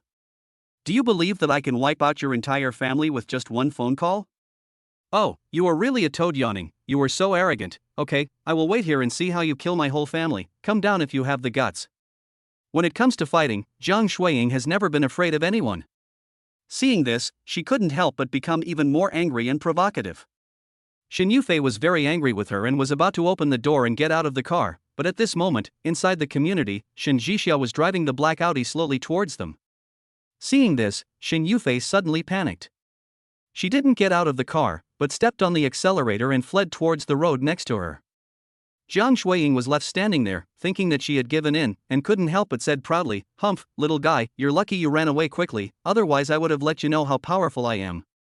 After feeling proud, she quickly turned around and walked to Su Chen, wanting to hold his hand. However, Su Chen had already prepared for this and quickly dodged before she could reach out her hand. Zhang Shuiying felt lonely and a little unwilling. "Brother Su Chen, you are too ruthless. At least I helped you fight off the female gangster." "Su Chen. Then I thank you." Giving Zhang Shuiying a blank look, Su Chen said in a light tone. When Zhang Shuiying heard this, she smiled happily and said, "Since you want to thank me so sincerely, why not treat me to breakfast later?" "No, I have an appointment with my eldest brother, I have to get there as soon as possible." Su Chen didn't bother to pay attention to her. He picked up Xiao Yeye and went to the street to hail a taxi. Zhang Shuiying was rejected again and was very angry. However, she had been pursuing Su Chen for a long time and had become shameless. So, when Su Chen stretched out his hand to stop a taxi and was about to get in, she suddenly flashed over like a ghost and blocked the taxi door with her body. "Sorry, I'll take him there later." After stopping Su Chen, Zhang Shuiying pretended to be embarrassed and explained to the taxi driver. Seeing this, the taxi driver rolled his eyes at her speechlessly, then stepped on the accelerator and drove away. Su Chen was so angry that his face turned pale. "Zhang Shuiying, what on earth do you want to do?" "Nothing, didn't I tell you I'd give you a ride to save you some money on the fare?" Facing Su Chen's anger, Zhang Shuiying just stuck out her tongue mischievously, then ran over, opened the car door, and motioned Su Chen to get in. "Hurry up and get in the car, brother Su Chen, or you'll be late." "Su Chen, get in my car." Just when Su Chen was extremely angry, Xin Zhixia's voice suddenly came from the side. Hearing the voice, Su Chen quickly turned his head to look, only to see Xin Zhixia opening the passenger door and nodding to him. Seeing this, Su Chen hurriedly took Yeye's hand and walked over. Jiang Shuiying didn't expect Shen Jixia to come out and disrupt the situation at this time. By the time she reacted, Su Chen had already got into the car with the child. Ms. Jiang, thank you for your kindness, but Su Chen is my man, and I don't want him to be disturbed by other women all the time in the future. When passing by Jiang Shuiying, Shen Jixia deliberately leaned out and spoke to her. Jiang Shuiying was stunned for a moment, then said unhappily, with the divorce rate so high now, you never know when he will no longer be your man. That's a matter for the future, but since we are still husband and wife, I hope Miss Jiang can avoid suspicion and avoid misunderstandings in the future. Facing Jiang Shuiying's provocation, Shen Jixia took the lead. Chapter 34 Shen Jixia declares sovereignty. You. Jiang Shuiying couldn't argue with her and could only stare in anger. Shen Jixia decided to quit while she was ahead, sneered, closed the car door and left. On the way, Su Chen expressed his gratitude to Shen Jixia. Thank you, if it weren't for you just now, I would have had a hard time getting away. Shen Jixia decided to go over and help because she saw that he performed well. Otherwise, she wouldn't have the time and energy to help a scumbag. You're welcome. I don't have anything to do today, so I'm here to help. By the way, you just said you wanted to meet your eldest brother, why don't I drive you there? Will this take up too much time for you? Hearing her say that she wanted to give him a gift, Su Chen immediately said embarrassedly. Shen Jixia smiled and asked instead of answering, didn't I tell you that I have nothing to do today? Oh well. Seeing her firm attitude, Su Chen couldn't refuse and nodded in agreement. Soon, the three of them returned to Salt Lake Community, Su Shen's home. The last time Su Shen slapped Lin Muyun, she went back to her parents' home. Since then, no matter how Su Shen called, she refused to answer. Later, Su Shen went to invite Lin Muyun once, but was humiliated by Lin Muyun's mother and brother. He was so angry that he came back. Now that the child is sick, Su Shen thinks that she is the child's mother and cannot ignore the child, so she decides to send Ye to Lin Muyun's house. After Su Chen learned of his brother's thoughts, he became a little worried. Brother, Lin Muyun usually doesn't pay much attention to children. If I send her to her now, will she refuse? It's okay. Ye was born after 10 months of pregnancy. She will be fine. Su Shen comforted Su Chen with a few words, then picked up Ye and went out. Su Chen looked at his elder brother's haggard figure and felt a little sorry for him, so he turned around and discussed with Shen Jixia, my elder brother is honest and not good at talking. I'm afraid he will suffer in the Lin family. Why don't you go first and I'll go over and take a look? Shen Jixia had no intention of interfering in the Su family's affairs, but the last time Lin Muyun used a fake red envelope to trick her, she always felt uncomfortable. Since there was nothing important to do today, she decided to go alone. Since we are married, we are a family. If you want to go, I will accompany you. After saying that, she followed Su Chen downstairs. Su Shen didn't expect that both of them would follow him. He was a little surprised and a little touched. Xiaochen, Jixia, thank you. It's my fault that I'm useless and always make you worry about me. Brother, what are you talking about? You raised me from childhood, and you are the closest person to me in this world. If I don't help you when you are in trouble, who will? Not wanting his elder brother to feel guilty about this, Su Chen hurriedly comforted him. But. Okay, don't worry about it. Let's think about how to deal with Lin Muyun's family later. Before Su Chen could finish his words, Su Chen interrupted him. The reason why Lin Muyun has such a tricky personality is inseparable from her greedy mother and lazy brother. These two people are simply the best example of scum. Every time Lin Muyun acts like a monster, instead of stopping him, they help him to do evil and will not stop until the Su family is in chaos. Su Shen clenched his fists and looked out the window. In fact, during this period of time, he also thought carefully about the future between the two of them. Ever since he got into trouble, Lin Muyun's attitude towards him has changed drastically. Not only does he dislike that he doesn't make enough money, he also dislikes that he is not good at that aspect. In fact, it's not that he is not good at that aspect, but because he is busy making money and often works overtime, he simply does not have the energy or the desire to do so. Unlike Lin Muyun, who sits at home doing nothing every day and is very energetic. However, he was too lazy to explain this to her. After all, a forced melon is not sweet. It would be fine if Lin Muyun was willing to come back with him and live a good life, but if not, then they could just go their separate ways. In the past, for the sake of our children, I always thought that we should just make do with each other and there was no need to get divorced. But now I understand that a forced relationship is not a happy one. If Lin Muyun really wants to break up with me, I will help her. Taking a deep breath, Su-shin spoke to Su-chen in a firm tone. Su-chen actually advised them to break up rather than reunite. It wasn't that he intended to break up the marriage, but there was really no need for Lin Muyun to keep her. It is understandable that she is lazy and greedy, and hates poverty and loves wealth. Even if she is harsh on her own children, they can turn a blind eye. But it is unacceptable for her to secretly seduce her brother-in-law. After all, there is an old saying that gambling leads to thieves and treachery leads to death. Once Lin Muyun has this idea, his elder brother might become the next Wu Dalong. An hour later, Lin Muyun arrived at her parents' home. Su-shin held Xiao Yeye in his arms and was about to go upstairs, but at this moment, a man in a hurry suddenly walked out of the corridor. The man kept his head down all the way and didn't see Su-shin, but Su-shin saw him at a glance with his sharp eyes. "Manager Zhao, why are you here?" The man froze when he heard that. After a while, he raised his head and greeted Su-shin. "Oh, I came here to visit a relative. How about you? Why are you here too?" "My wife's parents live in this building. I'm here to pick her up today." "Which room is your relative in?" "I'll come over to say hello some other day when I have time." When the man called Manager Zhao heard him say that he was going to say hello to his relatives, a trace of panic suddenly flashed in his eyes. No, it's not an important relative. Well, I have something else to do at the company. I'll leave first." After saying this, he left as if escaping without waiting for Su-shin to speak again. After Manager Zhao left, Su-chen couldn't help but approach Su-shin and asked him, "Brother, who is this person?" "It's our company's manager Zhao, who happens to be in charge of my business. I went on a business trip out of town a few days ago, and it was he who assigned me this job." Su-shin glanced at the place where Manager Zhao left with a deep gaze, and then said, "Let's go upstairs to meet your sister-in-law first." Seeing that his brother didn't seem to want to talk about this man anymore, Su-chen had to stop. The three of them came to Lin Muyun's mother's house. Su-shin held Yeye in one hand and rang the doorbell with the other hand. Soon, the door opened. Lin Muyun's mother Zhang Fong stood at the door and looked around at Su-shin. Seeing that he not only came empty-handed but also brought a child with him, her face immediately showed great disgust. "Su-shin, what do you mean? Are you dissatisfied with our Muyun's life being too comfortable and want to bring the child here to disgust us?" "Mom, what you said is too much. What do you mean by taking the child over to disgust you? Yeye is not Muyun's biological daughter?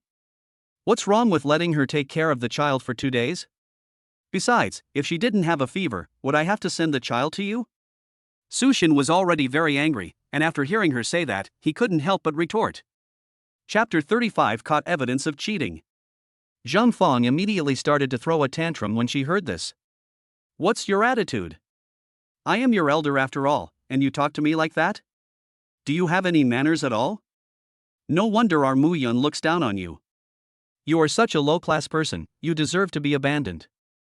Courtesy is for polite elders, not for disrespectful old men like you.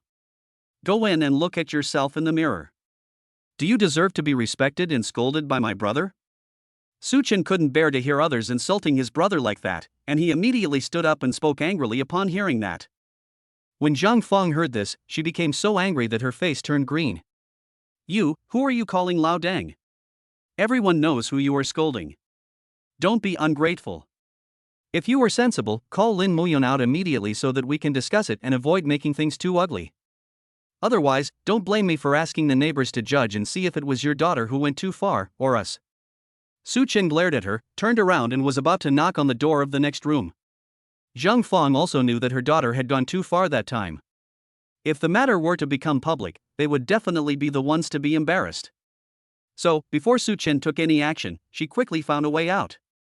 "It's not a big deal, is it necessary to make such a fuss? I didn't say you can't go in." After saying that, she quickly opened the door in shame. Seeing this, Su-shin hurriedly carried Yeye into the house. Su-chen and Shin Jixia also wanted to go in, but were stopped by Zhang Fong. "Wait a minute, our place is small and can't accommodate so many people. You two can just stand outside." Zhang Fong didn't let them in mainly because she was afraid that Su-chen would come out to cause trouble again. After all, this kid would not let anyone off the hook, whether with his words or his hands. Seeing this, Su-chen did not rush to her, but turned to Shin Jixia in disgust. "Since Aunt Lin won't let us in, then we won't go in. It just so happens that I'm quite free recently, so let's go next door and chat." After saying that, he turned around and walked towards the next door. Zhang Fong was really afraid of this kid, and quickly grabbed him and said, all right, stop messing around and go in. Seeing this, Su Chen took Shen Jixu's hand with satisfaction and strode in. After Su Chen entered the room, he looked around and then saw a jewelry box on the coffee table. The words Zhongzhong Department Store are printed on the box. Judging from the style of the box, the jewelry inside should be worth a lot of money. He didn't say anything, but quickly looked away and asked Zhang Fong, where is Mu Yun? Where is she? Oh, she hasn't woken up yet. Wait a minute, I'll go in and call her. As Zhang Fong spoke, she pushed open Lin Muyun's door and walked in quickly. About 3 minutes later, Lin Muyun, wearing a lace pajamas, slowly walked out. Su Shen looked up at her and found that although Lin Muyun was dressed casually, she was obviously wearing makeup. It seemed as if she was deliberately dressing up for him. Thinking about the scene I just saw downstairs, a very bad thought suddenly emerged in my heart. When are you going to come back with me? Suppressing the anger in his heart, Su Shen asked Lin Muyun. Lin Muyun glanced at him, and when he looked away, his eyes inadvertently swept across Su Chen's face. In fact, she had long been tired of Su Shen. After all, they could only do it once a month. However, although Su Shen is useless, Su Chen is handsome and young. If she can successfully hook up with Su Chen, then the marriage can still be maintained. I can go back with you, but I can't just let go of that slap you gave me. With a snort, Lin Muyun deliberately made fun of Xiao Dao. Su Shen took a deep breath and tried to respond to her in a calm tone. It was wrong to slap you, but what about you replacing your brother and sister-in-law's red envelope without permission and still refusing to repent? It was wrong for me to exchange the red envelope. I can just give her the money back. However, the slap you gave me is considered domestic violence. I can sue you and put you in jail. Seeing that he was still arguing with him, Lin Muyun became angry and threatened. Okay, go ahead and sue me. I'm not afraid. The worst that can happen is a divorce. But you have to think carefully. At your age, if you really get divorced, will there still be a man who wants you? What a joke. My sister is as beautiful as a flower, and she is in great demand wherever she goes. Let alone getting married, even if she is still together, there are still men courting her, right? Seeing that he looked down on his sister so much, Lin Muting, who had been playing games beside him without saying anything, suddenly spoke up angrily. However, as soon as these words came out, Lin Muyun's eyes widened in horror. Muting, what are you talking about? Zhang Fong also realized that something was wrong, and she was so scared that she quickly reached out and hit her son. I'm just playing your game, why are you butting in? After scolding Lin Muting, Zhang Fong smiled and explained to Su Shen, don't listen to your brother's nonsense. Children talk without restraint. Children are not careful with their words, but they are also usually the most likely to tell the truth. Su Shen sneered, his eyes swept across Lin Muyun's face, and then fell on the jewelry box on the coffee table. Just now I was downstairs and saw Manager Wang from our company. I even said hello to him. I saw that he was disheveled and looked like he was having an affair. Do you think he has any connection with the people in this building?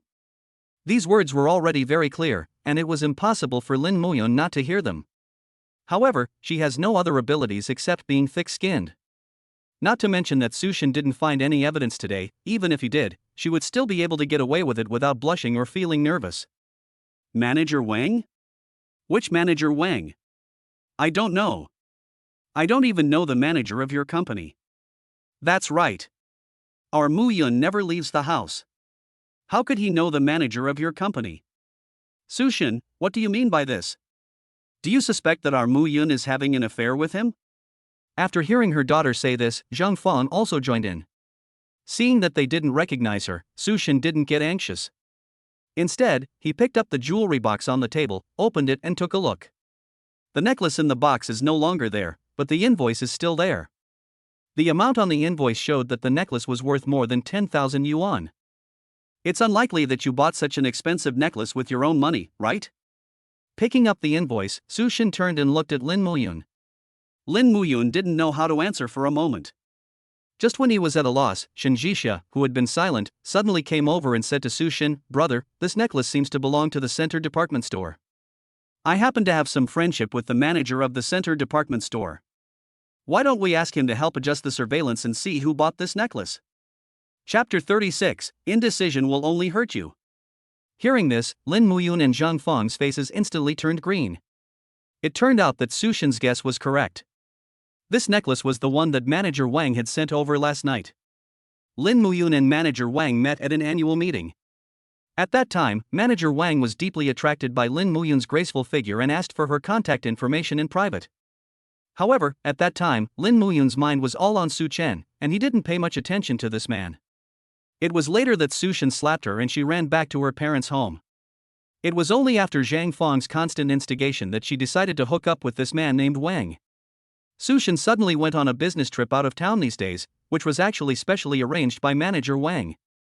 After all, only in this way will it not hinder him from having an affair with the other person's wife.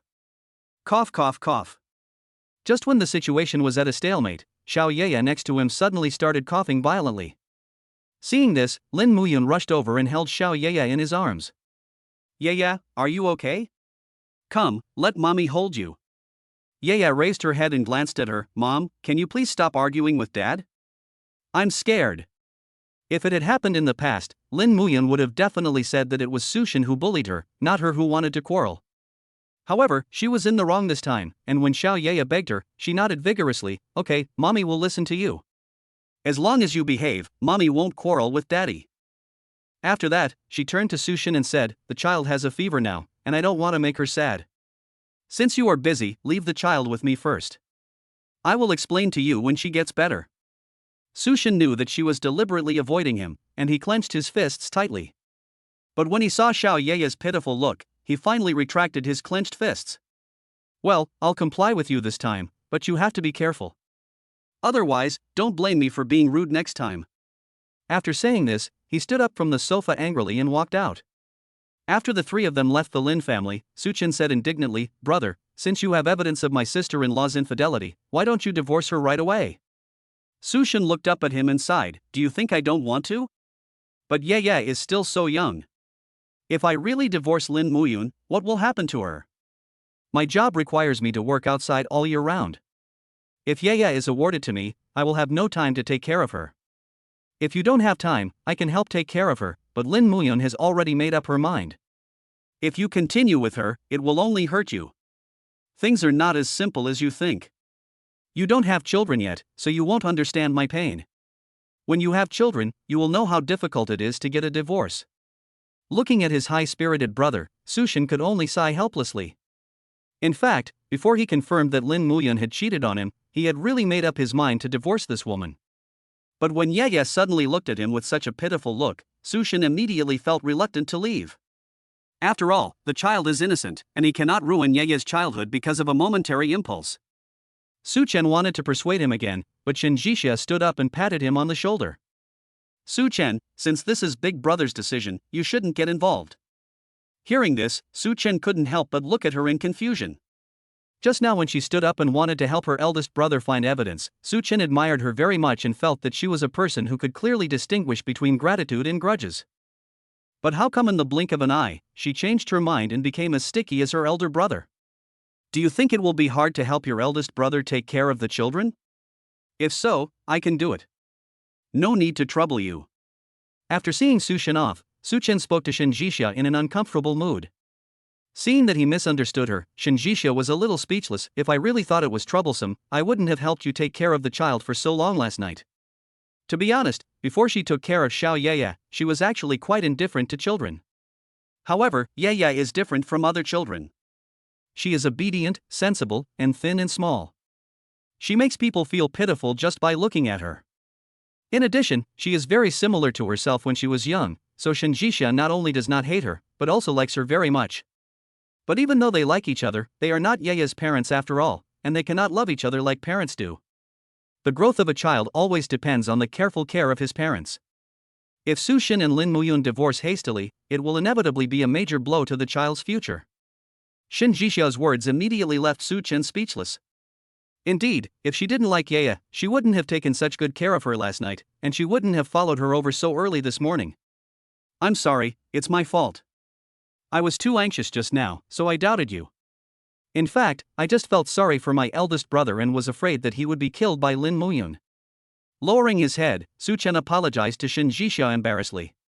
Shen Jixia accepted his apology, but was somewhat puzzled by his explanation.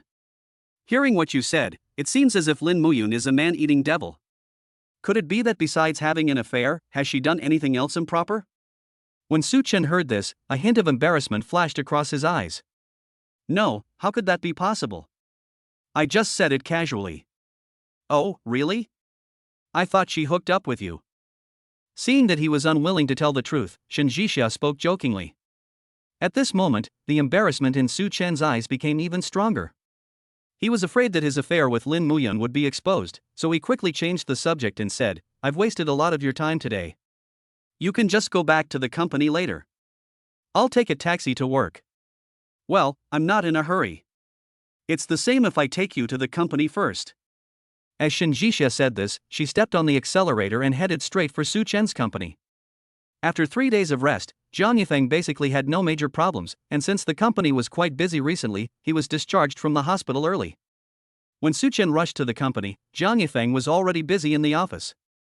Didn't I tell you to stay in the hospital for a few more days?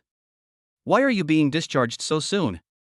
Looking at Jiang Yifeng, who was discharged from the hospital early, Su Chen couldn't help but feel a little distressed. Jiang Yifeng heard this, but waved his hand nonchalantly. I know my own situation well, you don't have to worry about it.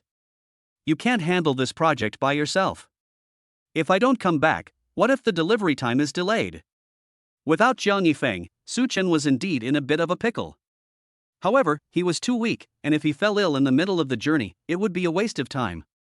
Your family is not short of money, so why do you have to work so hard? If you ruin your health, how will you get married and have children in the future? Speaking of getting married and having children, Jiang Yifeng couldn't help but smile bitterly. Don't tease me, who would like a weakling like me? He was born with a weak constitution and suffered from a lot of chronic diseases.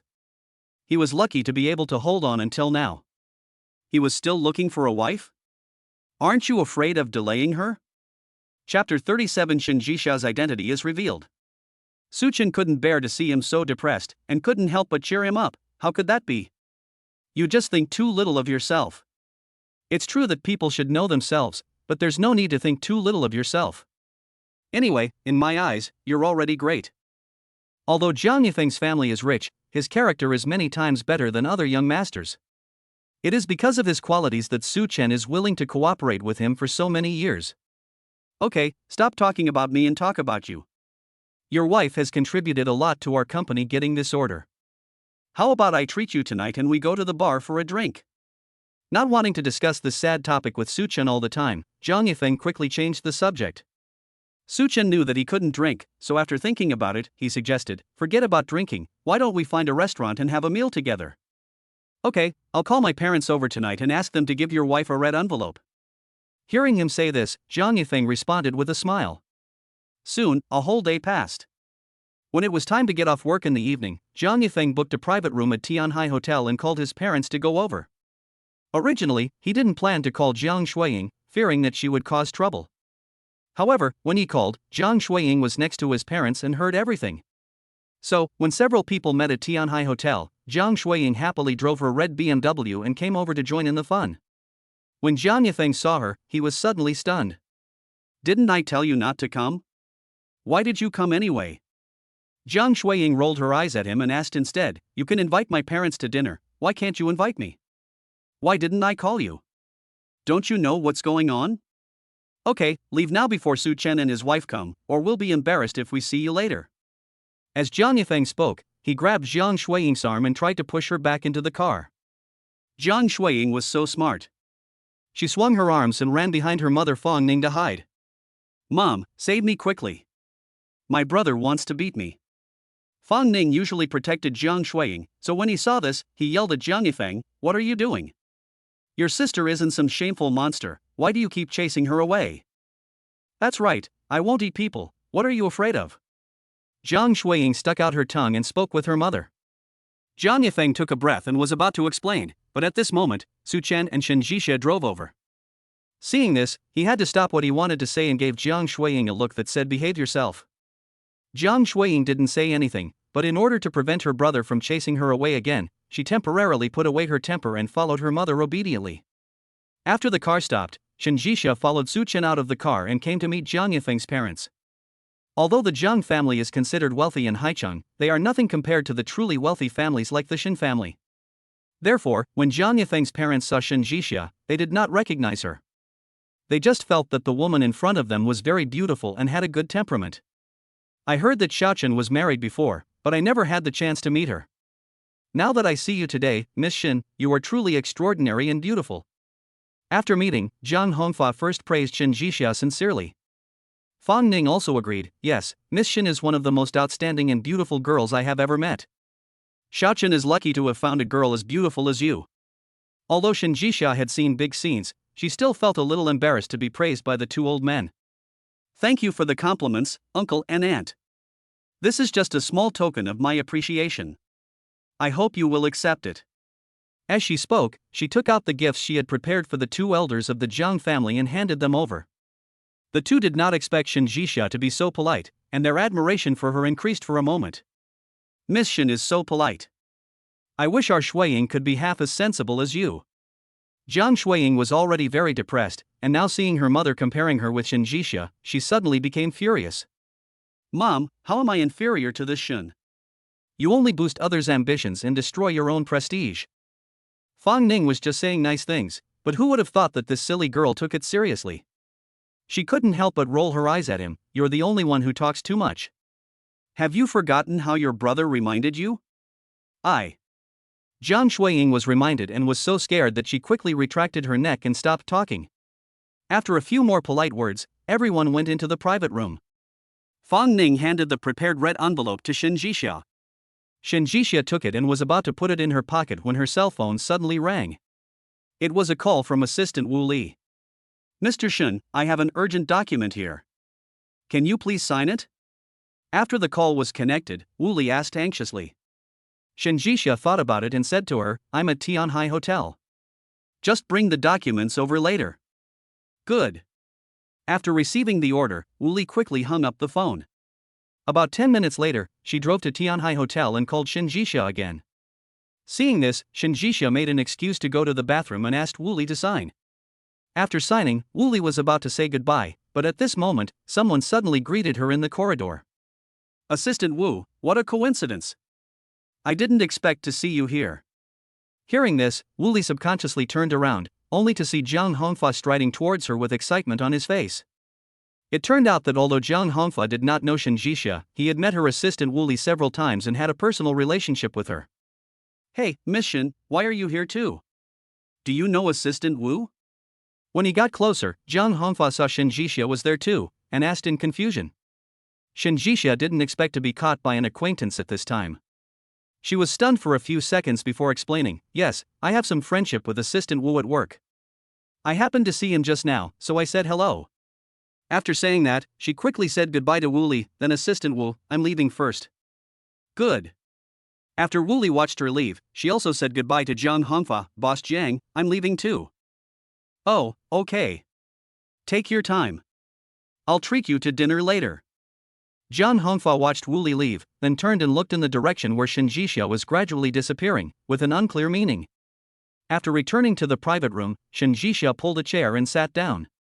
Jiang Shuiying then stood up with a glass of red wine. Miss Shen, congratulations on your marriage to brother Su Chen. I toast you. Seeing this, Shen Jixia was about to pick up the red wine to be polite to her, but at this moment, Su Chen took the initiative to decline for her. Shuiying, Jixia has to drive later, and cannot drink and drive. I'm drinking with Miss Shen, why are you joining in the fun? Besides, brother Su Chen, you have a driver's license too, so you can drive if she's drunk. Jiang Shuiying didn't buy it. She held the wine glass and insisted that Shen Jixia drink it. Chapter 38 Suddenly pressing Su Chen under him. Shen Jixia had no choice but to pick up the wine glass and clink it with Jiang Shuiying. Since Miss Jiang has honored you, I will respectfully obey your order. That's more like it. Seeing that she drank it obediently, Jiang Shuiying smiled proudly, then took the red wine, walked to Shen Jixia, and poured her another glass. Miss Shen has a good alcohol tolerance. How about I toast you again? Shuiying. Jiang Yifeng saw that she was going to cause trouble and subconsciously scolded her. Jiang Shuiying rolled her eyes at her and was about to speak, but at this moment, Jiang Hongfa also stood up with a glass of wine in his hand, smiling, Miss Shen, I'm sorry, but I'll toast you with this glass of wine, okay? Shen Jixia felt embarrassed to refuse the wine offered by the elders, so she gritted her teeth and picked up the glass and drank with Jiang Hongfa. After drinking, Jiang Hongfa touched Fang Ning's arm and motioned for her to toast as well. Fang Ning had not originally intended to do this, but since her husband had spoken, she had no choice but to pick up her glass and drink with Shen Jixia. After 3 glasses of wine, Shen Jixia felt a little dizzy. Su Chen was afraid that she would feel uncomfortable after drinking too much, so he prepared to say goodbye to everyone. Uncle and aunt, Jixia is a little drunk, I will send her back to rest first. Okay, let's get together more often in the future. Jiang Hongfa did not try to keep them. He waved his hand and let Su Chen help Shen Jixia leave. After the two left, Fang Ning looked at her husband in confusion. Hong Fa, why did you insist on getting Miss Shen drunk just now? Jiang Hongfa glanced at her without saying anything, but turned to look at Jiang Yifeng. Yifeng, who is Su Chen's new wife? Jiang Yifeng thought for a moment and said casually, he doesn't have a big background. He seems to be a manager in Haifeng Group. He has a car and a house, and an annual salary of 1 million. Really? But judging from her conversation and behavior, she doesn't seem like such a simple person. Looking up, Jiang Hongfa stared at the handbag that Shen Jixia accidentally dropped on the seat, and said meaningfully. Jiang Yifeng followed his line of sight and also spotted the handbag. Hey, isn't this the bag that Miss Shen lost? I'll give it to her later. Having said that, Jiang Yifeng was about to walk over and pick up the handbag. But at this moment, Jiang Hongfa suddenly reached out and grabbed him. Wait, let me deliver the handbag. You send it? Why? Jiang Hongfa's words immediately made Jiang Yifeng's eyes widen in surprise. Jiang Hongfa did not answer her directly, but just smiled obliquely. I do this for a reason. After returning to Haitang community, Su Chen parked the car in the parking space, then opened the passenger door and came to support Shen Jixia. Although Shen Jixia has a lot of social engagements, she is in a higher position and no one dares to get her drunk when she doesn't want to drink. This was the first time I was forced to drink 3 large cups of wine in a row, like today. When Su Chen bent down to help her, she wanted to raise her hand to refuse, but as soon as she stretched out her arm, she subconsciously hooked it around his neck. Su Chen was also shocked by her actions. However, considering that Shen Jixia was drunk, he did not think much about it, but moved his body closer to make it easier for Shen Jixia to get up. Just like that, Shen Jixia stood up shakily from the passenger seat while half sticking to Su Chen's body. After standing up, Su Chen was about to move her away from him, but Shen Jixia's feet suddenly slipped and her lips suddenly kissed him on the face. This kiss was so sudden that Su Chen couldn't help but stand there in a daze. Shen Jixia was a little more sober at this time, and quickly apologized. I'm sorry, I didn't mean it just now. It's okay, forget it, how about I carry you upstairs? Looking at her staggering appearance, Su Chen finally couldn't help but make a suggestion. Shen Jixia originally wanted to refuse, but when she looked at Su Chen's broad shoulders, for some reason, she felt particularly at ease. This shoulder seems to be the same as the shoulder of the young man who saved her from the fire and water back then. Both are so broad and strong. I wonder if I would feel as safe if I lie on it. Thinking of this, Shen Jixia couldn't help but lie on Su Chen's back. Seeing her lying on top of him, Su Chen quickly grabbed her hips and carried her up from the ground. Su Chen was very strong, and when he carried Shen Jixia upstairs, his steady steps were exactly the same as the little brother's movements back then. This couldn't help but make Shen Jixia suddenly have a strange idea in her mind. She lowered her head and looked at Su Chen. After a while, she finally couldn't help but ask, Su Chen, you. Ugh. Before she could ask the question in her mind, Shen Jixia suddenly felt nauseous in her stomach. Then, a large amount of vomit poured out of her mouth. This bite directly stained Su Chen's back and Shen Jixia's chest. Seeing this, Su Chen frowned immediately. Are you okay?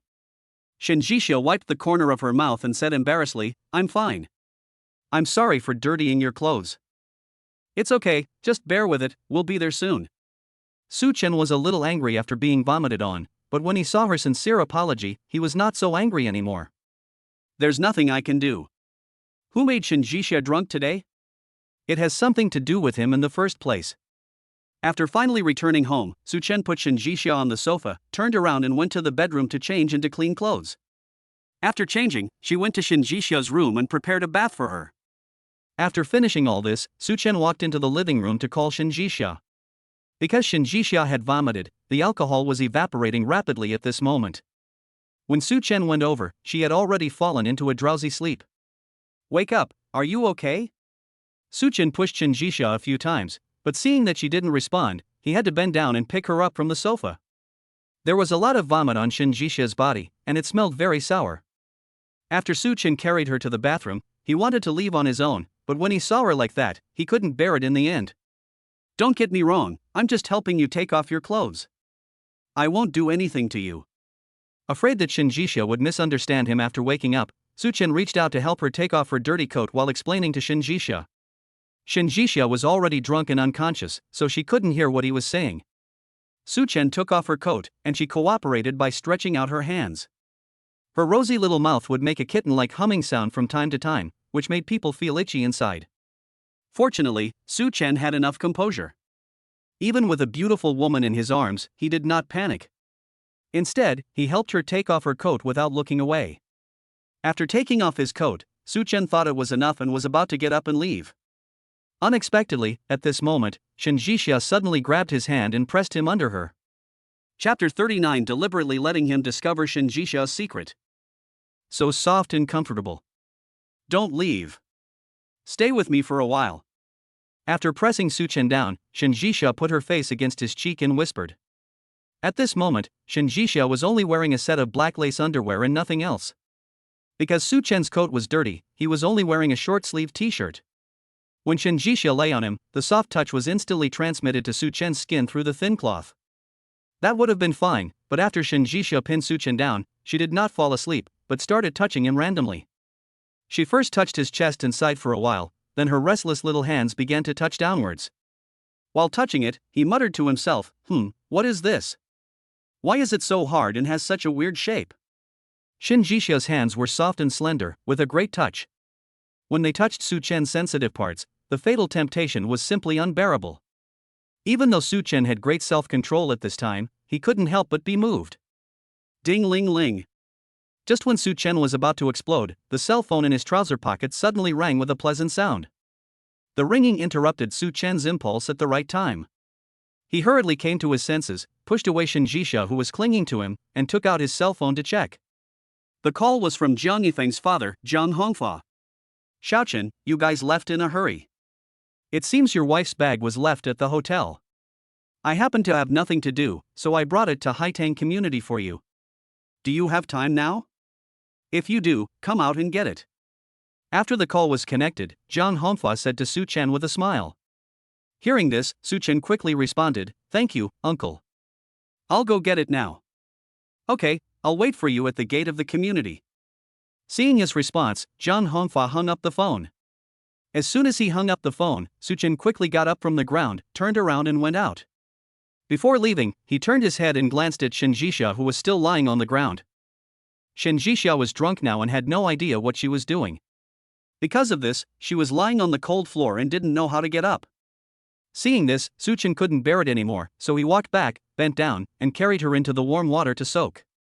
After soaking, Suchen was afraid that she would pester him again, so he quickly closed the door and went out. Soon, he arrived at the entrance of Begonia Garden and met Jiang Hongfa. Jiang Hongfa handed Shinjisha's bag over and explained, Originally, Yifeng should have delivered this bag, but he's not feeling well, so I did it for him. Suchen took the bag and said to Jiang Hongfa gratefully, Uncle, you are so polite. My bag is at the hotel. You can just give me a call and let me pick it up. Why bother making this trip? It's a good thing to do on the way, so it's not that hard. By the way, can you open your bag and check to see if everything inside is correct? As Jiang Hongfa spoke, he motioned for Suchen to open the bag and count the things inside. Suchen still trusted Jiang Hongfa and knew that he would not take other people's things, so he did not move. No need, uncle. There's nothing valuable in Jisha's bag. No need to count it. Jiang Hongfa saw this, but did not give up, but continued, It is better to count it, in case something is really lost, we can't explain it clearly. This is not your bag, right? Suchen didn't expect him to be so persistent, so he had to bite the bullet and open Shinjisha's bag. There was nothing special in Shinjisha's bag except for a few women's cosmetics. Suchen took a look and was about to close it, but Jiang Hongfa spoke again. There are still some inner pockets that I haven't checked yet. Check them all. Then I can leave with peace of mind. His abnormal behavior made Suchen feel a little confused, but Jiang Hongfa was his elder after all, so he couldn't say anything to his face. So after thinking for a few seconds, Suchen finally opened Shinjisha's inner pocket in front of Jiang Hongfa. The moment the inner pocket was opened, several exquisite personal business cards inside caught Suchen's eyes. He picked up a business card out of curiosity and looked at it, and found that it was a custom-made platinum business card. This kind of business card is usually only owned by upper-class people with particularly noble identities, but how come Shinjisha also has this kind of business card? Out of curiosity, Su-chen turned over the other side of the business card and took a look, but after seeing the few lines of words engraved on it, he gasped in surprise. All I saw on this business card was the word Shinjisha, executive president of Shin Group. Nephew, what's wrong with you? Just as Su-chen was holding the business card in a daze, Zhang Hongfa next to him suddenly spoke with concern. Su-chen came to his senses and quickly stuffed the business card in his hand back into the inner pocket of his bag. Oh, it's nothing. I checked everything. Everything is there. Thank you so much, uncle, for today. Okay, as long as the food is good, I'll be leaving first. Hearing him say this, Zhang Hongfa smiled with satisfaction and then got into his black Mercedes-Benz. After getting in the car, Zhang Hongfa did not leave immediately. Instead, he waited for Su-chen to turn around and return to Begonia Garden before starting the car and driving forward. After the car started, Zhang Shuiying, who had been holding back a word, finally couldn't help but ask, "Dad, what on earth were you doing just now?" Zhang Hongfa naturally had his own reasons for doing this. In fact, he had been listening when Shinjisha was chatting with her assistant Wu Li. At that moment, he, who had always wanted to move up, knew that his chance had finally come. Shinjisha concealed her identity and married Su-chen. Although he didn't know why, it was a foregone conclusion that Su-chen would become the Shin family's rich son-in-law. In that case, he would be the one to matchmake for him, allowing Su-chen to discover Shinjisha's identity as soon as possible, so that he could rise to the top. At that time, wouldn't his son, who has the closest relationship with Su-chen, also benefit from it? I have my own plans, so don't worry about it. Also, since Su-chen is already married, you should not get involved. Otherwise, if something goes wrong someday, I won't be able to protect you. With a snort, Zhang Hongfa threatened Zhang Shuiying intentionally. Zhang Shuiying was furious when she heard this. Dad, what do you mean? You just met Shinjisha once and you're so submissive to her? I'm your biological daughter, okay? It is precisely because you are my own daughter that I won't let you get involved in this mess. In short, you listen to me and stay away from that Su-chen in the future. He is not someone you can get involved with. Otherwise, you will ruin my plans and I will make you pay. Seeing that she was not moved, Zhang Hongfa was too lazy to explain and simply threatened her harshly. Although Zhang Shuiying has a bad temper, she is still very afraid of her father at home. Seeing that he had spoken harshly, she knew that she would be beaten if she continued to talk too much, so she had to shut up unwillingly. Chapter 40 Testing Mr. Shen. After returning from the community gate, Su-chen carried Shinjisha's bag and sat on the sofa in a daze. Because of this business card, he recalled the day when he saw Mr. Shin driving a luxury car into the Shin family's house. At that time, Shinjisha's explanation was that the old man had a good relationship with the head of the Shin family, so he could enter and leave the Shin family freely. But how do you explain the platinum business card in Shinjisha's bag now? Could it be that this business card was also customized by the Shin family? With many questions in mind, Su-chen finally stood up from the sofa, turned and walked towards Shinjisha's bedroom. Because Shinjisha had taken a bath, the smell of alcohol on her body had dissipated a lot. When Su-chen pushed the door open, she had just walked out of the bathroom wrapped in a bath towel. Because she was not prepared for Su-chen to come in, she wrapped the bath towel casually. Most of her breasts were exposed, and her slender, straight calves were almost exposed to the thighs, making people's blood boil and become excited instantly. I'm sorry. I didn't mean to do that. Realizing that he had come at the wrong time, Su-chen apologized and quickly turned around to leave. Seeing this, Shinjisha suddenly stopped him and said, "Wait a minute, were you the one who took off my clothes just now?" "Yes, but I didn't peek, and I didn't do anything to you." Thinking she was going to be angry, Su-chen explained hurriedly. Shinjisha knew that he was a gentleman, because if he really wanted to do something, there was no way she would be able to walk out of the bathroom unharmed. "I know. I don't mean to blame you. I just want to say thank you." Seeing that he misunderstood her, Shinjisha hurriedly explained. Su-chen felt relieved after hearing this. "That's good. Nothing else. I'll leave first." After saying that, without waiting for Shinjisha to speak, he quickly opened the door and walked out. After going out, Su-chen glanced at the bag on the coffee table, and then he realized what he was going to do just now. However, now that he has come out, it seems a bit impolite to run back and ask.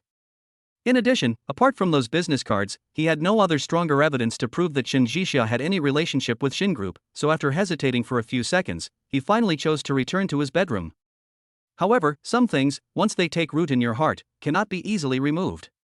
So, after tossing and turning all night, Suchin finally decided to take time out tomorrow to visit the old man and get some useful information from him. The next morning, after Shin Jixia left, Suchin went to the supermarket to buy some gifts and took a taxi to Nanting Community. Nanting Community is where the old man usually lives. However, the old man is busy today and is not here. He went upstairs and knocked on the door a few times. Seeing no one answered, he prepared to go downstairs. Unexpectedly, just as he got downstairs, a pink figure quickly rushed in front of him. "Hey, handsome guy, what a coincidence, we meet again." The person who spoke was none other than Shin Yufei. Shin Yufei came to see the old man today because the people she sent took some photos of Shin Jixia hugging a man. Although the man's face was not clearly captured in the photo, Shin Jixia's appearance was captured very clearly. With these evidences, Shin Yufei naturally had to hurry to report to the old man. As luck would have it, she saw the husband she had been fond of that day downstairs. Suchen also recognized her as the female hooligan from that day. He frowned and wanted to avoid Shin Yufei and leave. Seeing this, Shin Yufei suddenly reached out to stop him. "Don't go, handsome guy. We have met twice, which proves that we are really destined to be together. Why don't we add each other on WeChat so that it will be convenient for us to chat in the future?" "Sorry, I'm married, so it's not convenient for me to add you." Suchen glared at her, turned around and wanted to leave. Shin Yufei's thick skin was well trained to a certain level. Seeing that he was about to leave, she simply stuck her whole body close to him. "It's better to be married. Sister, I like experienced husbands like you. Are you sick? Stay away from me." Seeing that she was still pestering him, Suchen didn't show any more politeness and simply slapped her and sent her flying. Shin Yufei was not prepared for his sudden violence, and by the time she reacted, she had already been thrown to the ground. The stack of photos in her pocket was accidentally thrown out and scattered all over the floor. "What's this?" Looking at the familiar scene in the photo, Suchen squatted down unconsciously and wanted to pick up the photo to check it. However, at this moment, the loud voice of Mr. Shin suddenly came from the corridor. "Xiaochen, why are you here?" Hearing the voice, Suchen quickly stood up and responded to the old man. "Grandpa, you're back? I just knocked on your door, but you weren't there." "Oh, I just came back from working out with the old guys." As the old man spoke, he quickly came to Shin Yufei and asked her deliberately, "What happened just now? I saw that you seemed to have a conflict with this lady? Why don't I remember this? Just a few days ago, I saw a luxurious RV taking you into the gate of the Shin family." Su Chen smiled and reminded intentionally. Chapter 41, Start with Shin Jixia's sister. When the old man heard this, a trace of panic flashed in his eyes. "Did you see it wrong? How could I, an old man with no money and no power, come in and out of the Shin family's gate so easily? Really? I guess I really saw it wrong. Also, how could you be involved with the top wealthy Shin family?" Seeing that he denied it flatly, Su Chen did not expose him in person, but instead gave him a meaningful reply. The old man was afraid that if he continued to kiss and ask, he would be exposed, so he quickly changed the subject. How is your contact with Xiao Xia recently?" "She's very nice. She's very kind. Last time, my brother's child had a fever and insisted on sleeping with her. She didn't mind and hugged the child all night." When mentioning Shin Jixia, Su Chen expressed very pertinent praise. Regardless of whether Shin Jixia has a weird temper, it has to be said that she is really patient with children. Based on this point alone, Su Chen now has a filter for her. "Oh, I never knew Jixia was so loving. This way, I feel more at ease. When you have a baby in the future, I won't have to worry about it anymore." After hearing Su Chen's praise, the old man immediately smiled and joked with him. Although Su Chen's opinion of Shin Jixia has changed to a certain extent, he feels that she is still far from being able to have children. After all, Shin Jixia has another man in her heart. "Grandpa, it's getting late. I have to go to the company. I won't bother you anymore." After standing up from the sofa, Su Chen prepared to say goodbye to the old man. The old man nodded and did not try to keep him, but gave him all the supplements that Zhuang Su Chen brought. "Grandpa has everything he needs. You can just come here in the future. Don't buy anything. You and Jixia need these supplements more than I do. Take them back." Since Su Chen had already bought it, how could he have the nerve to take it back? So without waiting for the old man to react, he put down the supplements and turned away. When the old man wanted to catch up, he had already walked into the elevator and went down. After Su Chen left completely, the old man put away the smile on his face and made a phone call. Not long after, Shen Yufei, who had just escaped, drove her white sports car back to the old man's building. Grandfather. After entering the door, Shen Yufei lowered her head, not daring to look the old man in the eye. Although the old man was in a shabby room, His Majesty still frightened Shen Yufei so much that she couldn't open her eyes. He snorted and questioned the other party. Didn't I tell you not to come to my place unless necessary? Are you turning a deaf ear to my words? Fortunately, he discovered it early and avoided a disaster. Otherwise, if he went back later, Su Chen would probably follow Shen Yufei's clues and discover the secret between him and Shen Jixia. Shen Yufei pursed her lips and explained unwillingly, if it's nothing, I definitely won't come. I came because I have something important to report to you. After saying that, she quickly took out the photos from her pocket and placed them on the coffee table. Grandpa, look, these are some photos of Shen Jixia that I asked someone to take. She kept a gigolo outside without telling you. Upon hearing this, the old man picked up the photos and looked at them. Although Su Chen's appearance was blurry in the photo, he had sharp eyes and recognized that it was the other person at once. Okay, I understand. Putting down the photo, the old man responded in a calm tone. Shen Yufei didn't get the result she wanted, so she couldn't help but ask, Grandpa, is this the end for you? What else? What do you want to do? Raising an eyebrow, the old man glared at her with displeasure. Shen Yufei frowned when she saw the displeasure in the old man's eyes and deliberately fanned the flames. Our Shen family has strict rules and does not allow any messy things. Now she, Shen Jixia, is secretly keeping a gigolo outside. This is a serious crime. If outsiders find out, where will our Shen family's reputation be? She kept a gigolo secretly, unlike you who robbed him openly. Don't think I didn't hear it just now. Su Chen himself clearly stated that he was married, and you still tried to get close to him. You are going to bring shame to our Shen family. Seeing that she shamelessly framed his favorite granddaughter, the old man was so angry that he immediately exposed her. Shen Yufei didn't expect the old man to say that to her. She was so scared that she didn't even dare to fart. After the old man finished scolding her, he waved his hand and signaled her to get out. Alright, I know what's going on with Jixia, so don't get involved. Take care of yourself in the future. If I catch you again, I'll make you pay. No. Shen Yufei, who was scolded terribly, replied unwillingly, and then left in shame again. After going downstairs, Shen Yufei was about to go to the car, but at this moment, a black figure suddenly jumped out from the corner. The figure was none other than Su Chen. It turned out that Su Chen didn't really leave at all. He just hid in the corner and pretended to leave. Because he knew that once he left, Shen Yufei would definitely come back again. Miss, please stay. After stopping Shen Yufei, Su Chen said politely. Shen Yufei was in a bad mood, but when she suddenly saw Su Chen, her eyes suddenly brightened up. Hey, aren't you the husband just now? What's going on? Do you want to talk to me about something? Well, there is something I want to ask you. Su Chen nodded, then pointed to the coffee shop outside the community and motioned to Shen Yufei, if you are not busy, can I invite you in for a cup of coffee? If it had been in the past, Shen Yufei would have nodded and agreed without even thinking about it.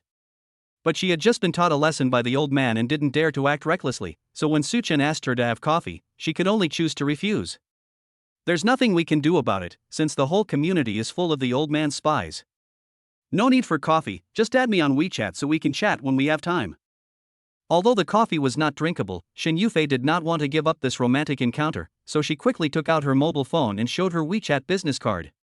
Seeing this, Su Chen had no choice but to take out his cell phone and add her on WeChat. Okay, there's no time to chat. After adding WeChat, Su Chen said goodbye to Shen Yufei. After watching him leave, Shen Yufei wiped the saliva from the corner of her mouth, and then got into the car happily. After coming out of Nanting community, Su Chen looked at the time and thought it was still early, so he went to the company to do some work. When it was almost noon, his cell phone suddenly rang. Hearing the sound, Su Chen picked up his phone and took a look, only to find that the message was actually sent by the gangster girl in the morning. Handsome guy, are you free at noon? Let's have lunch together. Su Chen thought about it and replied, okay, then let's meet at Olathe restaurant at 12 noon. Shen Yufei was just testing Su Chen to see if he would follow her lead, but she didn't expect Su Chen to be so straightforward. She immediately jumped up from the sofa with joy. Bai Wanqi couldn't help but ask when he saw her, "Why are you so happy? Did the old man agree to punish Shen Jixia?" Chapter 42. Take her to the hospital for treatment. This sentence instantly brought Shen Yufei back to her original form. No, the old man was very calm after seeing the photo. I instigated him, and he scolded me. I didn't dare to say anything anymore. How could this happen? This shouldn't happen. Hearing her say this, Bai Wanqi frowned in confusion. Is it because the photos you took were too blurry that the old man didn't take them seriously? It doesn't matter whether the photo is blurry or not. When you and my dad hadn't done anything, didn't the old man get furious? I think the old man must have known that Shen Jixia was keeping a gigolo outside, which is why he acted so calm. Recalling the old man's attitude before, Shen Yufei said confidently. Bai Wanqi thought about it and felt that what she said made sense. But she couldn't understand why the old man, who was always old-fashioned and conservative, would allow Shen Jixia to do such immoral things outside? Could it be that she has some leverage over me? No matter what, we can't just let Shen Jixia's keeping of a gigolo go. Since the old man doesn't care, let's find a chance to spread the news and let the whole world know about her indecent behavior. Taking a deep breath, Bai Wanqi spoke to Shen Yufei again. After hearing this, Shen Yufei couldn't help but frown. But what good will this do us? There are many benefits. First of all, if we expose her keeping a gigolo, the Shen family will have to give an explanation. Either remove Shen Jixia from her position, or force her to marry that gigolo.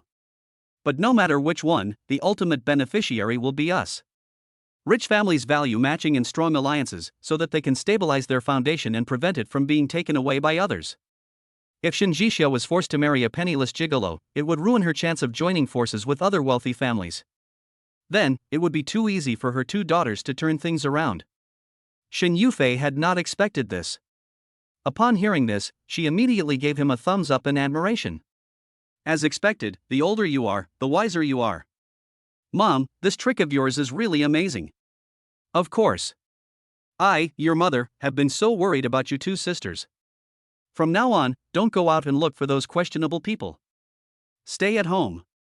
When Shen Jixia can't marry into a wealthy family, I will push you out and find you to marry into a good family. When Shen Yufei heard that she wanted to arrange a marriage for herself, she was so scared that her face turned green. You should leave the matter of the marriage to my sister. I am not interested in it. After saying this, she didn't wait for Bai Wanqi to speak again and quickly ran away.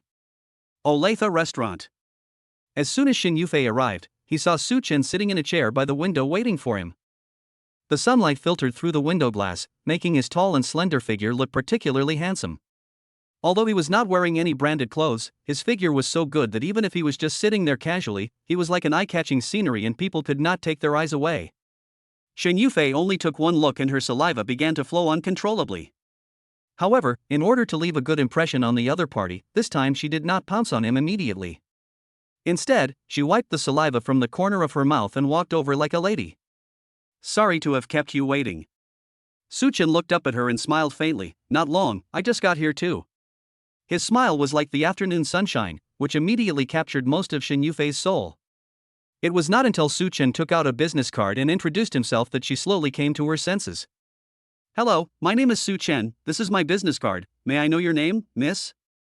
Oh, my name is Shen Yufei, this is my business card. As Shen Yufei spoke, she hurriedly opened her bag and handed over her business card. Although she did not work for the Shen Group, as the eldest daughter of the Shen family, the specifications of the business cards she customized were exactly the same as those of Shen Jixia. Su Chen took the business card and asked deliberately, "Your business card looks very high-end? May I ask who you are?" Shen Yufei thought he was moved, and quickly responded proudly, "I am the third daughter of the Shen Group, and my status is extraordinary. Of course, my business card must be customized to be much more advanced than others." The third daughter of the Shen family? So, you should know Shen Jixia? Seeing that she was indeed from the Shen family, Su Chen took the opportunity to inquire about Shen Jixia's background.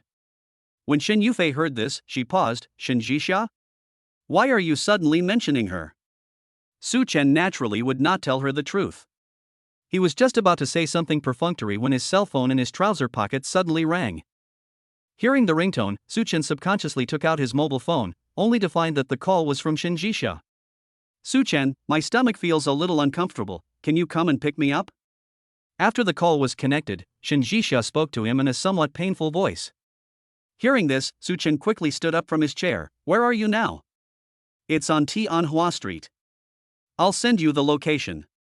As Shinjisha spoke, she sent her current location to Su Chen's phone. After Su Chen received the location, he said goodbye to Shin Yufei. Sorry, I have something urgent to deal with, so I'm leaving first. Ah, you. Shin Yufei was about to reach out to stop him, but Su Chen took out 100 yuan, threw it on the table, and then quickly disappeared. Shin Yufei was left behind, staring blankly in the direction where he disappeared, and it took her a long time to come back to her senses.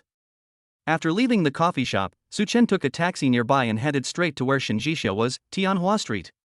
As soon as he left, a black Audi started slowly on the road opposite the Western restaurant and drove towards Tianhua Street.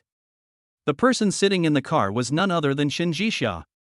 In fact, she was not feeling unwell at all. The reason she made that phone call and lied was purely to get Su Chen away. Because only in this way, her identity will not be exposed. About 10 minutes later, Su Chen drove to where Shinjisha was and saw the black Audi parked on the side of the road.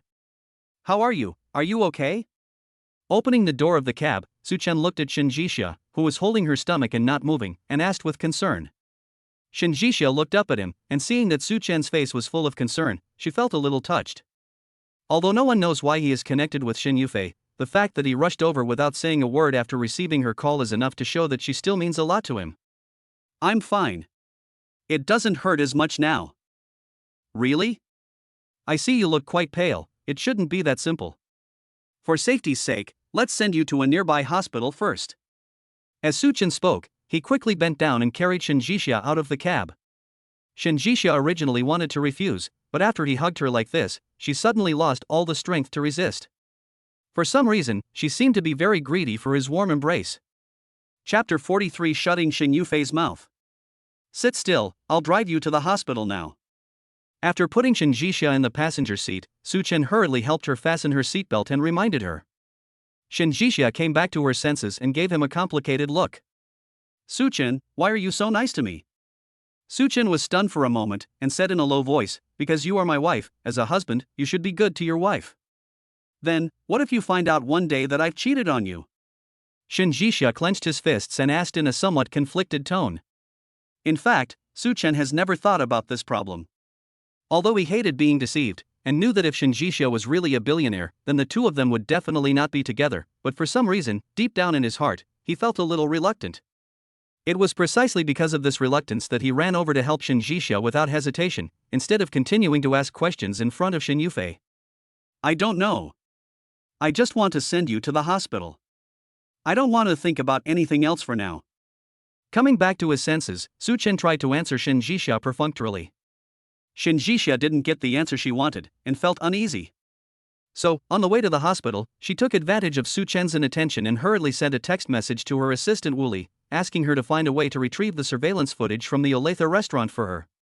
Olaxi restaurant is also one of the Shin Group's businesses. It is easy to retrieve a wave of surveillance footage. However, this restaurant is very small and is not usually under Shinjisha's management. It was a little unbelievable that she suddenly wanted to check the surveillance footage out of the blue. Boss, why did you think of accessing old surveillance for no reason? Unable to figure it out, Wooly couldn't help but send a text message to ask. Shinjisha naturally wouldn't tell her the truth, and only replied briefly, I'll adjust it if I ask you to. I'm naturally useful. Okay, I understand. Seeing that she refused to answer, Wooly did not dare to ask more questions and hurried down to do her work. After sending text messages to Wooly, Su Chen drove to a nearby hospital. When getting out of the car, he was afraid that Shinjisha couldn't walk, so he went directly to the passenger seat and carried Shinjisha out of the seat. It was the first time for Shinjisha to be hugged like this in public, and she felt a little shy on her face. Why don't you put me down? I can walk by myself. It's okay. If you feel embarrassed, just bury your face in my arms so no one can see you. Su Chen hugged Shinjisha tightly and walked upstairs without stopping. Seeing this, Shinjisha had no choice but to bury her face in his chest obediently. Su Chen loves cleanliness very much, and his clothes smell like fresh laundry detergent, which is very nice. When Shinjisha smelled it, her mind suddenly came back to the little brother who saved her 15 years ago. Su Chen, have you been to Pingdingshan 15 years ago? After a pause, Shinjisha suddenly raised her head and looked at Su Chen. Su Chen was stunned for a while before asking, "Why would you suddenly ask such a question?" "Nothing, I just thought you looked a lot like someone I knew before." Shen Jixia bit her lip and explained carefully. She didn't dare tell Su Chen everything at once, for fear that she might have recognized the wrong person and end up in a bad way. Even so, Su Chen gave her the feeling that he was more and more like her, which made her unable to control herself and want to find out the truth. "No." Retracting his gaze, Su Chen responded in a faint tone. Hearing this, Shen Jixia's expectant heart instantly cooled down. "Really? Then it seems I recognized the wrong person." Sighing silently in his heart, Shen Jixia lowered his eyes and said no more. Soon, the two arrived at the gastroenterology department. Su Chen put Shen Jixia on an empty chair, comforted her to sit down, and then went to make an appointment with a specialist. After the appointment with the expert was made, Su Chen helped Shen Jixia to take an X-ray. After looking at the X-ray, the doctor determined that Shen Jixia only had common abdominal pain and nothing serious. He just prescribed some medicine and that was it.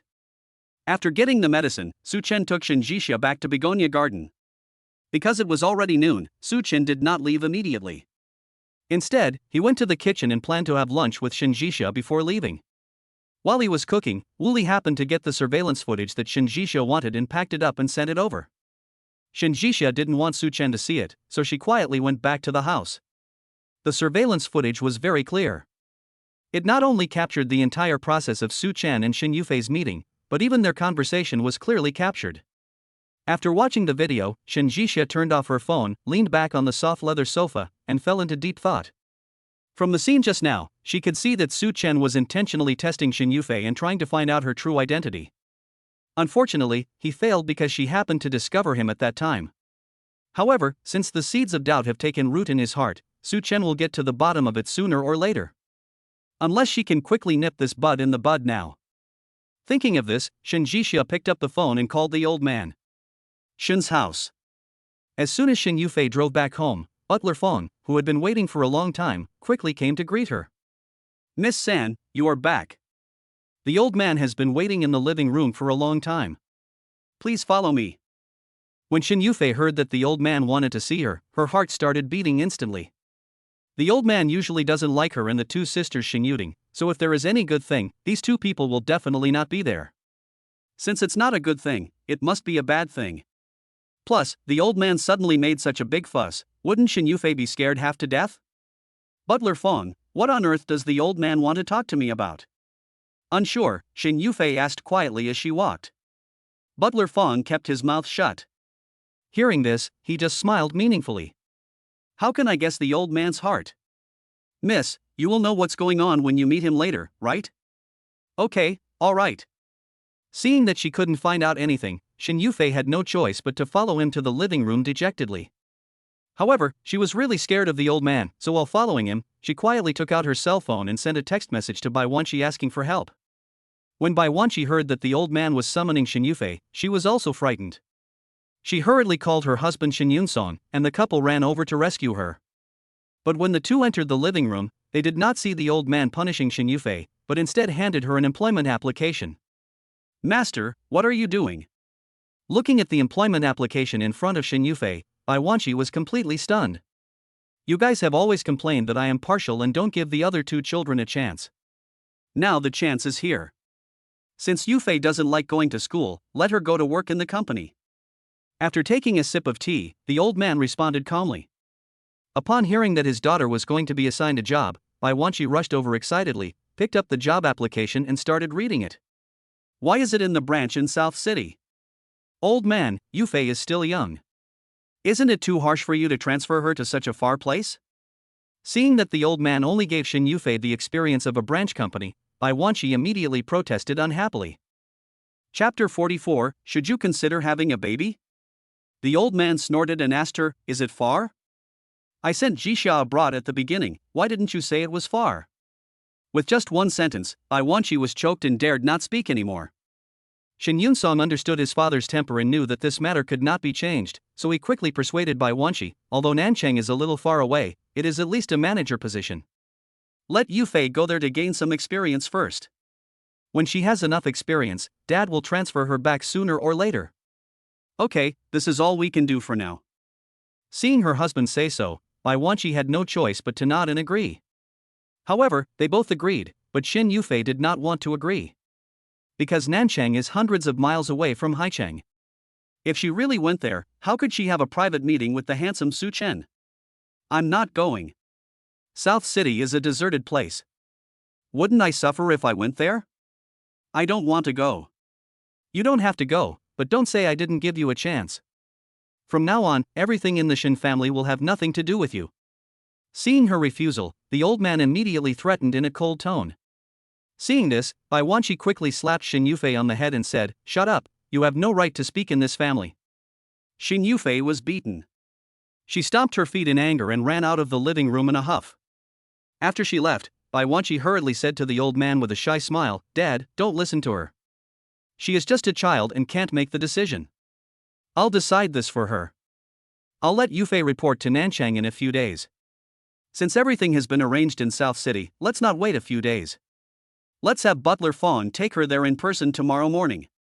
In order to avoid any further complications, the old man simply set the schedule for tomorrow. Hearing this, Bai Wanqi gasped in surprise, "So urgent? Why, are you in a hurry?"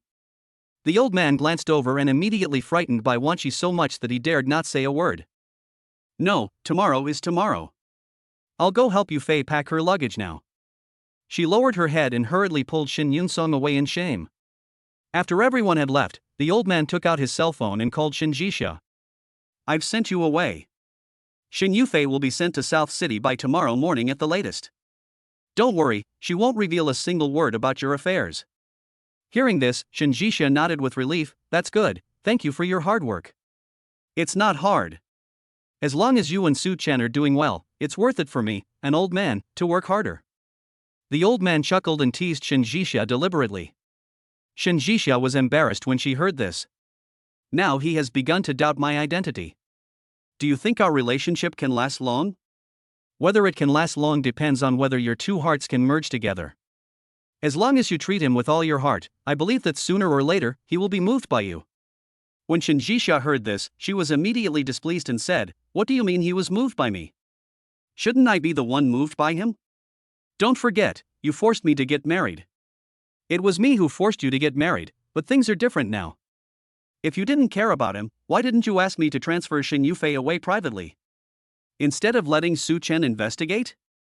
Aren't you afraid that he would find out that there was a grudge between you and break up with you?" The old man's words left Shin Jixia speechless. Indeed, if she really didn't care about Su Chen at all, she wouldn't have made such a big fuss, adjusting the surveillance and blocking Shin Yufei's mouth. However, although she cares about Su Chen a little now, he is not the man she has been waiting for many years after all. Thinking of Su Chen's calm tone of "I've never been there," Shin Jixia couldn't help but sigh silently in her heart. How great it would be if he was the little brother who saved me back then. Nothing to say? It seems that I guessed the truth. How about it? Since you are attracted to Su Chen, would you consider having a baby to make me, an old man, happy? Seeing that she stopped talking, the old man smiled and teased Shin Jixia again. Shin Jixia's cheeks flushed when she heard this. "You come again, I won't talk to you anymore." After saying this, she quickly hung up the phone. Kitchen. While picking vegetables, Su Chen's thoughts drifted back to 15 years ago. At that time, he was only 10 years old, his parents were still alive, and his family conditions were pretty good. Because he loved painting since he was young, his parents enrolled him in a training class and organized everyone to go to Pingdingshan to collect paintings. As soon as he got there, he met a little girl who was washing clothes by the river. The little girl was the same age as him, very thin and small, with bruises all over her body. He felt sorry for her and handed her a piece of bread. Unexpectedly, after the little girl took the bread, she cried and begged him to save her. Later, during the conversation, I learned that the little girl was born in a wealthy family, but was sold here by chance and treated as a child bride. Being kind-hearted by nature, he could not bear to see this, and eventually, without telling the summer camp, he secretly took the girl and ran away from the other side of the mountain. They ran for a whole day and night, until all their food and water were gone, and they finally stopped a car. When he sent the little girl to the car, she asked him his name while crying. However, he did not say it, because he knew that the kidnapping was the most shameful moment in the little girl's life. If possible, he hoped that she would never mention it again in her life. Ding-ling-ling. Just as Su Chen was lost in his memories, his cell phone suddenly rang. Hearing the sound, Suchin hurriedly picked up the phone and took a look, only to see that the call was from Sushin. Xiaochen, Ye is missing. After the call was connected, Sushin said in a very sad voice. Hearing this, Suchen's heart instantly rose to his throat. What did you say? Ye was fine, how could she be lost? It was your sister-in-law. She insisted on taking Ye shopping this morning, but she received a phone call halfway through the trip and couldn't find the child. I've asked the employees at the mall, and they all said they didn't see the child. Sushin gritted his teeth in regret when he said this. It's my fault. I knew Lin Muyun didn't like Ye, but I still wanted to throw her to her. If I hadn't done that, maybe Ye would. Brother, don't worry. Tell me the address where Ye is missing. I'll take a taxi right away and see if there's any way to save her. As Suchin spoke, he took off his apron and was about to rush out the door. Shen Jixia happened to push the door open at this time. Seeing his hurried look, she couldn't help but ask, what happened? Why are you in such a hurry? Suchin looked at her and replied, Ye is missing. I have to go there. Chapter 45, At the critical moment, Shen Jixia takes action. What, Ye is lost? Hearing that the cute little girl was missing, Shen Jixia immediately followed nervously. No, I'll go with you to check it out. Seeing this, Suchin couldn't help but persuade her, your stomach is uncomfortable, so don't go.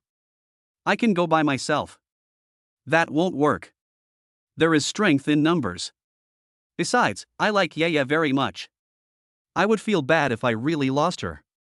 Just let me go. Seeing that he refused, Shen Jixia spoke in a pleading tone. Seeing that she was very persistent, Suchin could not persuade her any further, so he nodded and responded, okay, since you want to go, let's go together, but if you feel uncomfortable, you have to tell me. Okay, I get it, stop talking nonsense and let's go. Fearing that Ye would be lost if they delayed any further, Shen Jixia quickly pulled Suchin away from home. The two drove and soon arrived at the shopping mall where Ye lost her. Huadu Department Store. At this moment, Sushin was anxiously negotiating with the manager of the mall. Because in addition to selling goods, Huadu Department Store also runs some shady businesses. Therefore, not everyone can adjust the surveillance system in his home at will. When Suchin arrived, he saw that the mall manager looked adamant, so he suggested that Suchin call the police. Sushin was an honest man. Hearing this, he could not help but remind him, the country has regulations that if a person is missing, you must wait 24 hours before calling the police. Xiao Ye has only been missing for 3 or 4 hours. If we call the police now, will it be? My sister-in-law's words may not be credible. Who knows when she lost the child? Maybe it has been more than 24 hours. Just report it and I will take care of the rest. Without waiting for Sushin to finish his thoughts, Suchin decisively signaled him. Seeing this, Sushin had no choice but to take out his cell phone and prepare to call the police. The manager nearby saw that he was serious and immediately backed off. No, you just want to check the surveillance footage, we didn't say no, why bother alerting the police? Having said that, the manager turned around and motioned Sushin to follow him to the monitoring room. Sushin saw that this trick worked quite well. As they walked, he whispered to Suchen, Xiaochen, your method is really effective. It forced the manager to agree in no time. That's because there are things in this mall that are not allowed to be seen in public. We dare not easily alert the police. Brother, sometimes people need to be flexible. Suchen patted his honest brother on the shoulder and gave him meaningful advice. Sushin knew that he was not as smart as Su Chen, so he lowered his head in shame. Xiao Chun, I know you are laughing at me for not being decisive enough towards Lin Muyan, but don't worry, after I find Ye this time, I will definitely not continue with that woman. Before, he did it for the child. He didn't want Ye to lose her mother at such a young age. However, now he understood that sometimes, the more people fear something, the more likely it will happen. Just like this time, if he was not hard-hearted, he would not have left Ye to Lin Muyun. If he had not left her to Lin Muyun, Ye would not have. Seeing that his brother had made up his mind this time, Suchen said nothing more, but took Shen Jixia and quickly walked towards the monitoring room. Soon, several people came to the monitoring room. According to Suchen's request, the staff in charge of this area took out all the mall surveillance cameras on the floor where Ye lost. However, they have not seen Lin Muyun and Ye since 8 o'clock in the morning. In other words, Lin Muyun may have never brought his children here at all. Sushin realized that he might have been fooled, so he quickly took out his cell phone and called Lin Muyun. I've checked the surveillance video.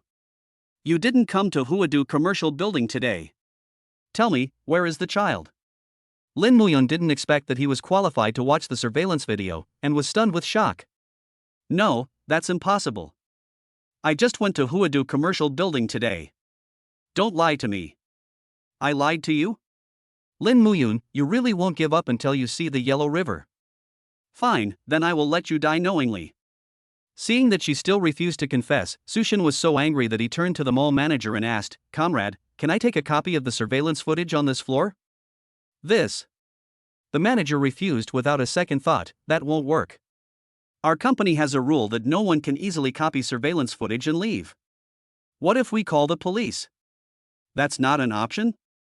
Seeing this, Sushin asked again unwillingly. Seeing that he was using the police to pressure him again, the other party sneered, "That's enough. I've already done my best by letting you watch the surveillance video, and you still want to copy it and take it away. Do you really think that we have no one left in Huadu?"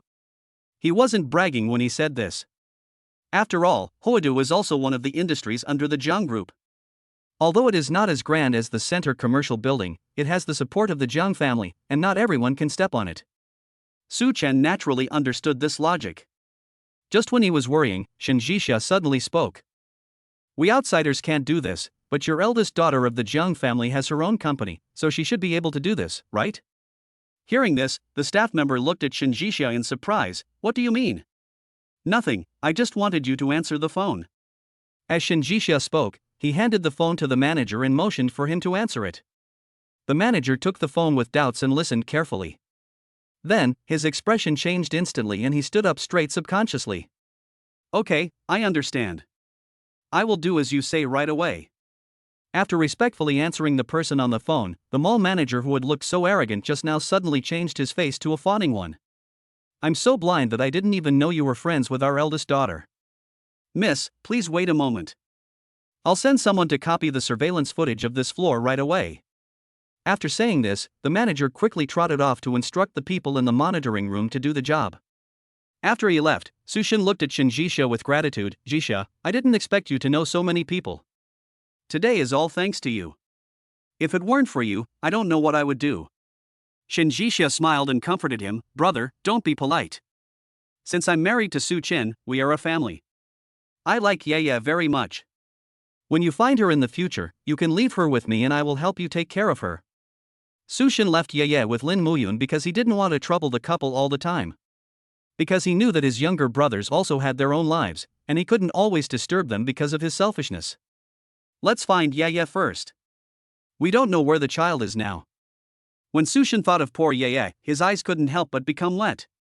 Shen Jixia is not a person who was particularly good at coaxing others, but she was still a little moved when she saw Sushin was so distressed for his child. If her father had been able to use Sushin half as well as she wouldn't have been bought by that bitch by Wansi and taken to the deep mountains and forests, where she almost lost her life. Chapter 46 Divorce? I want it. Brother, don't cry. Maybe Yaya is not lost at all. Lin Muyun is teasing you on purpose. Perhaps fearing that his brother would collapse from the pain of losing his child, Sushin quickly stepped forward to comfort him. Sushin looked up at him and couldn't help but let out a bitter smile at the corner of his lips. It would be nice if that were the case. Although Lin Muyun is selfish, she will never joke with him about the child, because she knows herself and the child is his only motivation to live. If she dares to joke with the child, he will kill her. As they were talking, the mall manager had already copied the video. "Miss, I have copied all the tapes you requested." The mall manager handed the videotape to Shen Jixia and said respectfully. Shen Jixia said him lightly, took the videotape, turned around and left without even saying thank you. Looking at the mall manager again, he not only didn't think there was anything wrong, but he kept his head down the whole time and respectfully escorted him out the door. "Xiaochen, is your wife really just a company manager? Why do I feel like she's so impressive?" As they walked, Sushin couldn't help but whisper something to Su Chen. Su Chen probably knew why Shen Jixia was so prominent.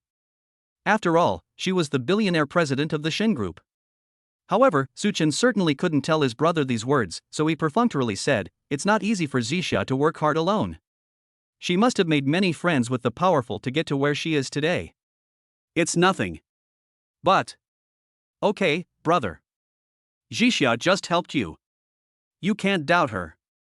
Before Sushin could finish his words, Su Chen interrupted him. Sushin was just curious and didn't think of suspecting Shen Jixia of anything. Hearing this, he quickly shut his mouth and didn't say another word. Soon, the three of them took a car to Lin Muyun's house. At this time, several members of the Lin family were present, including Lin Muyun's father Lin Mingdong, who had not shown up last time. However, compared to the anxious Sushin, the Lin family seemed calm and composed. They even sat around the dining table, eating lunch with peace of mind. Seeing this, Sushin couldn't help but scold, "The child is missing, and you didn't go out to look for him. You are still in the mood to eat at home.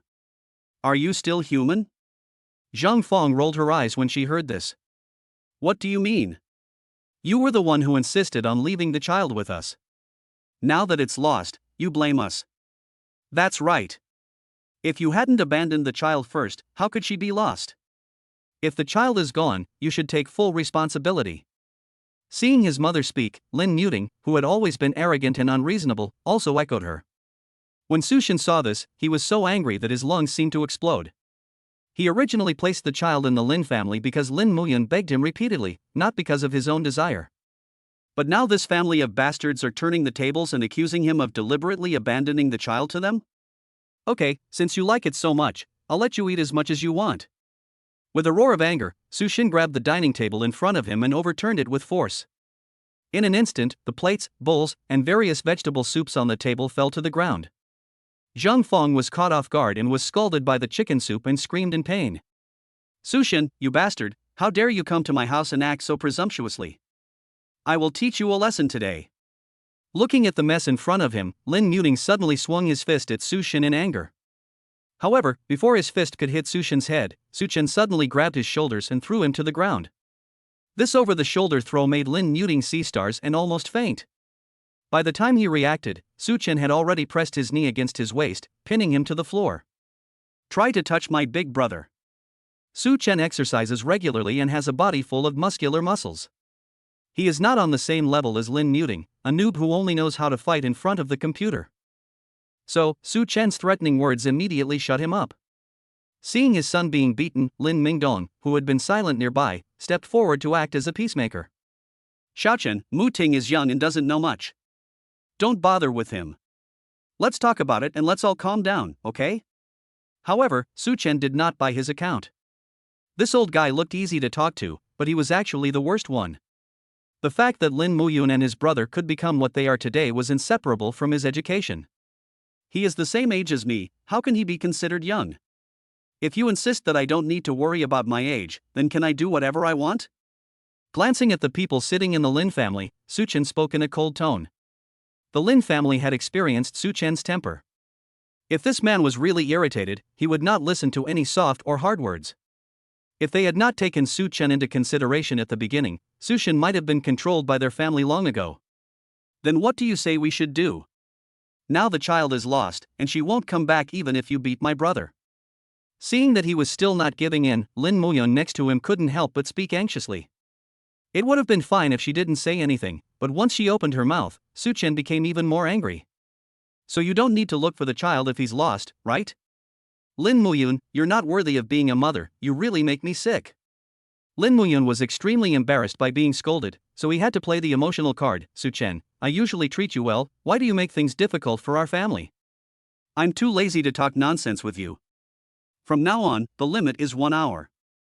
If Yaya doesn't come back in 1 hour, I will break one of your brother's ribs.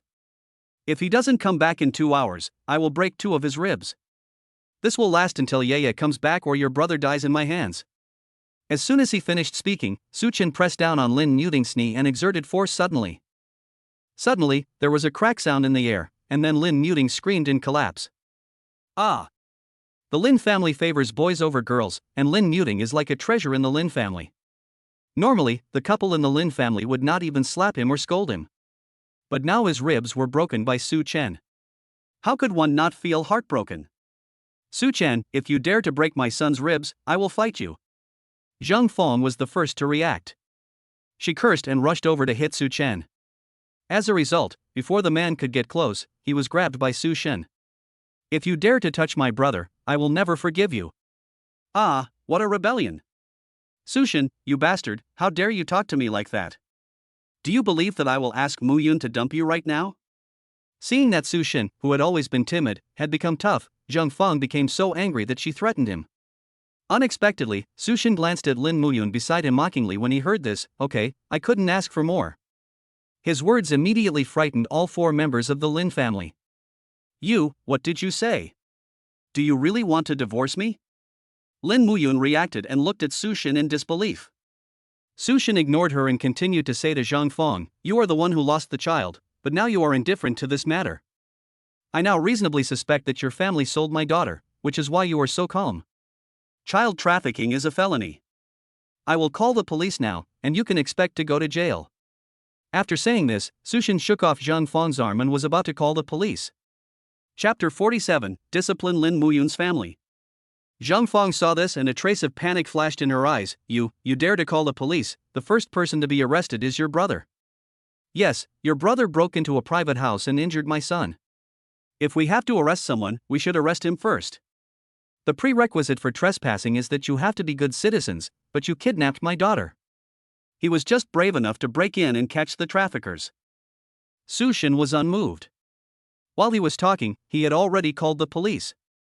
Seeing that things were about to get out of control, Lin Muyun had no choice but to rush over and hold down Sushin's hand as he was making the call. Don't call the police. I'll tell you the truth. Sushin seemed to have expected her reaction. Hearing this, he threatened coldly, you'd better think it over before you tell me. Otherwise, if I find out that you lied, it won't be as simple as calling the police to arrest you. I know. Lin Muyun nodded and answered carefully, the child is not lost, but I sent him to my hometown in the countryside. The hometown in the countryside she was talking about was the Lin family's old house in South City. The reason she did this was for the house under Su Chen's name. It turned out that Lin Muting had met a girlfriend online not long ago, and the two were already at the stage of discussing marriage. However, the other party demanded a betrothal gift of 300,000 yuan and a wedding house. And for so many years, Lin's parents have been lazy and lived on their daughter's husband's blood.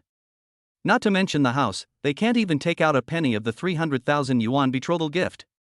They couldn't afford it, and the Lin family's parents didn't want to cut off the family line, so they set their sights on Lin Muyun, the blood bag. They first instigated their daughter to hook up with manager Lu, then used her beauty to defraud the other party of his money, and then they set their sights on Su Chen's house. Although this house was nominally an inheritance left to Su Chen by the Su family's elders, Su Chen was only a teenager when his parents passed away and was not yet of legal inheritance age, so it was temporarily registered under Su Shen's name. Later, when Su Chen reached a certain age, Su Shen wanted to transfer the house to his younger brother. However, something bad happened to their family in those years. Su Shen's health collapsed overnight and he lost his house. Su Chen felt sorry for his brother and did not mention a word about the transfer of ownership. Now, the Lin family has seized this opportunity and wants to get this house to use as a wedding house for their son. At the beginning, Lin Muyun mentioned to Su Shen that she wanted to lend their wedding house to Lin Muting for his wedding, and then return the house after the wedding. However, Su Shen believed that the house belonged to Su Chen, and he had no right to lend it or not. Furthermore, getting married in a borrowed house is no different from fraud. If the girl finds out in the future, both of them will have a very ugly quarrel. He cannot do such a wicked thing. Seeing that he couldn't convince him, Lin Muyun had to find another way. She knew that Xiao Yeye was the apple of Su Shen's eye. As long as she could control her well, he would definitely obey her. So, she and the Lin family carefully planned this so-called kidnapping, and sent the child to their hometown in the countryside without authorization. Then, after Su Shen had searched for the child in vain, they found someone to pretend to be a kidnapper and extort 1 million yuan from Su Shen. Su Shen did not have that much money, so he could only choose to buy a house. Then, they could profit from it and get a house for free without spending a penny. Lin Muyun, you bitch. After listening to Lin Muyun's explanation, Su Shen could no longer control himself. He swung his arm and slapped the other person in the face. Lin Muyun was caught off guard and was blown directly onto the sofa next to him. Muyun, how are you? Seeing her daughter being beaten, Zhang Fong rushed over to check her injuries. Su Shen slapped Lin Muyun very hard, the left half of his face was swollen, and blood was oozing from the corner of his mouth. Well, Su Shen, you actually beat my daughter like this. I'm going to call the police and accuse you of domestic violence. Just prepare to go to jail. Looking at Lin Muyun, who was beaten horribly, Zhang Fong was so angry that she wanted to call the police.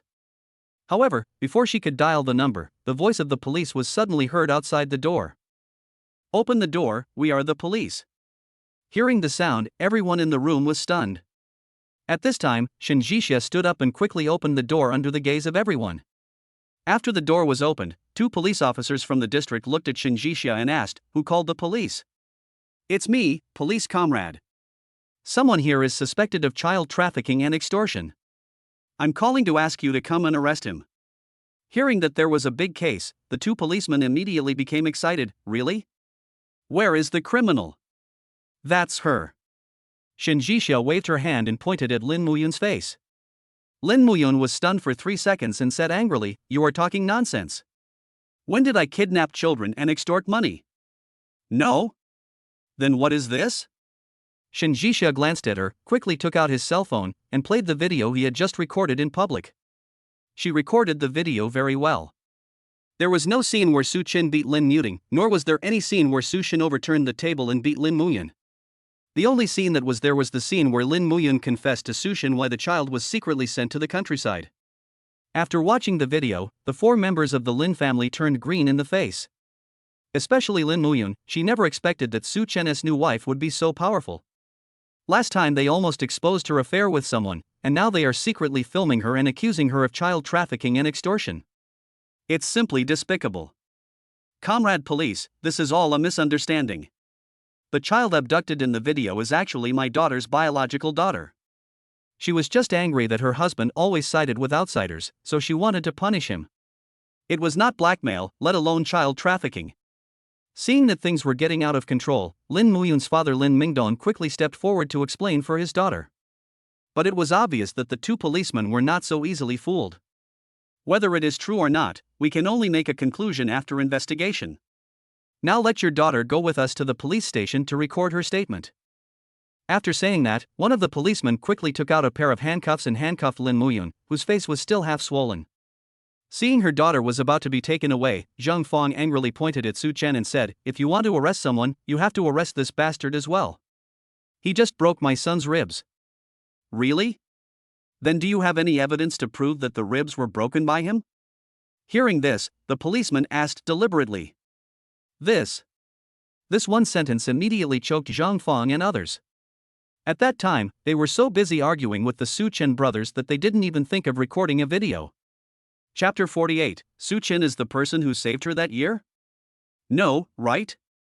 That doesn't prove that he was the one who beat the person. If that's not the case, how can we arrest him? Perhaps because they were disgusted with this vicious mother to the extreme, the 2 policemen couldn't help but side with Su Chen. But okay, child trafficking and extortion are serious crimes. If you have the time, you should think about how to atone for your daughter. Too lazy to listen to the group's nonsense, the 2 policemen shouted angrily and dragged Lin Muyun out. Because the Lin family's incident caused quite a stir, when Lin Muyun was taken out, the corridor was full of people. Everyone pointed at her and spit all over the floor. Lin Muyun was so embarrassed that she wished she could find a hole to crawl into. After Lin Muyun was taken away, Su Shin turned to look at Zhang Fong and others. "Where is my daughter?" Zhang Fong wanted to fight back, but Lin Mingdong quickly stopped her and said, "She is in Pingdingshan, South City, our Lin family's hometown. Don't worry, there are relatives taking care of her there, so she will be fine." "Nothing will happen? Don't you know Yaya just got sick and can't be frightened? How can you brazenly tell me that nothing will happen?" Seeing how easily he said it, Su Shin suddenly wanted to break down and hit someone. At this time, Su Chen just wanted to rescue the child as soon as possible, so he held his hand and advised, "Brother, don't quarrel with them, it's more important to rescue Yeye as soon as possible." Su Shin heard this and suppressed his anger.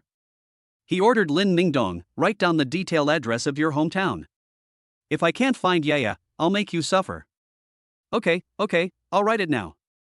Lin Mingdong agreed and quickly took out a pen and paper and wrote down Yeye's specific hiding place on it.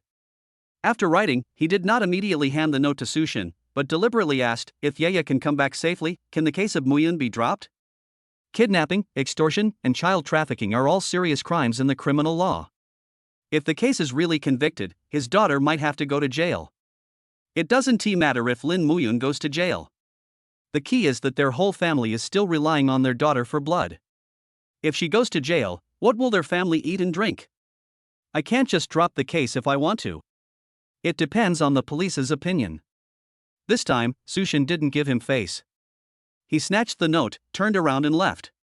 After he left, Su Chen and Shen Jixia also left with him. When the neighbors saw the three of them coming out, some curious people deliberately asked, Su Shen, what happened? Why was Mu Yun arrested by the police? Although Su Shen had a rough quarrel with the Lin family, for the sake of his child's future, he still didn't want to publicize this matter. So he glared at the busybody and turned and went downstairs. Since the guy couldn't get the upper hand over Su Shen, he grabbed Su Chen and wanted to find out more. Su Chen, do you know what happened to the Lin family? Su Chen is not a fool. If his brother doesn't say anything, how can he say it? You've eaten too much salt, and you're bored? The other party didn't expect that Su Chen, at such a young age, could curse so vulgarly, and he was so angry that his face turned green. You, why are you talking so harshly? Don't I care about you guys? Just take care of yourself. Are our two families familiar with each other? Why should you care? After giving the other person a fierce look, Su Chen took Shen Jixia's hand and strode downstairs. Shen Jixia couldn't help laughing at the swear words he just said. After they got downstairs, she couldn't help but say to Su Chen, you usually seem so gentle and refined, but I didn't expect that you were quite interesting when you scold people. Su Chen said such harsh words because he was really angry, but he usually spoke very politely. Because he always adheres to a principle, that is, I will not offend others unless they offend me, but if someone offends me, I will definitely offend them. I'm sorry to make you laugh, but it's really useless that you are too polite to these people. Tianjin community is a very old community. The people who live here have a strong urban atmosphere and usually like to pry into other people's privacy for fun. Su Chen had no choice but to behave so rudely. Otherwise, if people thought you were easy to bully, they would harass you endlessly. I know. I don't mean to laugh at you. I just think it's quite interesting and enjoyable. Thinking of Su Chen's domineering attitude when he scolded those people, Shen Jixia praised him sincerely. Sometimes, she is just too well behaved and well educated, so she can't say many words. If I could be like Su Chen, saying whatever I want to say and scolding whatever I want to scold, maybe I wouldn't live such a depressed life. Is it satisfying? Then when someone bullies you someday, I'll help you scold them back. Seeing her praising himself, Su Chen immediately responded happily. Shen Jixia wanted to refuse, but after changing her mind, she smiled and nodded, okay, I'll call you when I need you someday. After leaving Tianjin community, the three got into Shen Jixia's car. Brother, tell me Yaya's detailed address so I can locate her. After turning on the positioning system in the car, Shen Jixia turned around and said to Shen Shang. Su Shen nodded, took out the note and took a look at it. Then, he said in surprise, Nancheng Pingdingshan? Why does this place sound so familiar? When Shen Jixia heard the words Nancheng Pingdingshan, the fingers that were fiddling with the positioning froze. Isn't Pingdingshan in the South City the place where she was abducted? How could it be such a coincidence? Oh, I remember now, Xiaochen, when you were a child, did you save a little girl who was abducted in this place? Just as Shen Jixia was stunned, Su Shen suddenly turned around and asked Su Chen. Chapter 49 Taking a Bath Together. Su Chen didn't expect his elder brother to suddenly mention this matter. He blinked and said perfunctorily, brother, you remembered it wrongly. It's not Pingdingshan in Nancheng. In fact, the place where Su Chen rescued the little girl was Pingdingshan in South City. However, he had promised the other party at that time that he would never mention this matter to outsiders, so now in front of Shen Jixia, he could only choose to lie. Shen Jixia was expecting Su Chen to nod, but the moment she saw him deny it, her heart suddenly sank. Su Chen has denied it twice. Is it true that the person who saved her that year was not him? Or, does he have some unspeakable secret that he dares not admit? Really? Did I remember it wrongly? You didn't go to Pingdingshan that year? Hearing him say this, Su Shen replied with a puzzled look on his face. Su Chen smiled and comforted him, so many years have passed, you must have remembered it wrongly. Okay, no matter whether it is a flat-topped mountain or a pointed-topped mountain, it is important to find Yaya first, let's go quickly. Yes, it's important to find the child. After being reminded by Su Chen, Su Shen stopped thinking about what happened in the past and quickly signaled Shen Jixia to drive. Miss Shen, thank you for your hard work. Please drive quickly. It is important for us to save Yaya. Good. Shen Jixia came back to his senses, agreed, started the car and drove towards South City. Because Nanchang is 300 kilometers away from Haichang, it was already dark when we arrived near Pingdingshan. However, in order to rescue Xiao Yeye as soon as possible, Shen Jixia did not delay, but followed the address given by Lin Mingdong and drove all the way to a farmer's house. This house is located at the entrance of the village. As soon as Shinjisha drove the car here, she heard Yaya crying inside. Seeing this, Sushin quickly opened the car door and jumped out without waiting for her to stop the car. The door of the house was closed, and Yaya's crying seemed to come from the yard. Sushin listened anxiously, so he simply kicked the door open and rushed in quickly. In the yard, Yaya was sitting alone on a stone bench, sobbing. Her little face was already red from crying, and her already thin body was now even more shaky, as if she would die at any time. Seeing this, Sushin hurriedly hugged her in his arms and comforted her softly. Yaya, don't cry, Dad is here to pick you up. Yaya listened to her father's familiar voice, as if in a dream. Dad, is it really you? Are you here to pick me up? Yes, it's Daddy. Daddy is here to pick you up. Daddy will never leave you again, okay? Well, okay, then Yaya, don't cry. Be good, yeah. Seeing that the man who had hugged her before was indeed her father who loved her so much, Yaya stopped crying, wiped the tears from her face and assured Sushin. Sushin waited until she stopped crying, then picked up Yaya and prepared to get in the car and leave. However, at this moment, a middle-aged woman with a fierce look suddenly rushed out from the wooden door, grabbed Yaya's arm, and refused to let go no matter what. Help, someone is trying to steal the child. The woman held Yaya's hand tightly and shouted loudly to the people around her. Her voice immediately attracted all the neighbors. When everyone saw Sushin holding the child tightly, they thought he was a human trafficker, so they all grabbed their weapons and prepared to rush over to rescue the child. Seeing this, Sushin quickly grabbed an escape cone from the car and rushed over to protect Sushin. The child is my brother's. We are only here to take her back. If anyone dares to come over, don't blame me for being rude. After protecting Sushin and his daughter under him, Sushin glared at the group of people who could not distinguish right from wrong and shouted angrily. Seeing this, everyone stopped and looked at each other. How do you prove that the child is yours? At this time, the village chief walked out from the crowd and asked sternly. Seeing this, Sushin signaled Yaya to speak. Don't be afraid, Yaya, tell them who I am. Yaya was quite brave. She did not back down at the critical moment. Instead, she held Sushin's hand tightly and shouted at those people, he is my father. I want to go home with my father. Hearing this, the village chief frowned immediately and turned to look at the middle-aged woman who was still struggling with Sushin. Tell me, what's going on? The middle-aged woman's conspiracy was exposed and she didn't know how to respond for a moment. She stopped talking, and the lie was naturally exposed. However, for safety reasons, the village chief decided to keep Sushin and others in the village committee and wait for the police to come and confirm further. So, Sushin took Yaya with him and prepared to go to the village committee to rest with the village chief. He was afraid that Shinjisha would not be able to get used to living in such a remote place, so he signaled Su Chen to take Shinjisha away first. But Su Chen was afraid that something might change midway, so he didn't dare to leave and insisted on staying. In the end, he asked Shinjisha to return along the same route first, and after the police arrived, they recorded their statements and then found a way to go back. Upon hearing this, Shinjisha didn't say anything, but drove away. In fact, the reason why she chose to leave was not because she couldn't get used to living in such a remote place, but because this place caused her physical discomfort. After all, she had been trafficked to such a place before. After Shinjisha drove away, Su Chen followed his brother, and the three of them walked towards the village committee. We had not walked far when a loud thunder suddenly streaked across the sky. Immediately afterwards, dark clouds covered the sky and a heavy rainstorm was about to hit. Oh no! Jisha's car hasn't left the mountain area yet. It's raining now. Will they be stuck on the road? Looking at the dark sky, Sushin said to Su Chen with a worried look on his face. Su Chen also thought of this. Upon hearing this, he quickly took out his cell phone and called Shinjisha.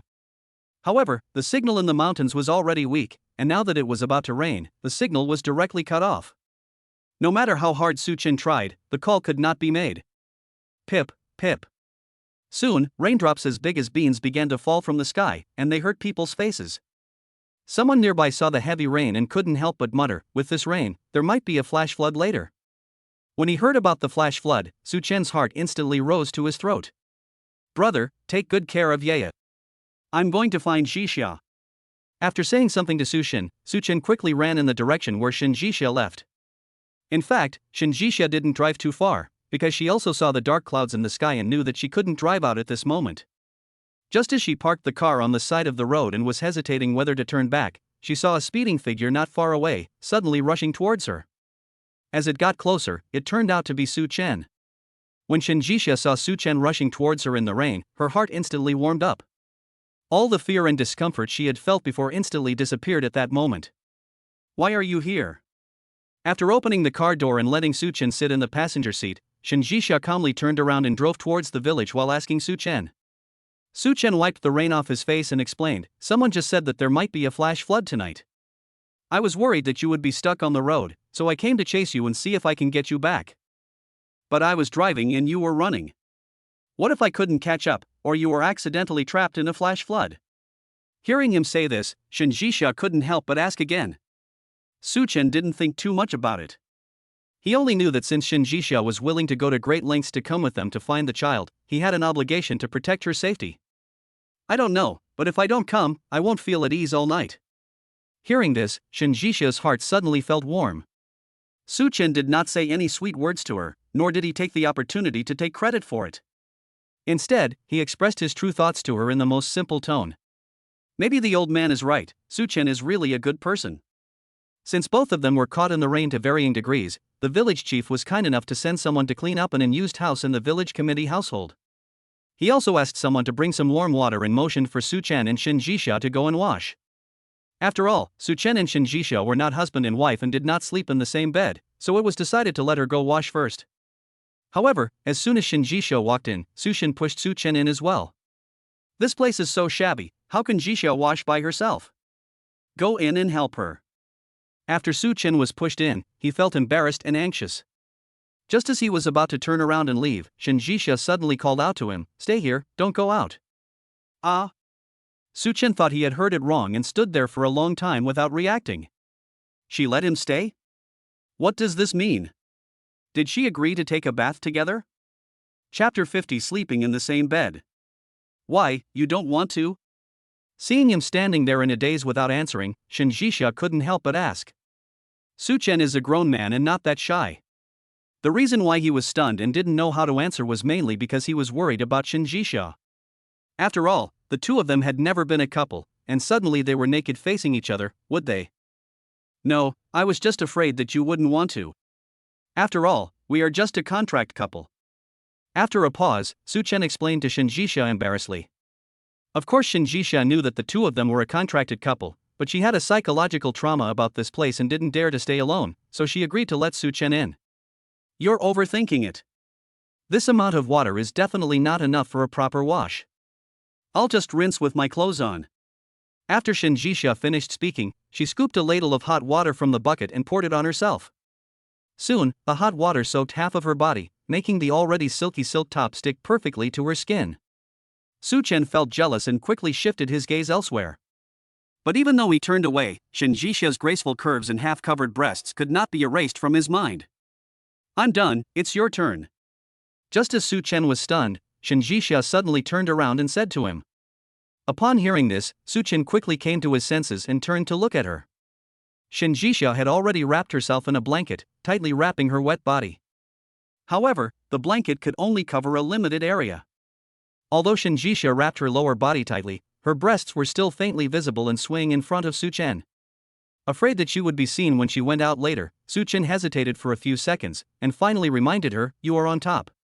Upon hearing this, Shinjisha subconsciously looked down. Immediately her face turned red, and she quickly covered herself with the blanket and turned away.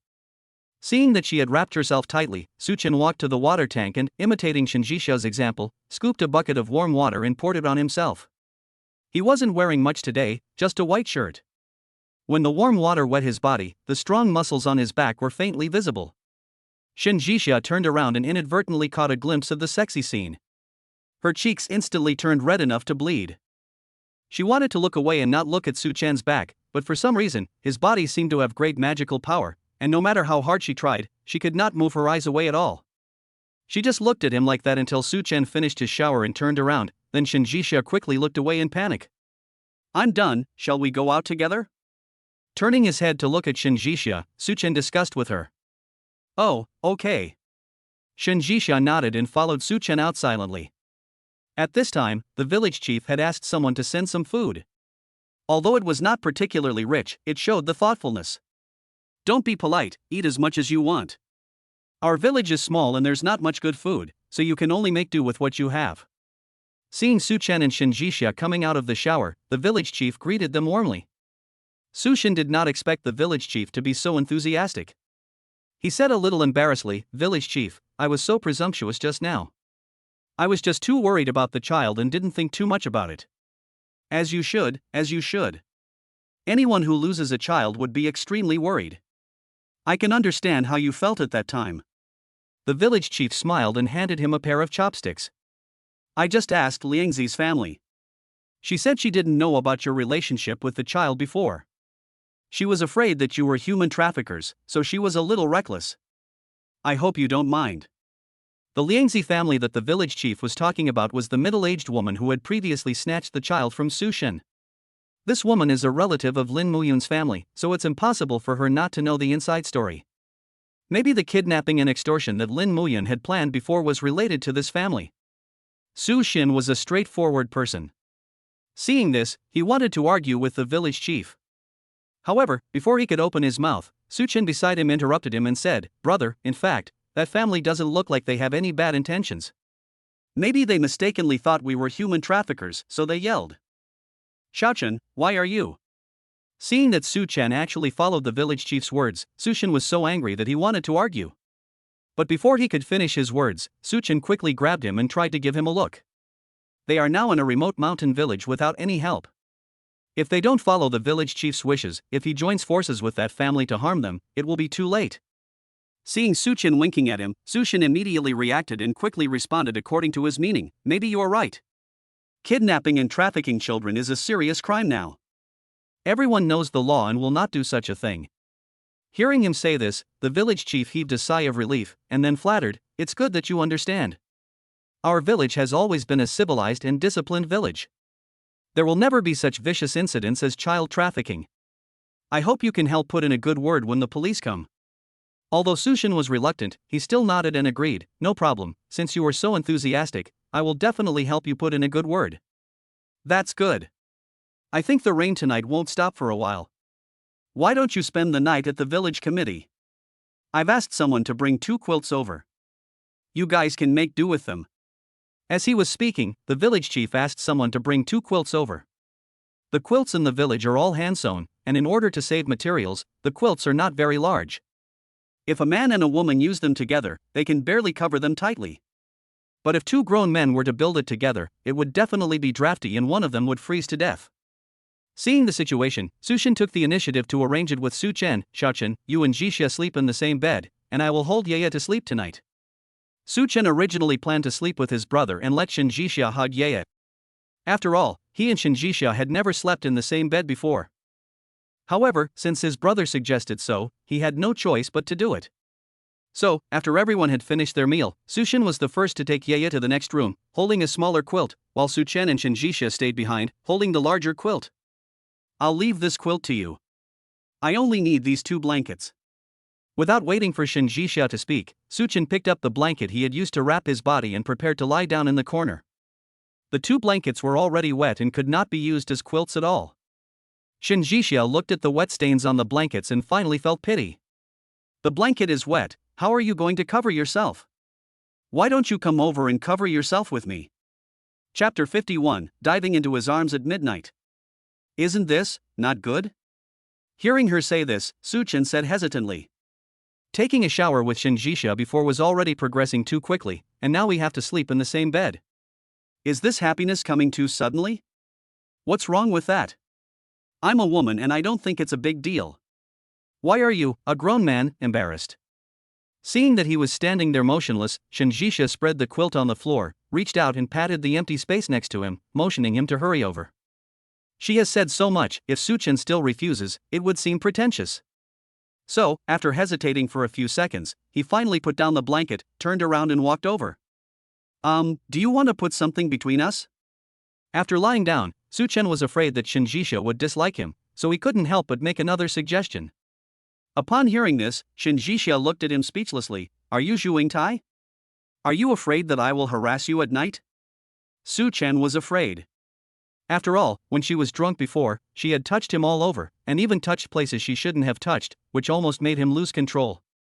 "I'm a man, why should I be afraid of harassment? I'm just worried that you won't be able to sleep well at night. With a light cough, Su Chen explained embarrassedly. Since Shin Jixia dared to let Su Chen come, she was not afraid of what he would do to her at night. What she was afraid of was that in this place that had once given her nightmares, if there was no one to protect her, she would have nightmares at night. Don't worry, since I dare to let you come, I won't be afraid. After yawning, Shin Jixia turned over, lay down, and closed his eyes.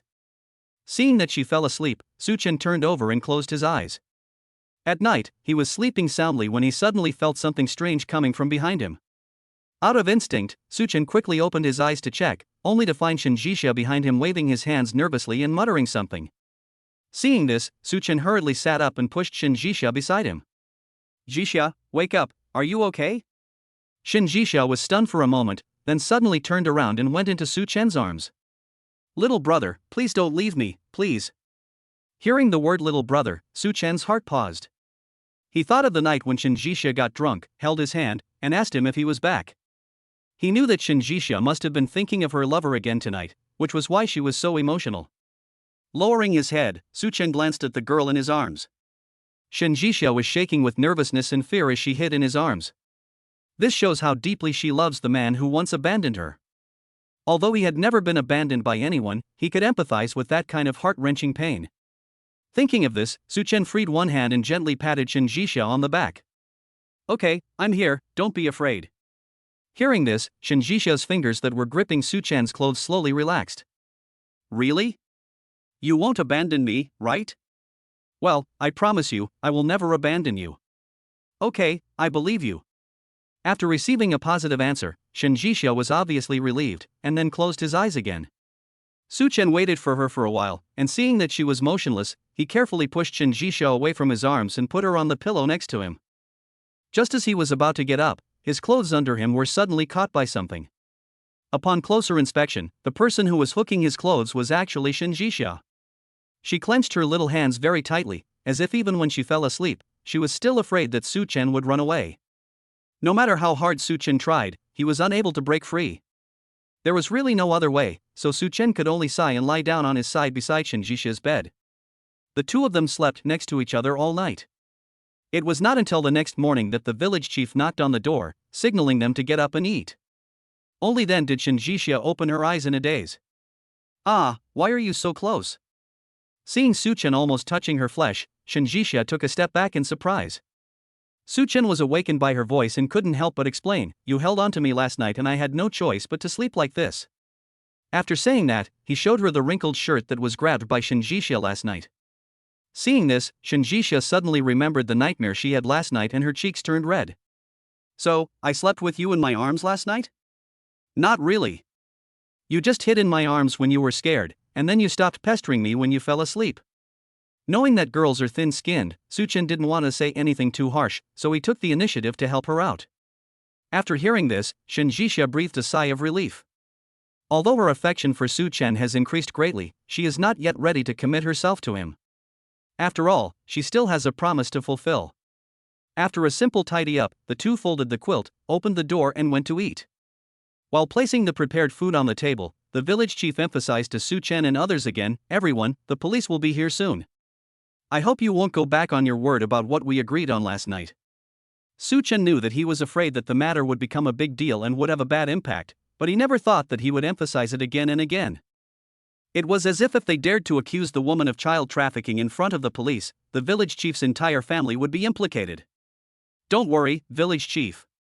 We will never say anything nonsense." Although he was confused, Su Chen remained silent and did not ask any questions. After dinner, the village chief had just asked someone to clear the table when a police car drove in front of the village committee. After the police car stopped, two policemen in uniform came in with information and introduced themselves to Su Chen and the others.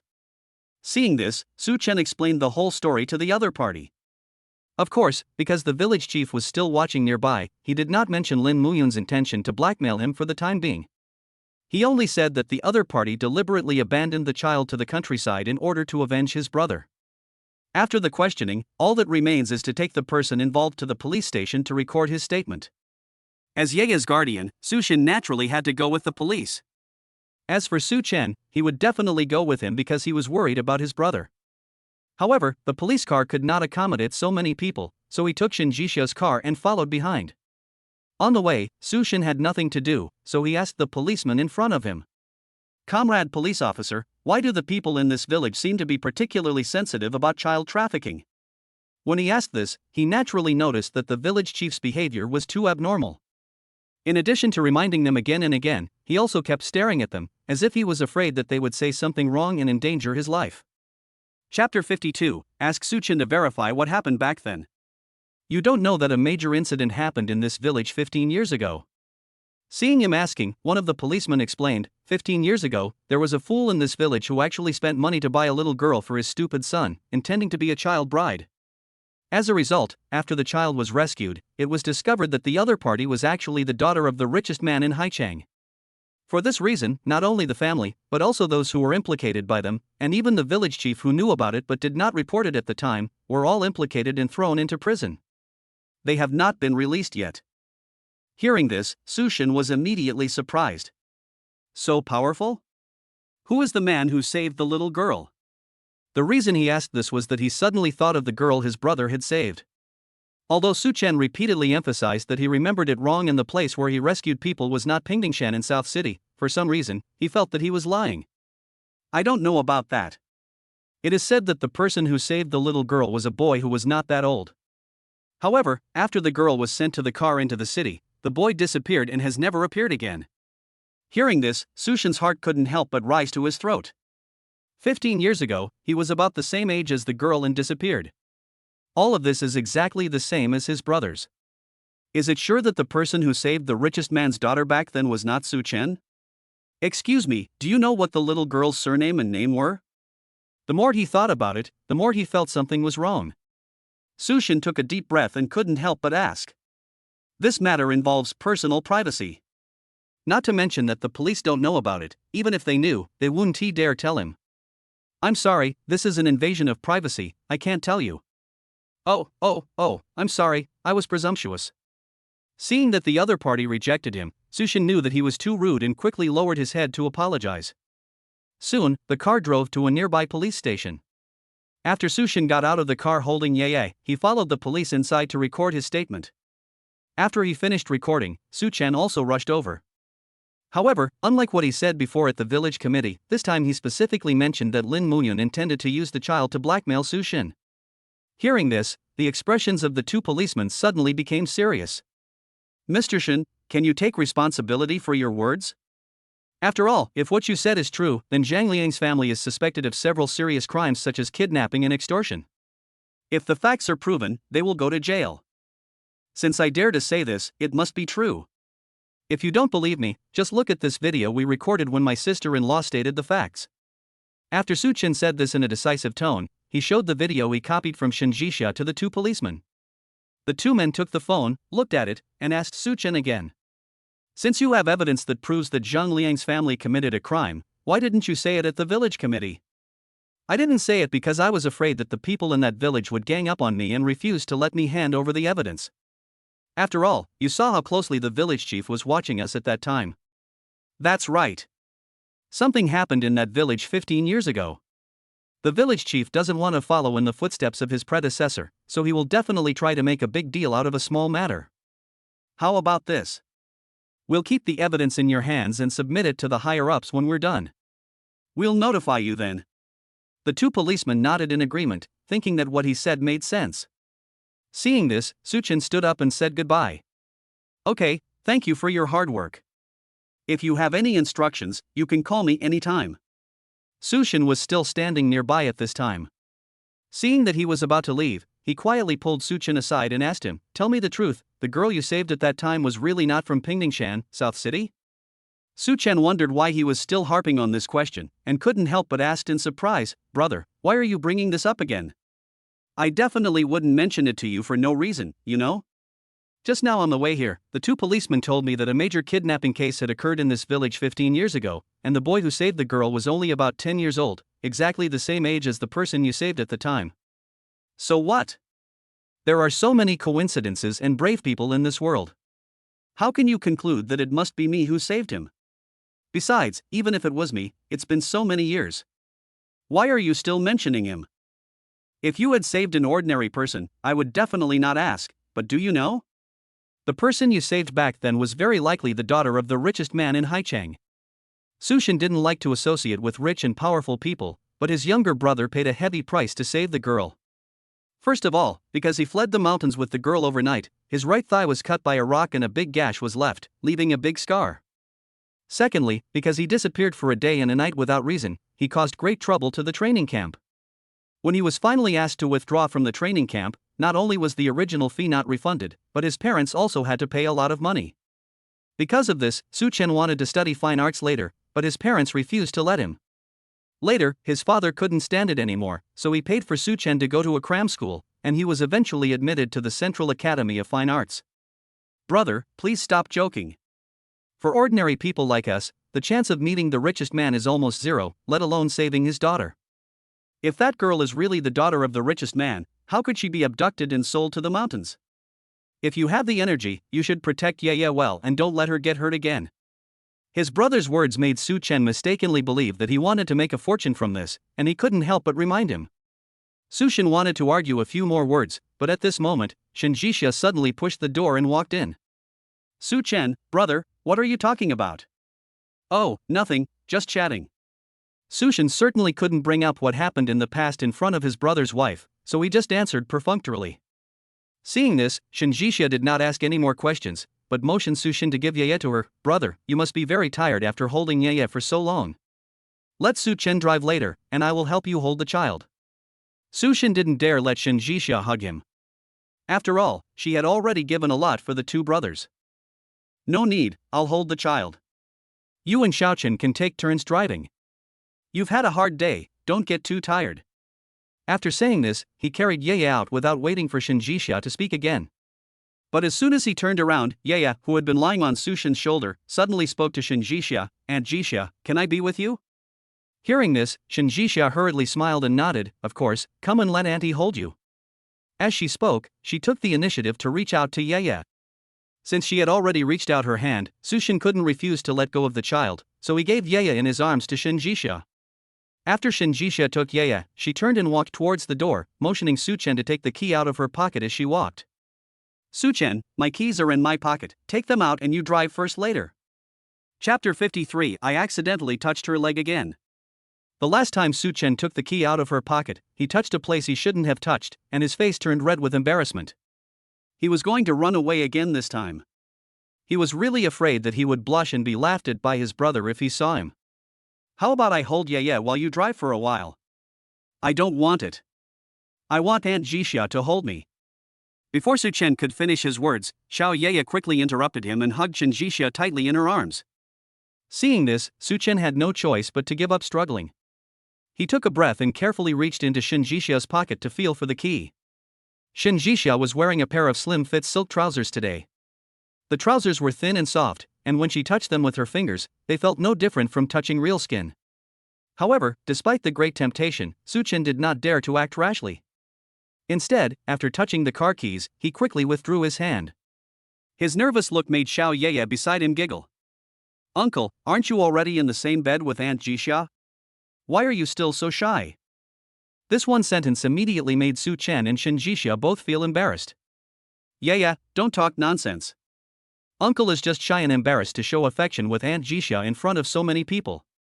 It's not that they are not familiar with each other. Seeing that both of them were embarrassed, Sushin thought that the child had said something wrong, and was so scared that he quickly tried to smooth things over. Su Chen felt that this topic might become more and more outrageous, so he quickly slipped away. I'm going to drive, you guys wait here for me. After Su Chen left, Shinjisha hugged Yeye tightly, and suddenly turned to look at Su Chen. Brother, can I ask you something? Well, go ahead. Su Chen thought she wanted to ask something unimportant, so he nodded casually. Seeing this, Shinjisha deliberately asked, you told Su Chen before that 15 years ago, he saved a little girl near here. Is that true? Hearing this, Su Shen's heart sank. He guessed that Shinjisha must have heard his conversation with Su Chen just now, otherwise she would not ask like this.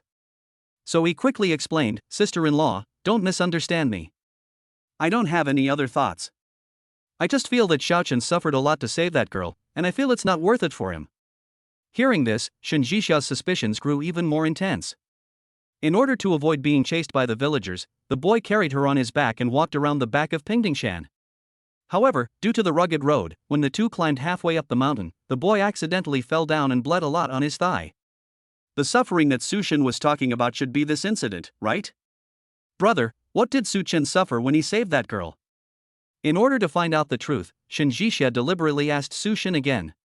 Sushin opened his mouth and was about to explain when suddenly, Suchen pushed the door open and came back from outside. Brother, Jixia, what are you two talking about? Oh, nothing. Jixia just asked me what you did many years ago. Brother, it's getting late, shall we get in the car first? Before Sushin could finish his explanation, Shinjixia beside him suddenly interrupted him. Seeing this, Sushin had no choice but to shut up and nod. Oh, okay, get in the car first and take Yaya back. As they spoke, the three of them took the already asleep Xiao Yaya and got into the car. There was no conversation along the way. After returning to Haicheng, Suchen turned around and discussed with Sushin, brother, Yaya can no longer be left at Lin Muyan's house.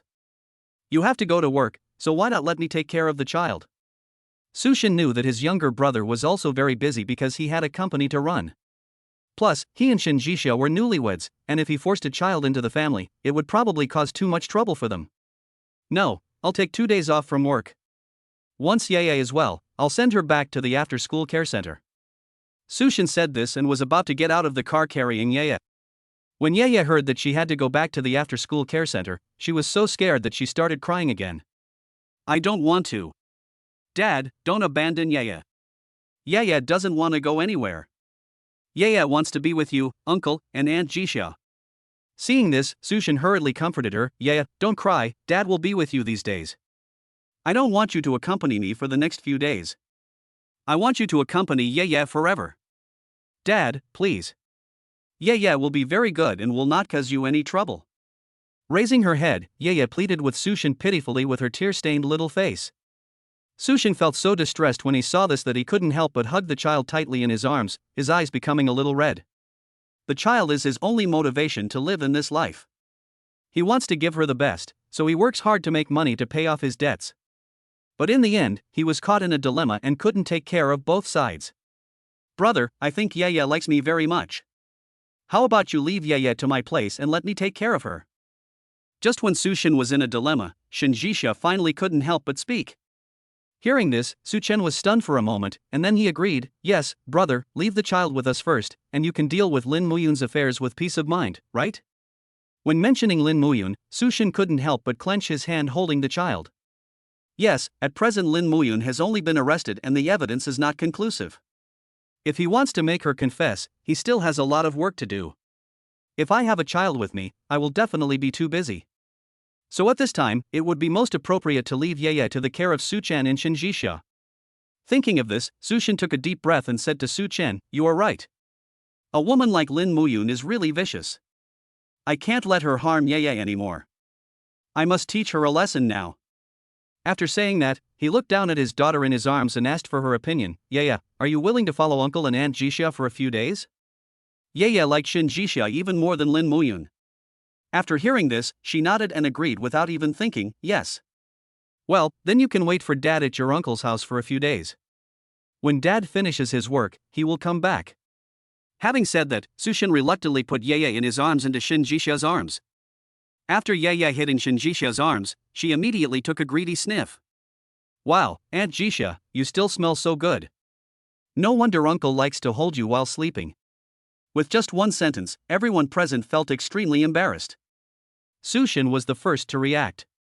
He coughed and found a chance to get off the car. Well, I'll leave first. We'll contact each other if there's anything else. Good. Suchen watched his brother get out of the car, then started the car and prepared to drive towards Begonia Garden. On the way, Yaya continued to chat with Shinjixia, Aunt Jixia, should I sleep with you tonight? Upon hearing this, Shinjixia replied, of course he slept with me. What about Uncle? Doesn't he want to sleep with you? Will I disturb you guys by doing this? Hearing her say this, Yaya asked again a little embarrassedly. Chapter 54 Are we going to sleep together again tonight? Shinjixia was a little embarrassed by her question, and couldn't help asking, why do you have such an idea? Who taught you? It was Dad. He said that Uncle and Aunt are husband and wife, and they are together. They must sleep in the same bed, otherwise they will get sick. The reason why Yaya said this was because when Sushin took her to another room to rest last night, she insisted on sleeping with Shinjisha. In order to prevent her from disturbing their good times, Sushin threatened her that Su Chen and Shinjisha were now husband and wife and must sleep in the same bed at night. If they separated or were disturbed by someone, they would get sick. Yaya is kind-hearted, and she likes Shinjisha and Su Chen so much, so naturally she doesn't want this to happen. The two adults didn't know how to respond to the child's words. Shinjisha was silent for a while, and finally asked Yaya, since Yaya doesn't plan to sleep with me, who are you going to sleep with? As for me, doesn't Aunt Jisha have several rooms at home? I can sleep in any of them. As long as you and Uncle don't get sick, it doesn't matter what Yaya does. Raising her little face, Yaya spoke to her seriously. The girl was so sensible that it made people feel distressed. Seeing this, Shinjisha couldn't help but sigh. Yaya is really a sensible child. It would be great if Auntie had a daughter like you in the future. After saying this, she suddenly realized something was wrong and froze in shock. It's really strange. Before she met Su Chen, she couldn't even have physical contact with a man, let alone have a baby. How could there be such a big change in her heart in less than a month after getting married? Could it be that Su Chen was a poisonous man? He had poisoned her from the inside out? After returning to Begonia Garden, Su Chen saw that it was getting late, so he went to the kitchen to cook dinner. After dinner, Shinjisha went to the bathroom to take a shower. When she came out again, she found that there was an extra pillow on her big bed. And this pillow belongs to no one else but the one Su Chen usually sleeps on. Seeing this, Shinjisha thought that Su Chen had taken the initiative and wanted to run to her room to sleep. She was about to get angry, but at this moment, Yaya came in from outside with a quilt in her arms. Hey, Aunt Jisha, have you finished your shower? I'll bring Uncle's quilt over for you. I'll sleep in Uncle's room later. After entering the room, she looked at Shinjisha, who had just come out of the bathroom, and began to explain. Shinjisha was stunned for a moment before she realized, did you also bring the pillow over here? Well, Yaya likes you and Uncle very much and doesn't want you two to get sick, so Yaya sleeps alone at night. As she spoke, Yaya struggled to put the quilt in her arms on Shinjisha's big bed. Seeing this, Shinjisha had no choice but to squat down and patiently explain to her, Yaya, be good, Daddy lied to you. In fact, a couple will not necessarily get sick if they don't sleep together. Really? How could Dad lie to me? Aunt Jisha, you didn't say that on purpose because you were afraid that I would be scared alone, did you?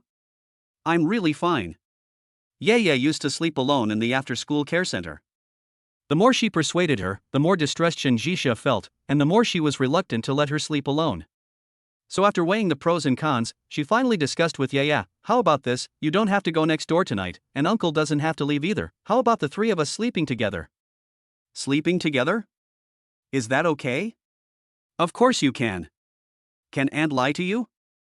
Okay, Yaya, we'll give it a try tonight, but if you feel uncomfortable anywhere, you must tell me. Seeing that she answered in the affirmative, Yaya was worried and reminded her carefully again.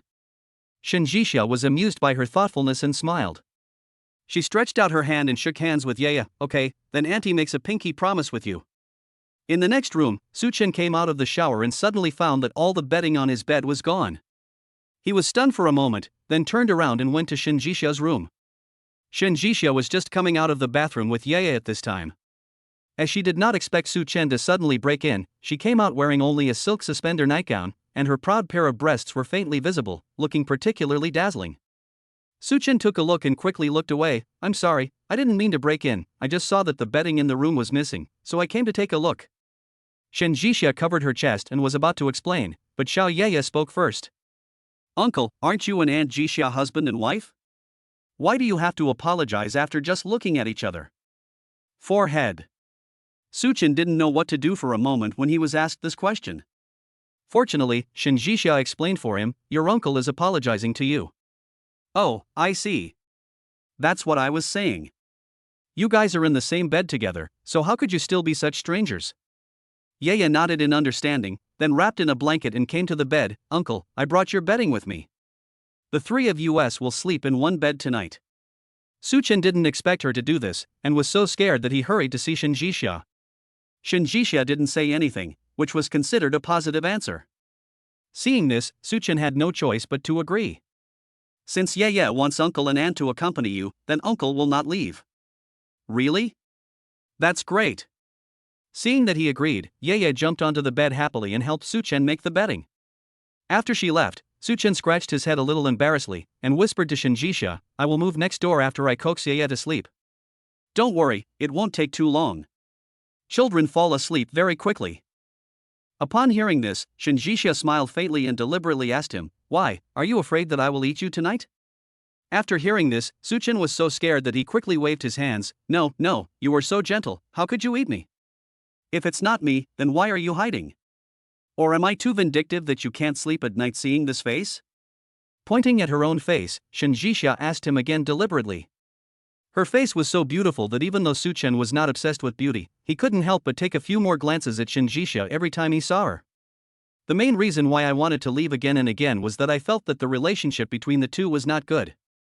Even though they slept in the same bed last night, that was in the mountainous area under harsh conditions.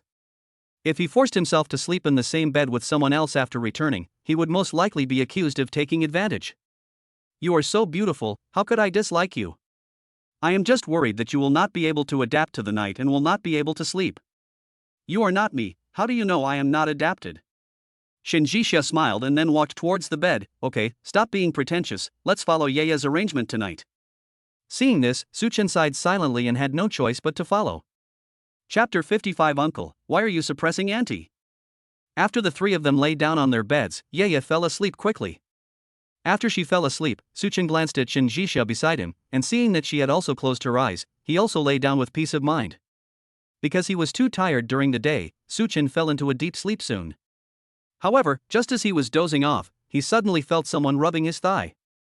At first, Suchen thought that Yeye was not sleeping well and accidentally kicked him with her calf, so he didn't take it seriously. It wasn't until the other person suddenly unzipped his pants and began to pull them down little by little that he realized something was wrong. Suchen suddenly opened his eyes and quickly grabbed the person on his body and pinned him under him. "Ah!" Suddenly being pinned down by the other person, the woman screamed out subconsciously. Hearing the voice, Suchen was stunned for a moment, then looked down. But he saw that the person who was pressing on him and touching him randomly was actually Shinjisha. Why are you here?" After a moment of hesitation, Suchen asked uncertainly. Shinjisha actually wanted to take advantage of the fact that he was asleep, pull down his pants and take a look to see if there was the scar that she remembered.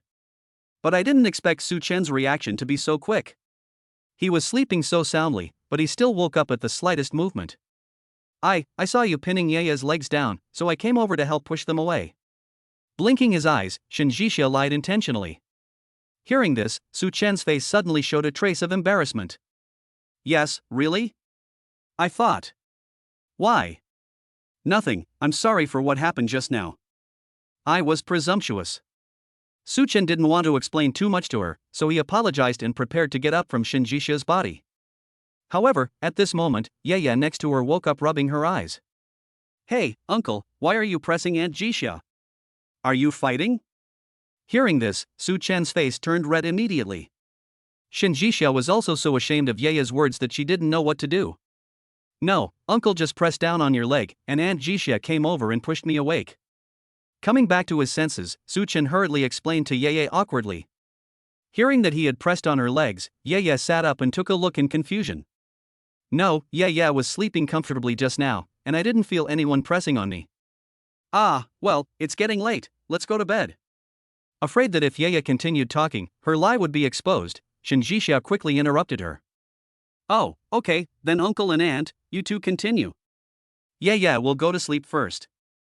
After hearing this, Yeye waved to Suchen and Shinjisha who were still stacked together, then turned over and lay down. Seeing that she was asleep, the two of them breathed a sigh of relief. Suchen then carefully moved away from Shinjisha and let her go. "Well, I'll sleep next door tonight." After Shinjisha crawled back to her original place, Suchen discussed with her with an embarrassed look on his face. The reason why Shinjisha kept him was just to check the scar on his leg. However, after this incident, she definitely had no chance, so when Suchen suggested moving back, she nodded. "That's good. This way Yeye won't be crushed by you anymore." It would have been fine if she didn't mention it. Once she mentioned it, Suchen glanced at Yeye beside him suspiciously. Shinjisha's bed is at least 2 meters wide, and he usually sleeps very well, never tossing or kicking around. How could he suddenly fall on Yeye? Also, even if he really crushed Ye, Shinjisha wouldn't run over and take off his pants, right? With such doubts, Su Chen went back to the next room to sleep. The next morning, he got up and went to the living room to make breakfast. When Shinjisha heard the noise, she pushed the door and walked out of the bedroom. Since the two had just had intimate contact last night, they felt a little awkward when they met again. However, fortunately, with the help of Ye, a clever girl, the atmosphere in the morning did not seem that unbearable. After breakfast, Su Chen took Ye to the company, while Shinjisha drove to Xingroup to do work. As soon as she arrived at the company, her best friend Jiang Xinxiao called and asked her who the man was at Huadu Commercial Building yesterday. It turned out that when Shinjisha called Jiang Xinxiao yesterday and asked her to help retrieve the mall surveillance footage, Jiang Xinxiao felt something was wrong. So after Shinjisha left, she drove to Huadu and asked the manager about it in detail. Shinjisha didn't want anyone to find out about her flash marriage, so she deliberately said, "No one, just an ordinary friend." Jiang Xinxiao didn't believe her lies. Shinjisha was so aloof that she might not help even her best friend who she had known for more than 10 years, let alone ordinary friends. Don't lie to me.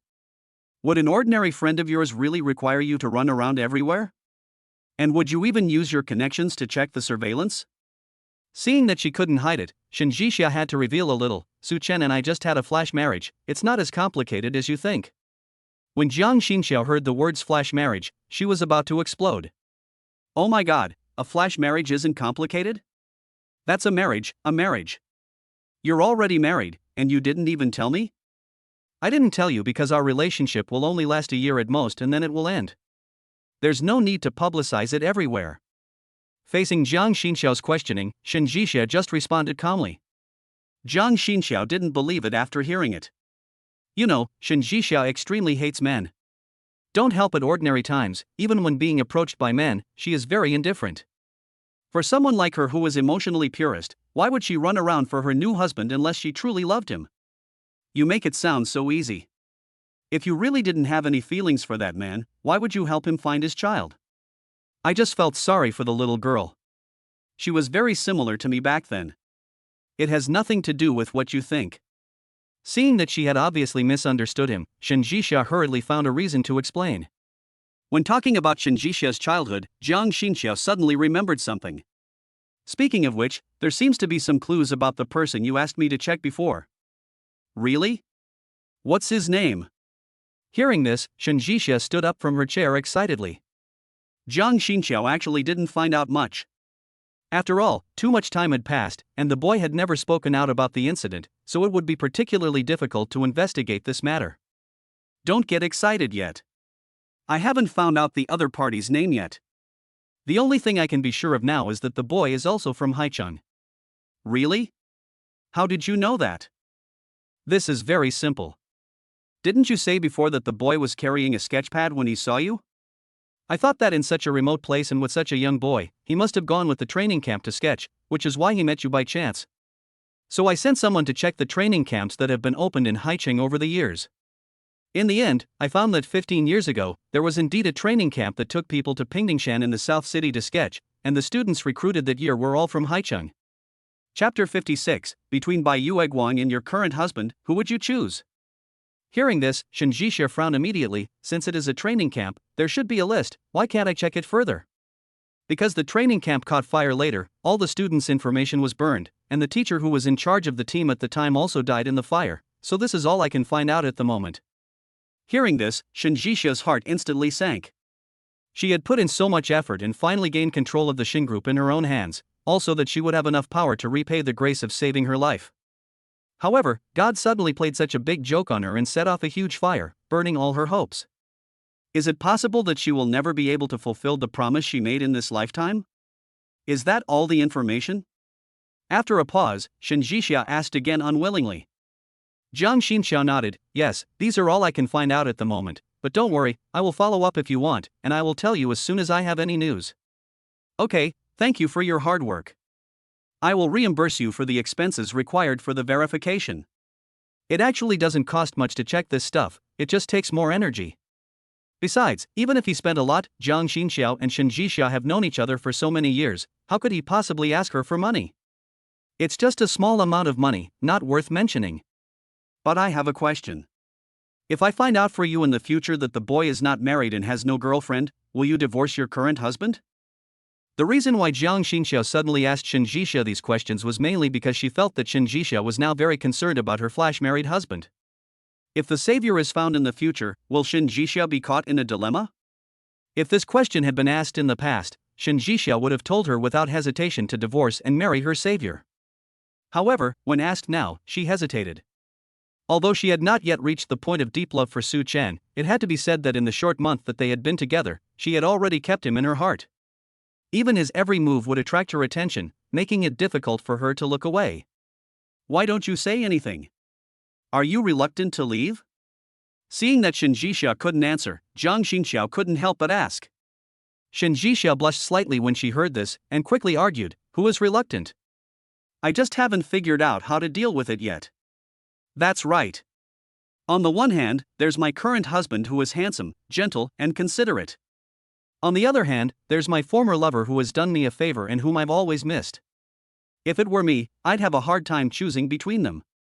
Hearing her say this, Jiang Xinxiao deliberately teased Shen Jixia. Shen Jixia's cheeks turned even redder when she heard this. Okay, I have something else to do. I won't talk to you anymore. After saying that, she hung up the phone without waiting for the other party to speak. Shortly after the call was hung up, Assistant Wu Li walked in with a stack of documents. Seeing Shen Jixia's ruddy face, Wu Li asked in confusion, "Boss Shen, why is your face so red? Are you going to be sick?"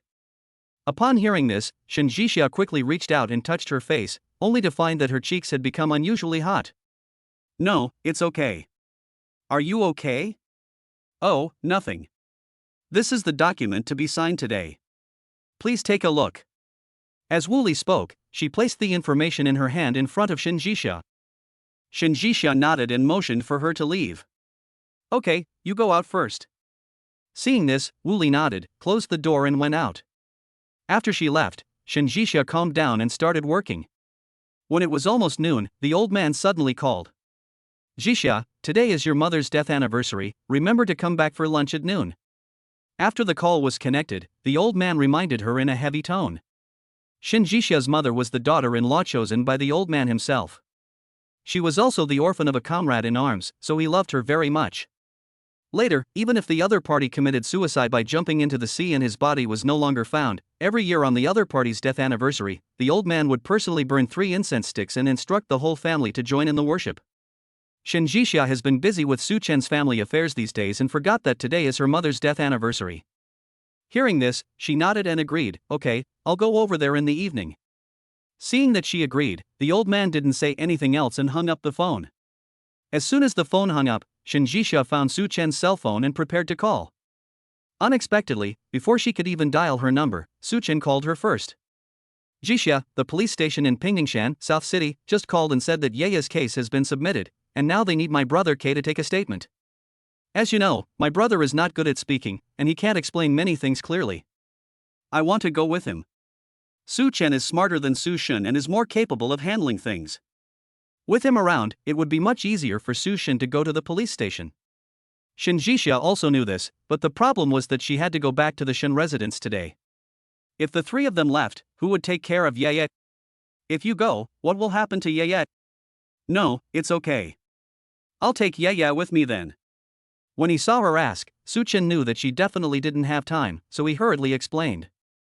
In fact, he made this call because he wanted to ask Shen Jixia to help watch the child for another night. After all, South City is so far away, and the 2 brothers still have to go to the police station, and it is really inconvenient to bring a child with them. But Su Chen also knew that when asking for help, he must not make people feel bothered, otherwise it would be annoying. Shen Jixia actually understood what he meant, but she was really busy tonight, so she had to give up. However, after hanging up the phone, Yeye's pitiful figure kept lingering in her mind. This made it impossible for her to concentrate on her work.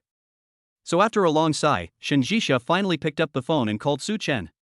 Su Chen had already booked a taxi online and was preparing to take Yeye to find Su Shen. Unexpectedly, at this moment, Shen Jixia suddenly called.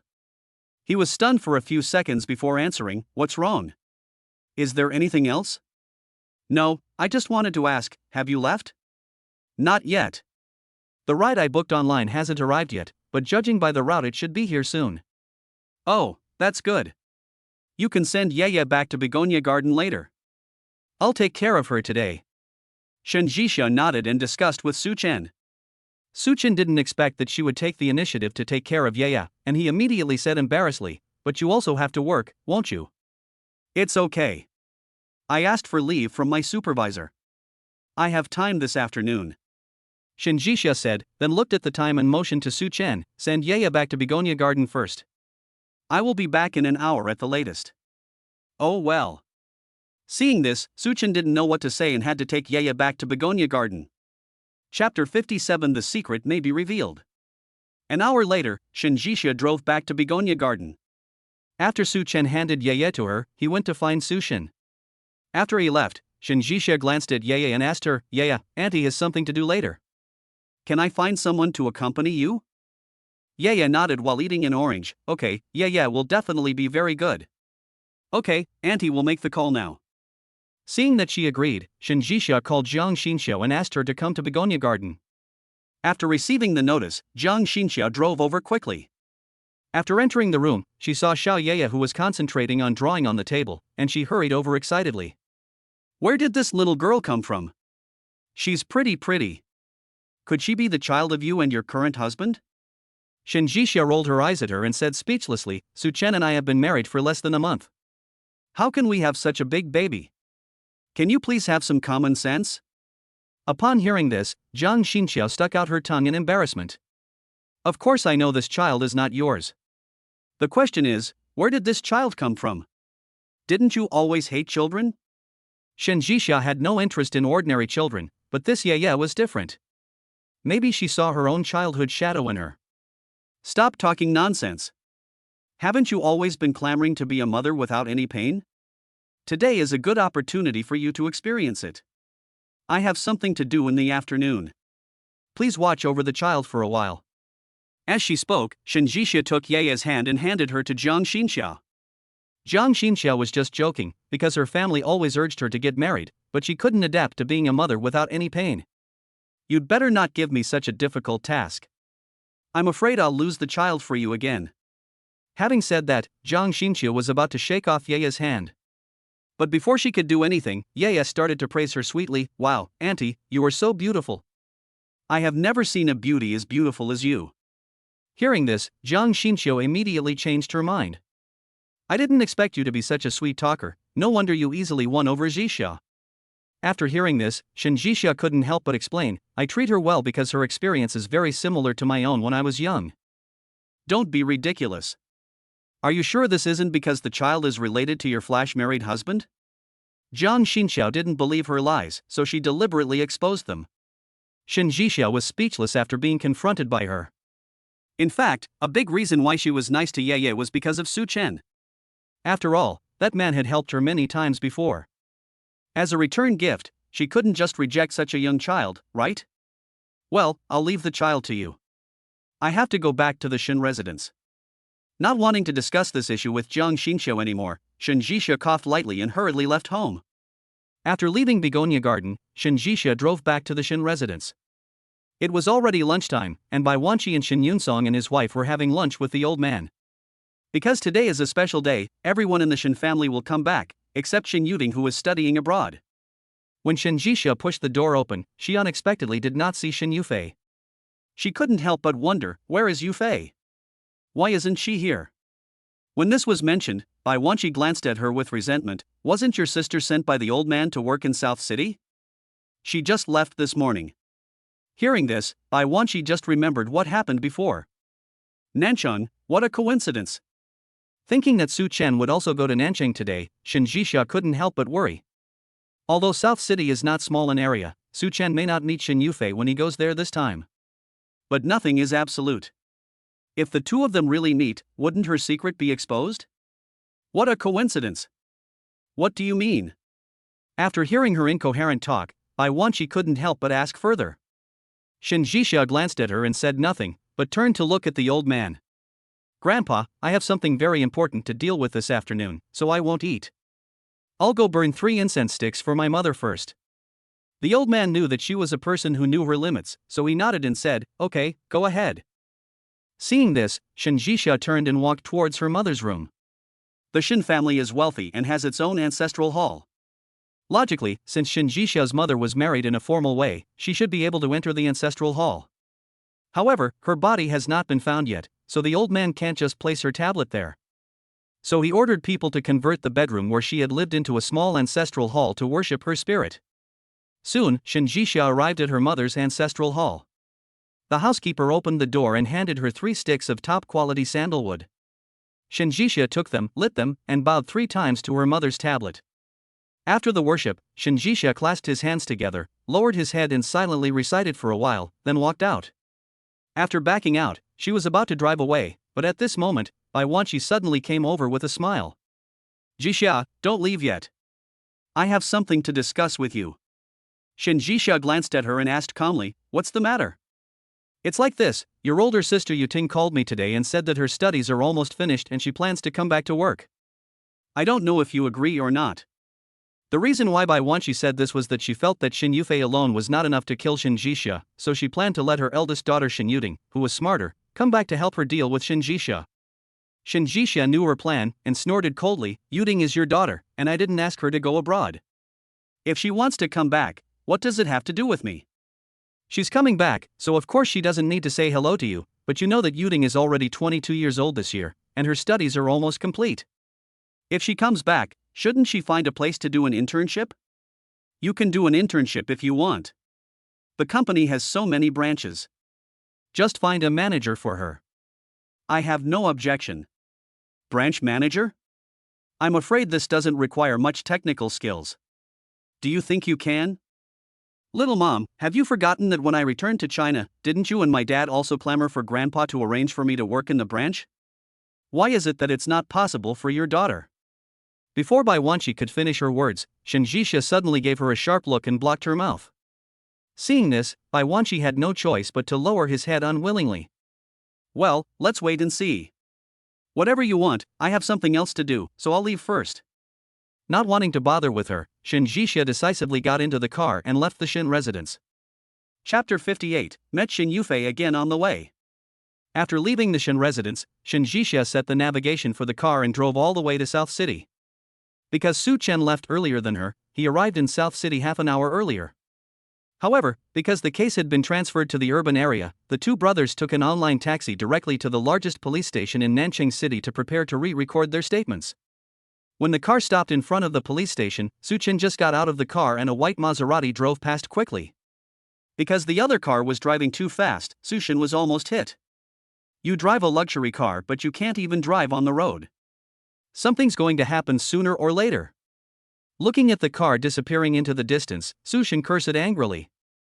Su Chen didn't want to cause trouble, so he advised Su Chen, brother, don't bother with this kind of person. It's more important for us to record the statement first. Yeah, I know. I'm just a little angry. These rich people don't have high quality. Su Chen complained a few more times and prepared to follow Su Chen into the police station. However, at this moment, the Maserati that had driven away suddenly fell back. Seeing this, Su Chen thought that the other party was here to cause trouble, so he quickly pulled his brother behind him to protect him.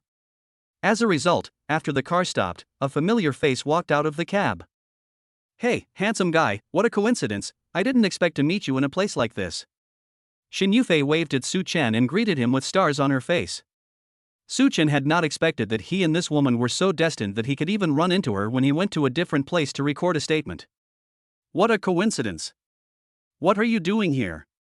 Thinking that she was following him intentionally, Su Chen frowned and couldn't help but question her. Seeing this, Shin Yufei hurriedly explained, don't get me wrong, I didn't mean to follow you, but my family assigned me to work here, and I just happened to come here to report today. After saying that, Shin Yufei looked up at the police station behind Su Chen. What are you doing in South City? Did someone in your family commit a crime? Hearing this, Su Chen's face suddenly turned dark. We are here to help the police with their investigation, not to commit any crime. Please use your brain before you speak.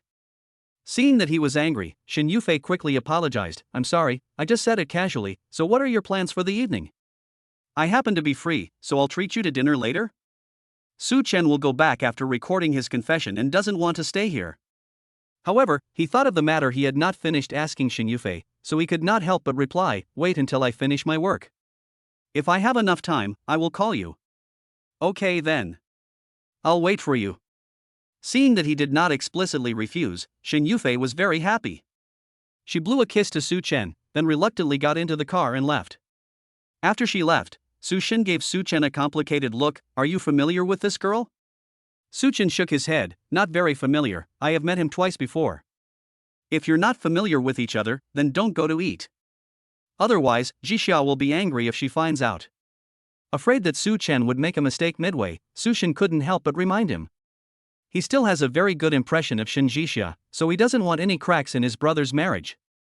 Su Chen naturally heard the hidden meaning behind his brother's words, but he had no way to explain it to him. After hesitating for a few seconds, he could only choose to perfunctorily, "Brother, I know what to do, you don't need to teach me, let's go to the police station first." Seeing that he was unwilling to say more, Su Shin had to put away his intention of educating him and took Su Chen in. It was already afternoon when I finished recording the confession. Su Chen was very hungry, so he decided to take his brother to a nearby snack bar to eat something. The two men had just reached the entrance of an alley when suddenly, several middle-aged men holding sticks appeared in front of them. When these people saw Su Chen and Su Shin, they immediately snorted, "I didn't expect you two bastards would dare to come here. In that case, don't blame us for being rude." After saying that, those men raised the sticks in their hands and smashed them hard on the heads of the Su Chen brothers. Seeing this, Su Chen did not hesitate at all. He quickly pulled his brother behind him and kicked the man who was rushing in front hard in the stomach. The kick was so powerful that the man fell to the ground in pain and dropped the stick in his hand. After seeing this, Su Chen immediately bent down, picked up the stick, and smashed it hard at the other guy. The two sticks collided violently in the air, and then the stick in the man's hand broke and he was hit hard on the shoulder. Ah! The blow of the stick almost broke the man's shoulder bone, and he couldn't help but scream like a pig being slaughtered in pain. When everyone saw how powerful Su Chen was, they were so scared that they stood there in a daze, not daring to move. The police station is just outside the alley. If you don't want to be arrested, I advise you to get out of here. Seeing that these people were finally intimidated by him, Su Chen shouted at them harshly. Hearing this, the leading man shuddered all over, and then signaled the others to quickly drag the two pieces of trash up from the ground. "You're so cruel, just wait for me." Before running away, the man did not forget to turn back and threaten Su Chen and the other man. Su Shin saw these people leave, a little puzzled. "Why don't you ask where they are from?" "No need to ask, I know who it is." Su Chen snorted, dropped the stick in his hand, turned and walked towards the police station. Although these people look unfamiliar, they are definitely related to the villagers who kidnapped Ye before. After all, he went against the wishes of the village chief and did not suppress the child abduction case. After returning to the police station, Su Chen told the police everything that had just happened. Upon hearing this, the police quickly took the two men to the entrance of the alley to check the situation. "Did you get this stick at a discount?" Looking at the discarded wooden stick on the ground, the policeman asked in disbelief. Su Chen nodded and said modestly, "This stick looks like an ordinary stick made by the villagers themselves. It doesn't have much strength. You are quite capable. You can break the stick in one blow. It shows that your arms are very strong. It's a pity that someone as capable as you doesn't become a policeman." Looking at Su Chen, who was full of righteousness and great strength, the policeman couldn't help but sigh. Su Chen's only ambition is to paint, but if there is any injustice in this world, he is willing to punish the bad guys on behalf of the police. Police also said that these people were probably sent by the head of Rizhao village in Pingdingshan. His purpose must be to threaten me and my brother and make us withdraw our previous confessions. Su Chen collected his thoughts and turned to analyze the situation with the policeman. Chapter 59: Su Chen's Special Abilities. The village chief of Rizhao village is an official of some rank. If he did this, it would implicate the higher-ups. Therefore, after hearing Su Chen's analysis, the policeman immediately asked carefully, "Can you guarantee it? This matter cannot be taken lightly. If you don't believe me, you can bring a few comrades with you to Rizhao village. I promise to help you find the murderers." "Okay, I'll go back and apply for it now." Seeing that he answered so confidently, the police stopped talking, took a few photos of the scene, and turned to walk towards the police station. On the way, Su Shin didn't quite understand his brother's actions, so he lowered his voice and asked, "Since you wanted to testify against the village chief, why didn't you leave one or two people as witnesses? Why did you have to let them all go? You don't understand. This is called conquering the enemy without fighting." Su Shin smiled and said meaningfully. There were 7 or 8 people in total, all of them were young men holding sticks. As the saying goes, one punch is no match for four hands. Even if he is very good at martial arts, he may not be able to defeat so many people. If he was accidentally hit by a stick during the fight, it would be a waste of time. Instead of doing this, it would be better to hand everything over to the police and let them help arrest all the people, including the village chief who was behind the scenes, so as to eliminate the trouble once and for all. After returning to the police station, the policeman reported the situation to his superiors. Then, he called two colleagues, and the three of them took Su Chen and Su Xin to Rizhao village. On the way, Su Chen's cell phone suddenly rang. He took out his cell phone and took a look, only to see that the call was from Xin Yufei. After thinking about it, Su Chen hung up on her.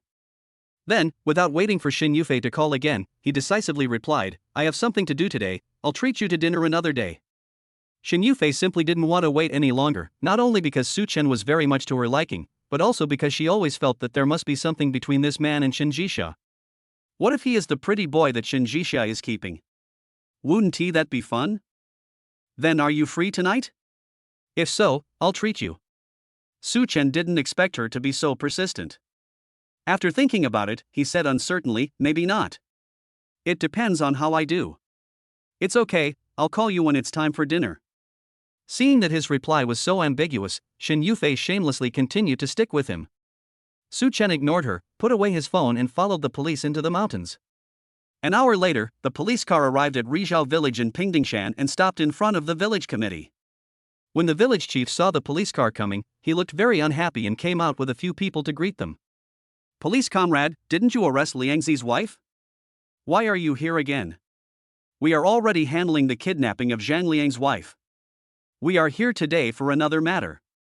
After the leading policeman finished speaking, he turned around and motioned Su Chen to come to the front. "Mr. Su, please tell the village chief everything that happened at the entrance of the South City alley just now." "Good." Su Chen nodded, and then told the village chief and several villagers the whole story in front of them. After that, Su Chen said to the village chief with certainty, "Village chief, the reason why I called the police to Rizhao village to arrest people is because I have seen those people before and I know they are from your village." "Really? Then can you describe their specific appearances?" Hearing him say this, the village chief deliberately made things difficult for Su Chen. The reason why he made such a request was because those people were specially selected by him and were villagers who had never appeared in front of Su Chen, so the other party would not be able to recognize them.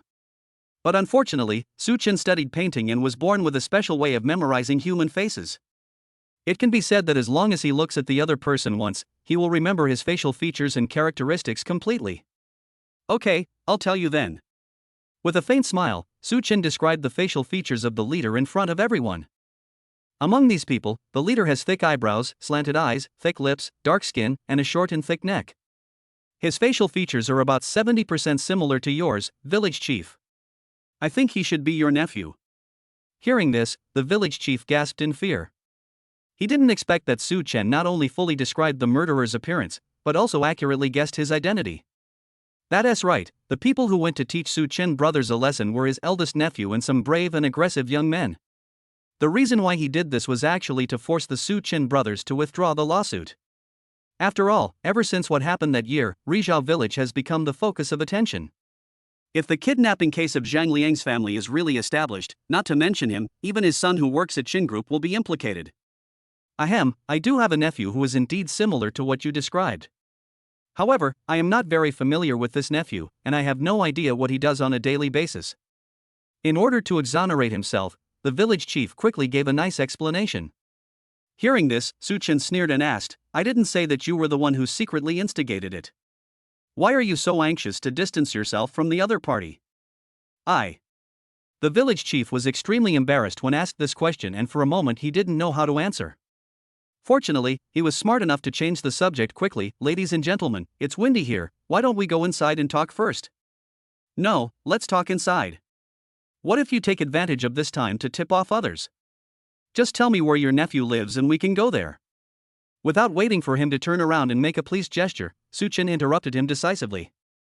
The village chief did this with the intention of leaking the information, but after being exposed by Su Chen, he had no choice but to give up.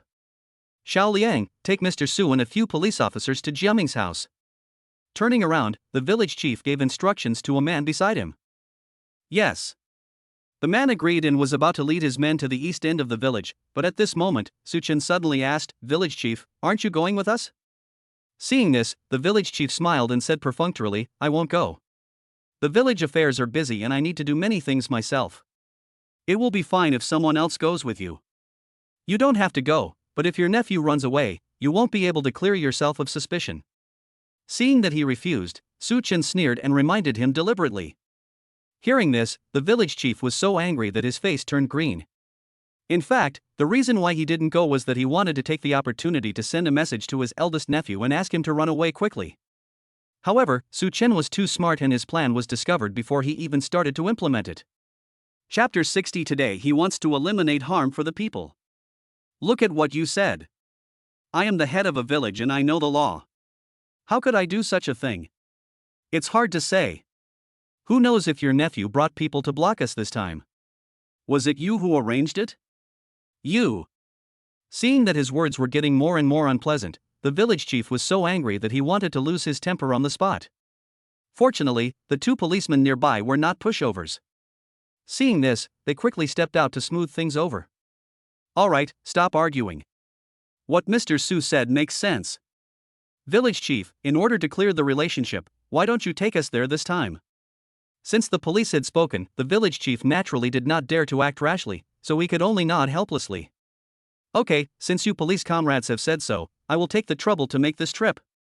After saying that, he glared at Suchin fiercely, then took his men and headed straight to the back of the village. Soon, they arrived in front of a newly renovated two-story building.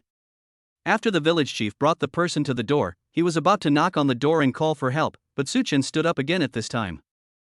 "Village chief, let me do it." As he said that, he stretched out his hand and knocked hard on the big iron door. Suchin knocked on the door very loudly, like noise. When Zhao Jiaming inside heard the sound, he rushed out angrily. "Who the hell is so uncultured? I'm knocking your mother. Why is it you, kid?" As soon as he opened the door, Zhao Jiaming saw Suchin standing at the door and was stunned. Suchin sneered and stepped forward. "Why, are you scared? Why didn't you act so cowardly when you led people to beat our brothers?" Zhao Jiaming was a reckless man who was used to bullying others in the village. Seeing Suchin defying death and challenging him, he immediately shouted angrily, "You are the one who is scared. If I can beat you once, I can beat you a second time." As he said that, he swung his fist and hit Suchin's head. However, Suchin was prepared.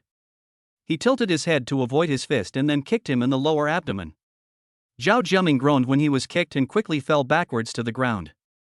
He wanted to get up from the ground and fight again, but Suchin did not give him the chance.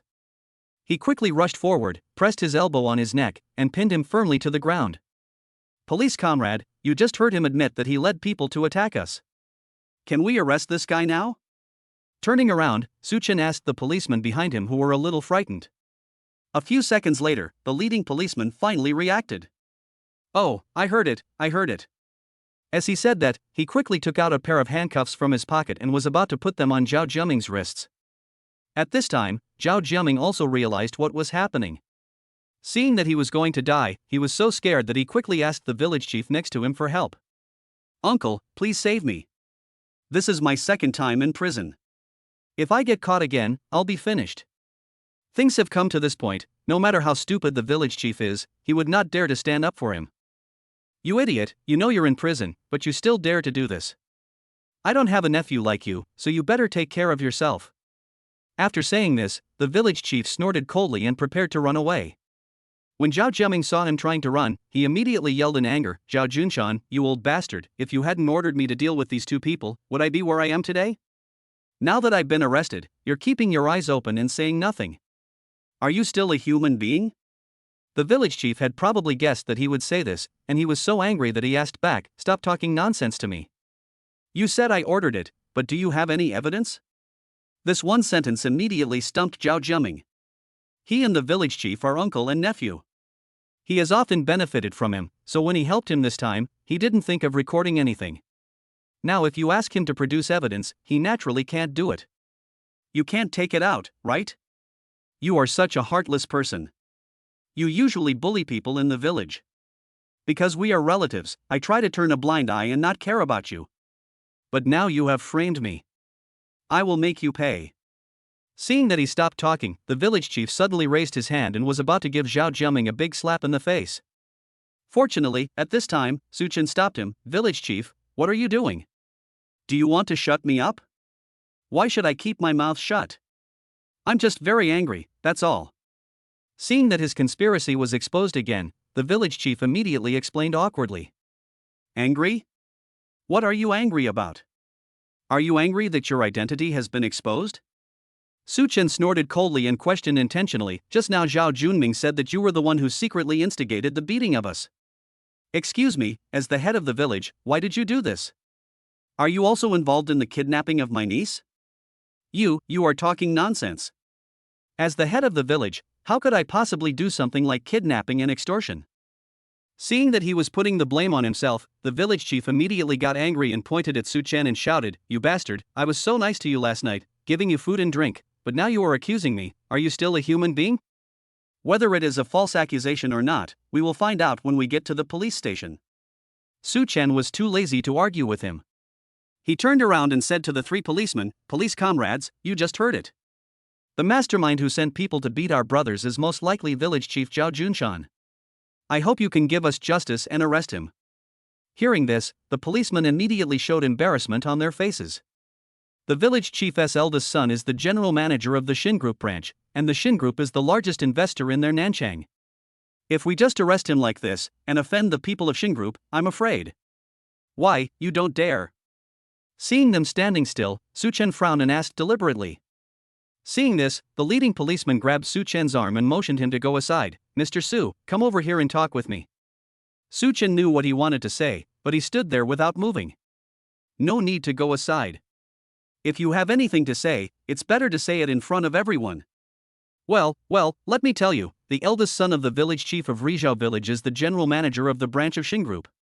Are you sure you want to offend him? Seeing that he was not responding to soft tactics, the police had no choice but to resort to hard tactics. This is what Su Chen wanted to hear. Hearing this, he asked back in a serious tone, "Why, being a small general manager means you can do whatever you want, right?" No, what I mean is, it's not a big deal. Why are you making such a fuss?" Su Chen deliberately made such a fuss. Of course he had his own purpose. First of all, since the village chief has repeatedly intervened in the kidnapping of his niece, it is enough to show that he must have played an important role in this matter. In this case, he must eliminate the harm to the people. Secondly, whether Lin Muyun can be found guilty depends entirely on the final characterization of the case. If it was just an ordinary family dispute, then Lin Muyun would most likely be acquitted. But if it is ultimately classified as kidnapping for extortion, then the worst sentence that awaits her is 3 years in prison. Chapter 61. At the critical moment, the Shen family took action. If kidnapping and extortion are not a big deal, I don't know what is considered a major case in the eyes of the police comrades. Do you have to wait for a few people to die before you pay attention to it? Raising his eyes, Su Chen questioned the policeman in a firm tone. His powerful question immediately left the other party speechless. After a few seconds, the policeman finally gave in and turned to walk towards the village chief Zhao Junshan.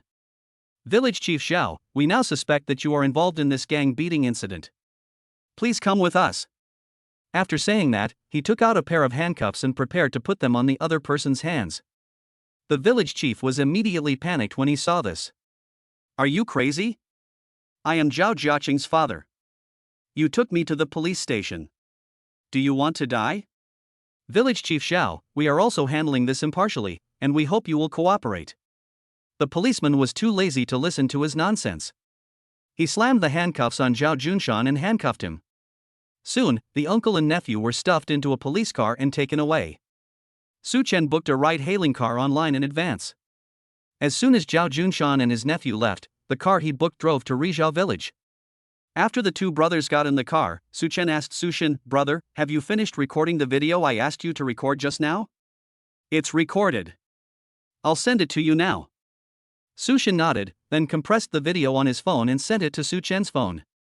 After posting the video, Su Shen asked Su Chen a little worriedly, "I just heard that the son of the village chief seems to be an extraordinary person.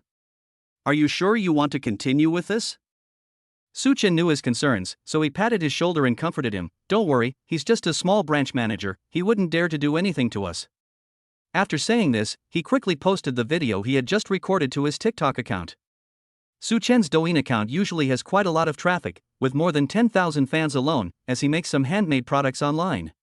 After the video was released, fans quickly saw it and started helping to spread it. In less than 10 minutes, the video had been viewed more than tens of thousands of times.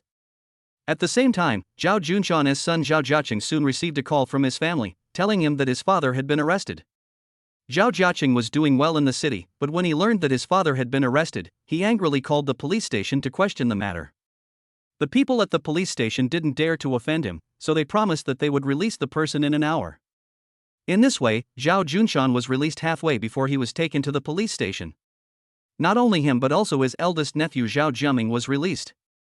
In fact, Zhao Junshan originally didn't want to release the bastard Zhao Jiaming, after all, he had just betrayed him. But for the sake of his son and his own future, he can only do this with great pain.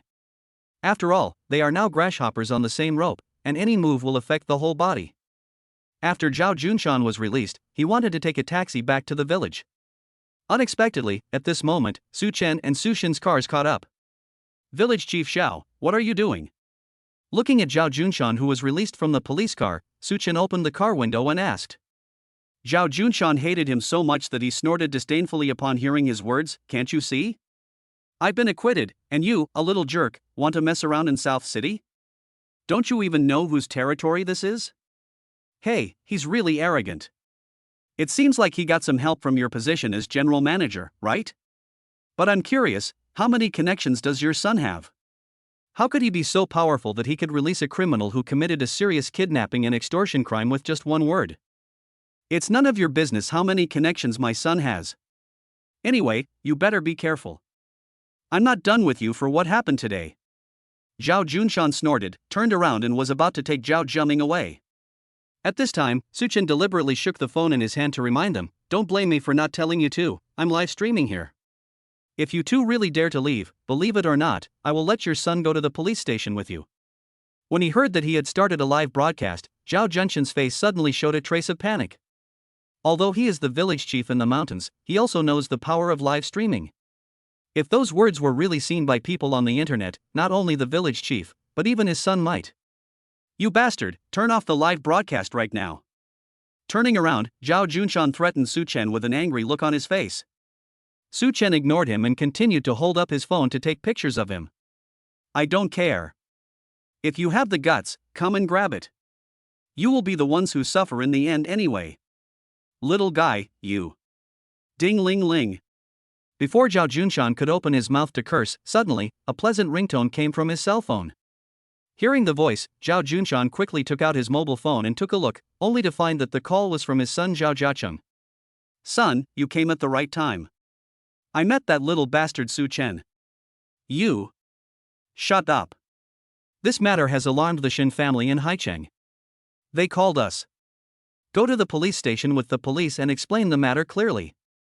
Before Zhao Junshan could finish his complaint, the other party interrupted him and gave an order. Shen family? How is that possible?" Zhao Jiaqing's words stunned Zhao Junming, and he didn't react for a long time. Although Rizhao village suffered a devastating disaster 15 years ago because of the kidnapping of the Shen family's granddaughter, 15 years have passed and the village chief has changed for several generations. As the richest family in Haicheng, the Shen family should have stopped paying attention to this matter a long time ago, right? So if that is the case, who notified the Shen family by calling it this time? I answered the phone call myself, how could it be fake? You should immediately cooperate with the police and go to the police station to explain everything clearly. Don't implicate me, otherwise I will sever the father-son relationship with you. In order to keep his position, Zhao Jiaqing quickly threatened his father. Seeing this, Zhao Junshan had no choice but to nod. Okay, I understand. After hanging up the phone, he looked up at Su Chen and asked with gritted teeth, "What is your relationship with the Shen family?" Su Chen didn't know which Shen family he was talking about, and couldn't help but frown. "I don't know what you are talking about, which Shen family?" "Nonsense, apart from the richest family in Haicheng, the Shen family, who else has such great ability to suppress even my son?" Seeing that he was pretending to be ignorant, Zhao Junshan became so angry that he shouted at him. Hearing this, Su Chen's heart suddenly skipped a beat. The Shen family, the richest family in Haicheng? Isn't that the place he went to last time following Grandpa Shen? But how did the other party, with such a high profile, know this information and help him in time? Could it be that Chapter 62, deliberately making things difficult for them to meet. Soon, Zhao Junshan and his nephew Zhao Jiaming were stuffed back into the police car and left. After the two left, Suchen said goodbye to Sushin. "Brother, I still have some things to deal with in Nanchang. You go back and take care of Yeye first. I will go back as soon as I finish my work." Sushin was worried about him and couldn't help asking, "South City is a dangerous place. Is there something you need to do?" Suchen stayed because he wanted to meet Xin Yufei and confirm her relationship with Xin Jixia. Because what happened to the village chief Zhao Junshan was really unbelievable to him, he had to get to the bottom of it today. "Don't worry about it. Just go back as soon as possible. I'll call you when I'm done." As Suchen spoke, he quickly opened the car door and got out, then hailed another taxi and left. Seeing him leave, Sushin sighed helplessly and ordered the online car hailing service to return to Haicheng. After Suchen got in the car, he found Xin Yufei's phone number and dialed it. Xin Yufei has already arrived at the new company, greeted the managers of each department, and is waiting for the final handover process. After seeing Suchen's call, she hurriedly stopped and answered the call first. "Handsome, are you done with this now?" "Well, I've finished it. I'd like to invite you to dinner tonight. I wonder if Miss Xin would be willing to honor me." Hearing this, Xin Yufei nodded and agreed without even thinking. "Okay, then let's make a reservation at the Western restaurant downstairs from my company. I'll send you a table." "Okay, see you there." Seeing that she agreed, Suchen said something polite and then hung up the phone. Soon, Xin Yufei sent the location of the restaurant. After Suchen received it, he told the taxi driver and headed towards the branch of Xin Group. At the same time, after sending the location, Xin Yufei quickly took the information and prepared to go to the Human Resources Department for the final handover. As soon as she opened the door, she saw a familiar figure sitting in the office chair waiting for her. "Xin Jixia, why are you here?" When she first saw Xin Jixia, Xin Yufei spoke with some surprise. Xin Jixia glanced at her calmly and asked, "Why, I can't come?" "Well, that's not the case. I just think it's a bit strange. Aren't you usually very busy? Why did you suddenly run to this remote place?" Xin Yufei felt embarrassed when asked and hurriedly explained sheepishly. Xin Jixia naturally would not tell her the truth. Hearing this, she just waved her hand and motioned her to put the information on the table. "Don't talk nonsense, bring your information here so I can take a look." Seeing this, Xin Yufei had no choice but to hand over all the personal information in her hand. Xin Jixia took the information and began to flip through it page by page. She flipped through the pages very slowly and read very carefully. It would take her several minutes to read a piece of information, almost like reading it word by word. Xin Yufei became anxious.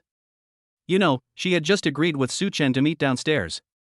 If Xin Jixia kept looking at her like this, wouldn't she be unable to get away? "Xin Jixia, no, sister, have you finished reading it?" Seeing that Suchen was about to arrive, Xin Yufei couldn't help but ask anxiously. Xin Jixia heard this, but she sat there without moving. "No." "Can you hurry up, then? I have something else to do later." Seeing that she had no intention of cooperating at all, Xin Yufei couldn't help but urge her anxiously. However, the more she did this, the more unlikely it was that Xin Jixia would let her go. After all, the purpose of her coming today was to delay Xin Yufei. Which is more important, your business or the company's business? Do you think the old man asked you to come to South City just to have fun? With a cold snort, Xin Jixia pretended to be angry and threw the information in his hand onto the table. "This information is not complete. Please go back and fill it in. When it is complete, bring it back to me." The information in Xin Yufei's hands were all prepared by the head office, so there was no possibility of any omissions. It seemed that Xin Jixia was deliberately making things difficult for her. Seeing this, Xin Yufei was immediately furious. "Xin Jixia, you did this on purpose, didn't you? All my information was sorted out by the head office personally, how could there be a problem? The head office can't make mistakes? Don't you know what your academic qualifications are? Do you want me to point it out to you?" Seeing that she was not convinced, Xin Jixia decisively pointed at the fancy string of academic qualifications and questioned Xin Yufei. When Xin Yufei saw this, she immediately became timid. She just turned 20 this year and had only been in college for 2 years, not even graduating. But in order to prevent her from being laughed at, she called the head office and asked them to increase her daughter's academic qualifications. Therefore, there were a lot of fancy titles in Xin Yufei's resume. If this resume was used to apply for a job outside, there would be nothing wrong with it. But if it was falsified in one's own company, it would be a bit. Okay, isn't it just a degree? Shouldn't I be able to do it?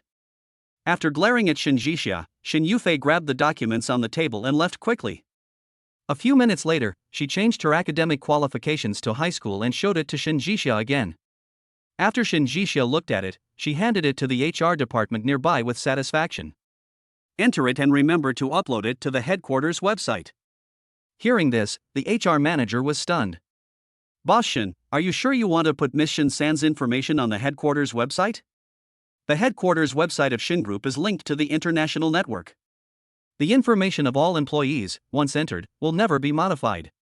If Shin Yufei's high school diploma were to be published, wouldn't she become a laughingstock for people all over the world? After all, the Shin Group is one of the world's top 500 companies, and any ordinary employee there must have a bachelor's degree or above. But she, the general manager of a branch, only has a high school degree. It goes without saying that she got to the top through connections. Why, do you have any objection? Shin Jixia glanced at him and said in a cold tone. No, I'll get it now. Frightened by the other party's eyes, the HR manager dared not talk nonsense anymore and quickly retreated with the documents. After the HR manager left, Shin Yufei looked at the time and asked anxiously, "Can I leave now?" Shin Jixia waved her hand and said, "Not yet. I just sent a notice to everyone. We will have a meeting later. You can introduce yourself and get to know your employees." Hearing this, Shin Yufei became anxious on the spot. Shin Jixia, are you deliberately teasing me? It's so late, why are you still having a meeting? Can't you hold it tomorrow? Tomorrow? I don't have that much time to waste with you. Shin Jixia snorted coldly and deliberately threatened, "If you feel impatient, you can choose to go back, no one will stop you." You! Seeing her chasing her away, Shin Yufei clenched her fists in anger. However, she soon calmed down again. Shin Jixia deliberately went to Nanchang to do this in order to force her to go back. Then, she could sideline herself and make her a useless young lady. She didn't want to, she wanted to surpass this bitch and step on her under her feet, so this time not only did she not leave, she also fought back fiercely. Chapter 63 Shin Jixia's company dinner, Su Chen also came. Thinking of this, Shin Yufei took a deep breath and suddenly put on a smiling face. Sister, you just want me to get close to the employees so that we can develop business in the future. If that's the case, then why hold a party? How about I treat everyone to dinner at a nearby restaurant tonight? Shin Jixia didn't expect her thoughts to change so quickly, and couldn't help but ask suspiciously, "Are you so kind?" "It's nothing, it's just the cost of a meal, it's not like I can't afford it. Besides, I'm treating everyone to a meal and getting along well with the employees, so won't you be happy too, sister?" Shin Yufei touched her freshly curled hair and responded to Shin Jixia with a smile. Shin Jixia thought about it, then nodded and agreed, "That's fine, but you have to pay for it personally, and you are not allowed to use public funds." "Don't worry, sister. I'm not as selfish as you think." Seeing that she agreed, Shin Yufei made a solemn promise to her. Soon, the notice was sent out and the dining location was chosen, which was Shunned Restaurant near the company. After the HR manager finished counting the number of people, he asked for a bus to take the company employees there. Seeing Shin Jixia sitting still, Shin Yufei started to tease him, "Sister, you always taught me to have fun with the people, so why aren't you going to the dinner party today?" Shin Jixia really didn't want to go. After all, the purpose of her coming here was just to delay Shin Yufei. Now that her goal has been achieved, there is no need for her to show up in public anymore. It's enough for the company to have you as a leader. If I go, everyone will be restrained. How could that be? You are the CEO of the head office. The people in this branch office will probably never see an official as high as you in their entire lives. If you can go, they will be so happy. Shin Yufei said, and then turned to ask the HR manager next to her, "Manager Wang, do you think I'm right?" Manager Wang nodded in agreement upon seeing this, yes, Miss San is right. If Mr. Shin could go with us, we would definitely feel honored and proud of our humble home. This. Shin Jixia was held back by these two men and didn't know how to refuse for a moment. Shin Yufei deliberately provoked her again at this time, "If you don't go, then don't blame me if I run away halfway." "Okay, I'll go." After hearing her words, Shin Jixia finally wavered. Soon, the group headed towards Shunned Restaurant. At the same time, Su Chen also took a taxi to the designated location. Seeing that Shin Yufei had not arrived yet, he was about to call her, but at this moment, a familiar car suddenly drove past the window. This car belongs to none other than Shin Jixia. When Su Chen saw the car, he subconsciously stood up and wanted to take a closer look. Unexpectedly, at this moment, his cell phone suddenly rang. "I'm so sorry, Mr. Su. I sent you the wrong address. I'm at Shun Hotel now. Can you come meet me here?" The call was from Shun Yufei.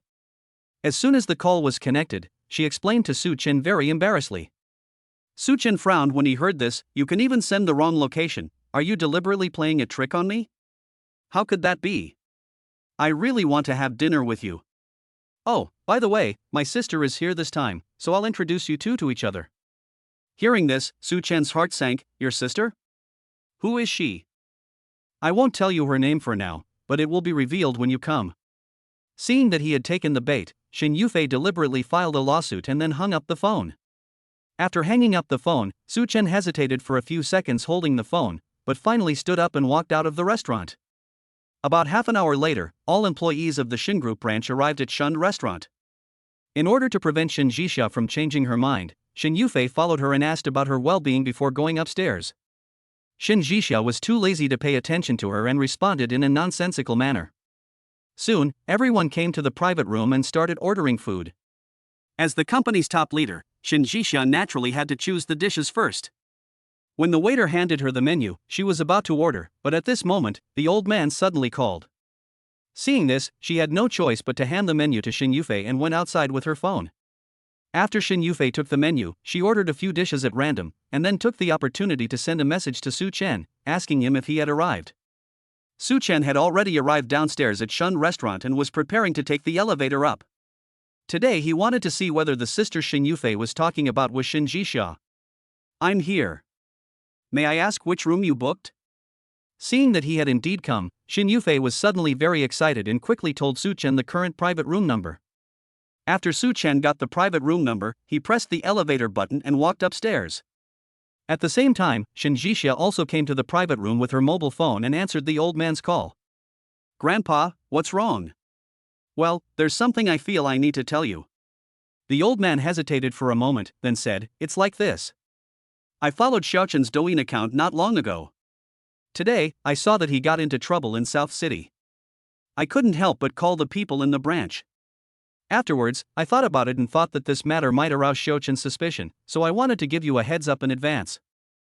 Hearing this, 3 black lines suddenly appeared on Shin Jixia's forehead. "Grandpa, you obviously did this on purpose, didn't you?" As for Su Chen's matter, in fact, there is no need for the old man to take action personally. He can handle it by himself. But the old man couldn't help himself and helped so much at once. What if Su Chen noticed something was wrong and followed the clues to find out her true identity? After hearing this, the old man smiled awkwardly and said, "Don't think so badly of me. I was really angry at the time and didn't think of anything else. Whether you have thought about it or not, I'm afraid only you know." Shin Jixia sighed speechlessly, and then ordered, "Okay, now that things have come to this, I'll take care of the rest. Remember, if Su Chen asks, you can say that you have a good relationship with the old man of the Shin family and asked him for help." "I know that, but I'm wondering, since you and Su Chen are already like this now, is it necessary to hide it from him?" Seeing that she still didn't intend to confess to Su Chen, the old man darkened his eyes and tried to test him. Shin Jixia would definitely not tell the truth to Su Chen until she was sure whether he was the boy who saved her that year. "Because if I tell it, what if Su Chen starts to blame me?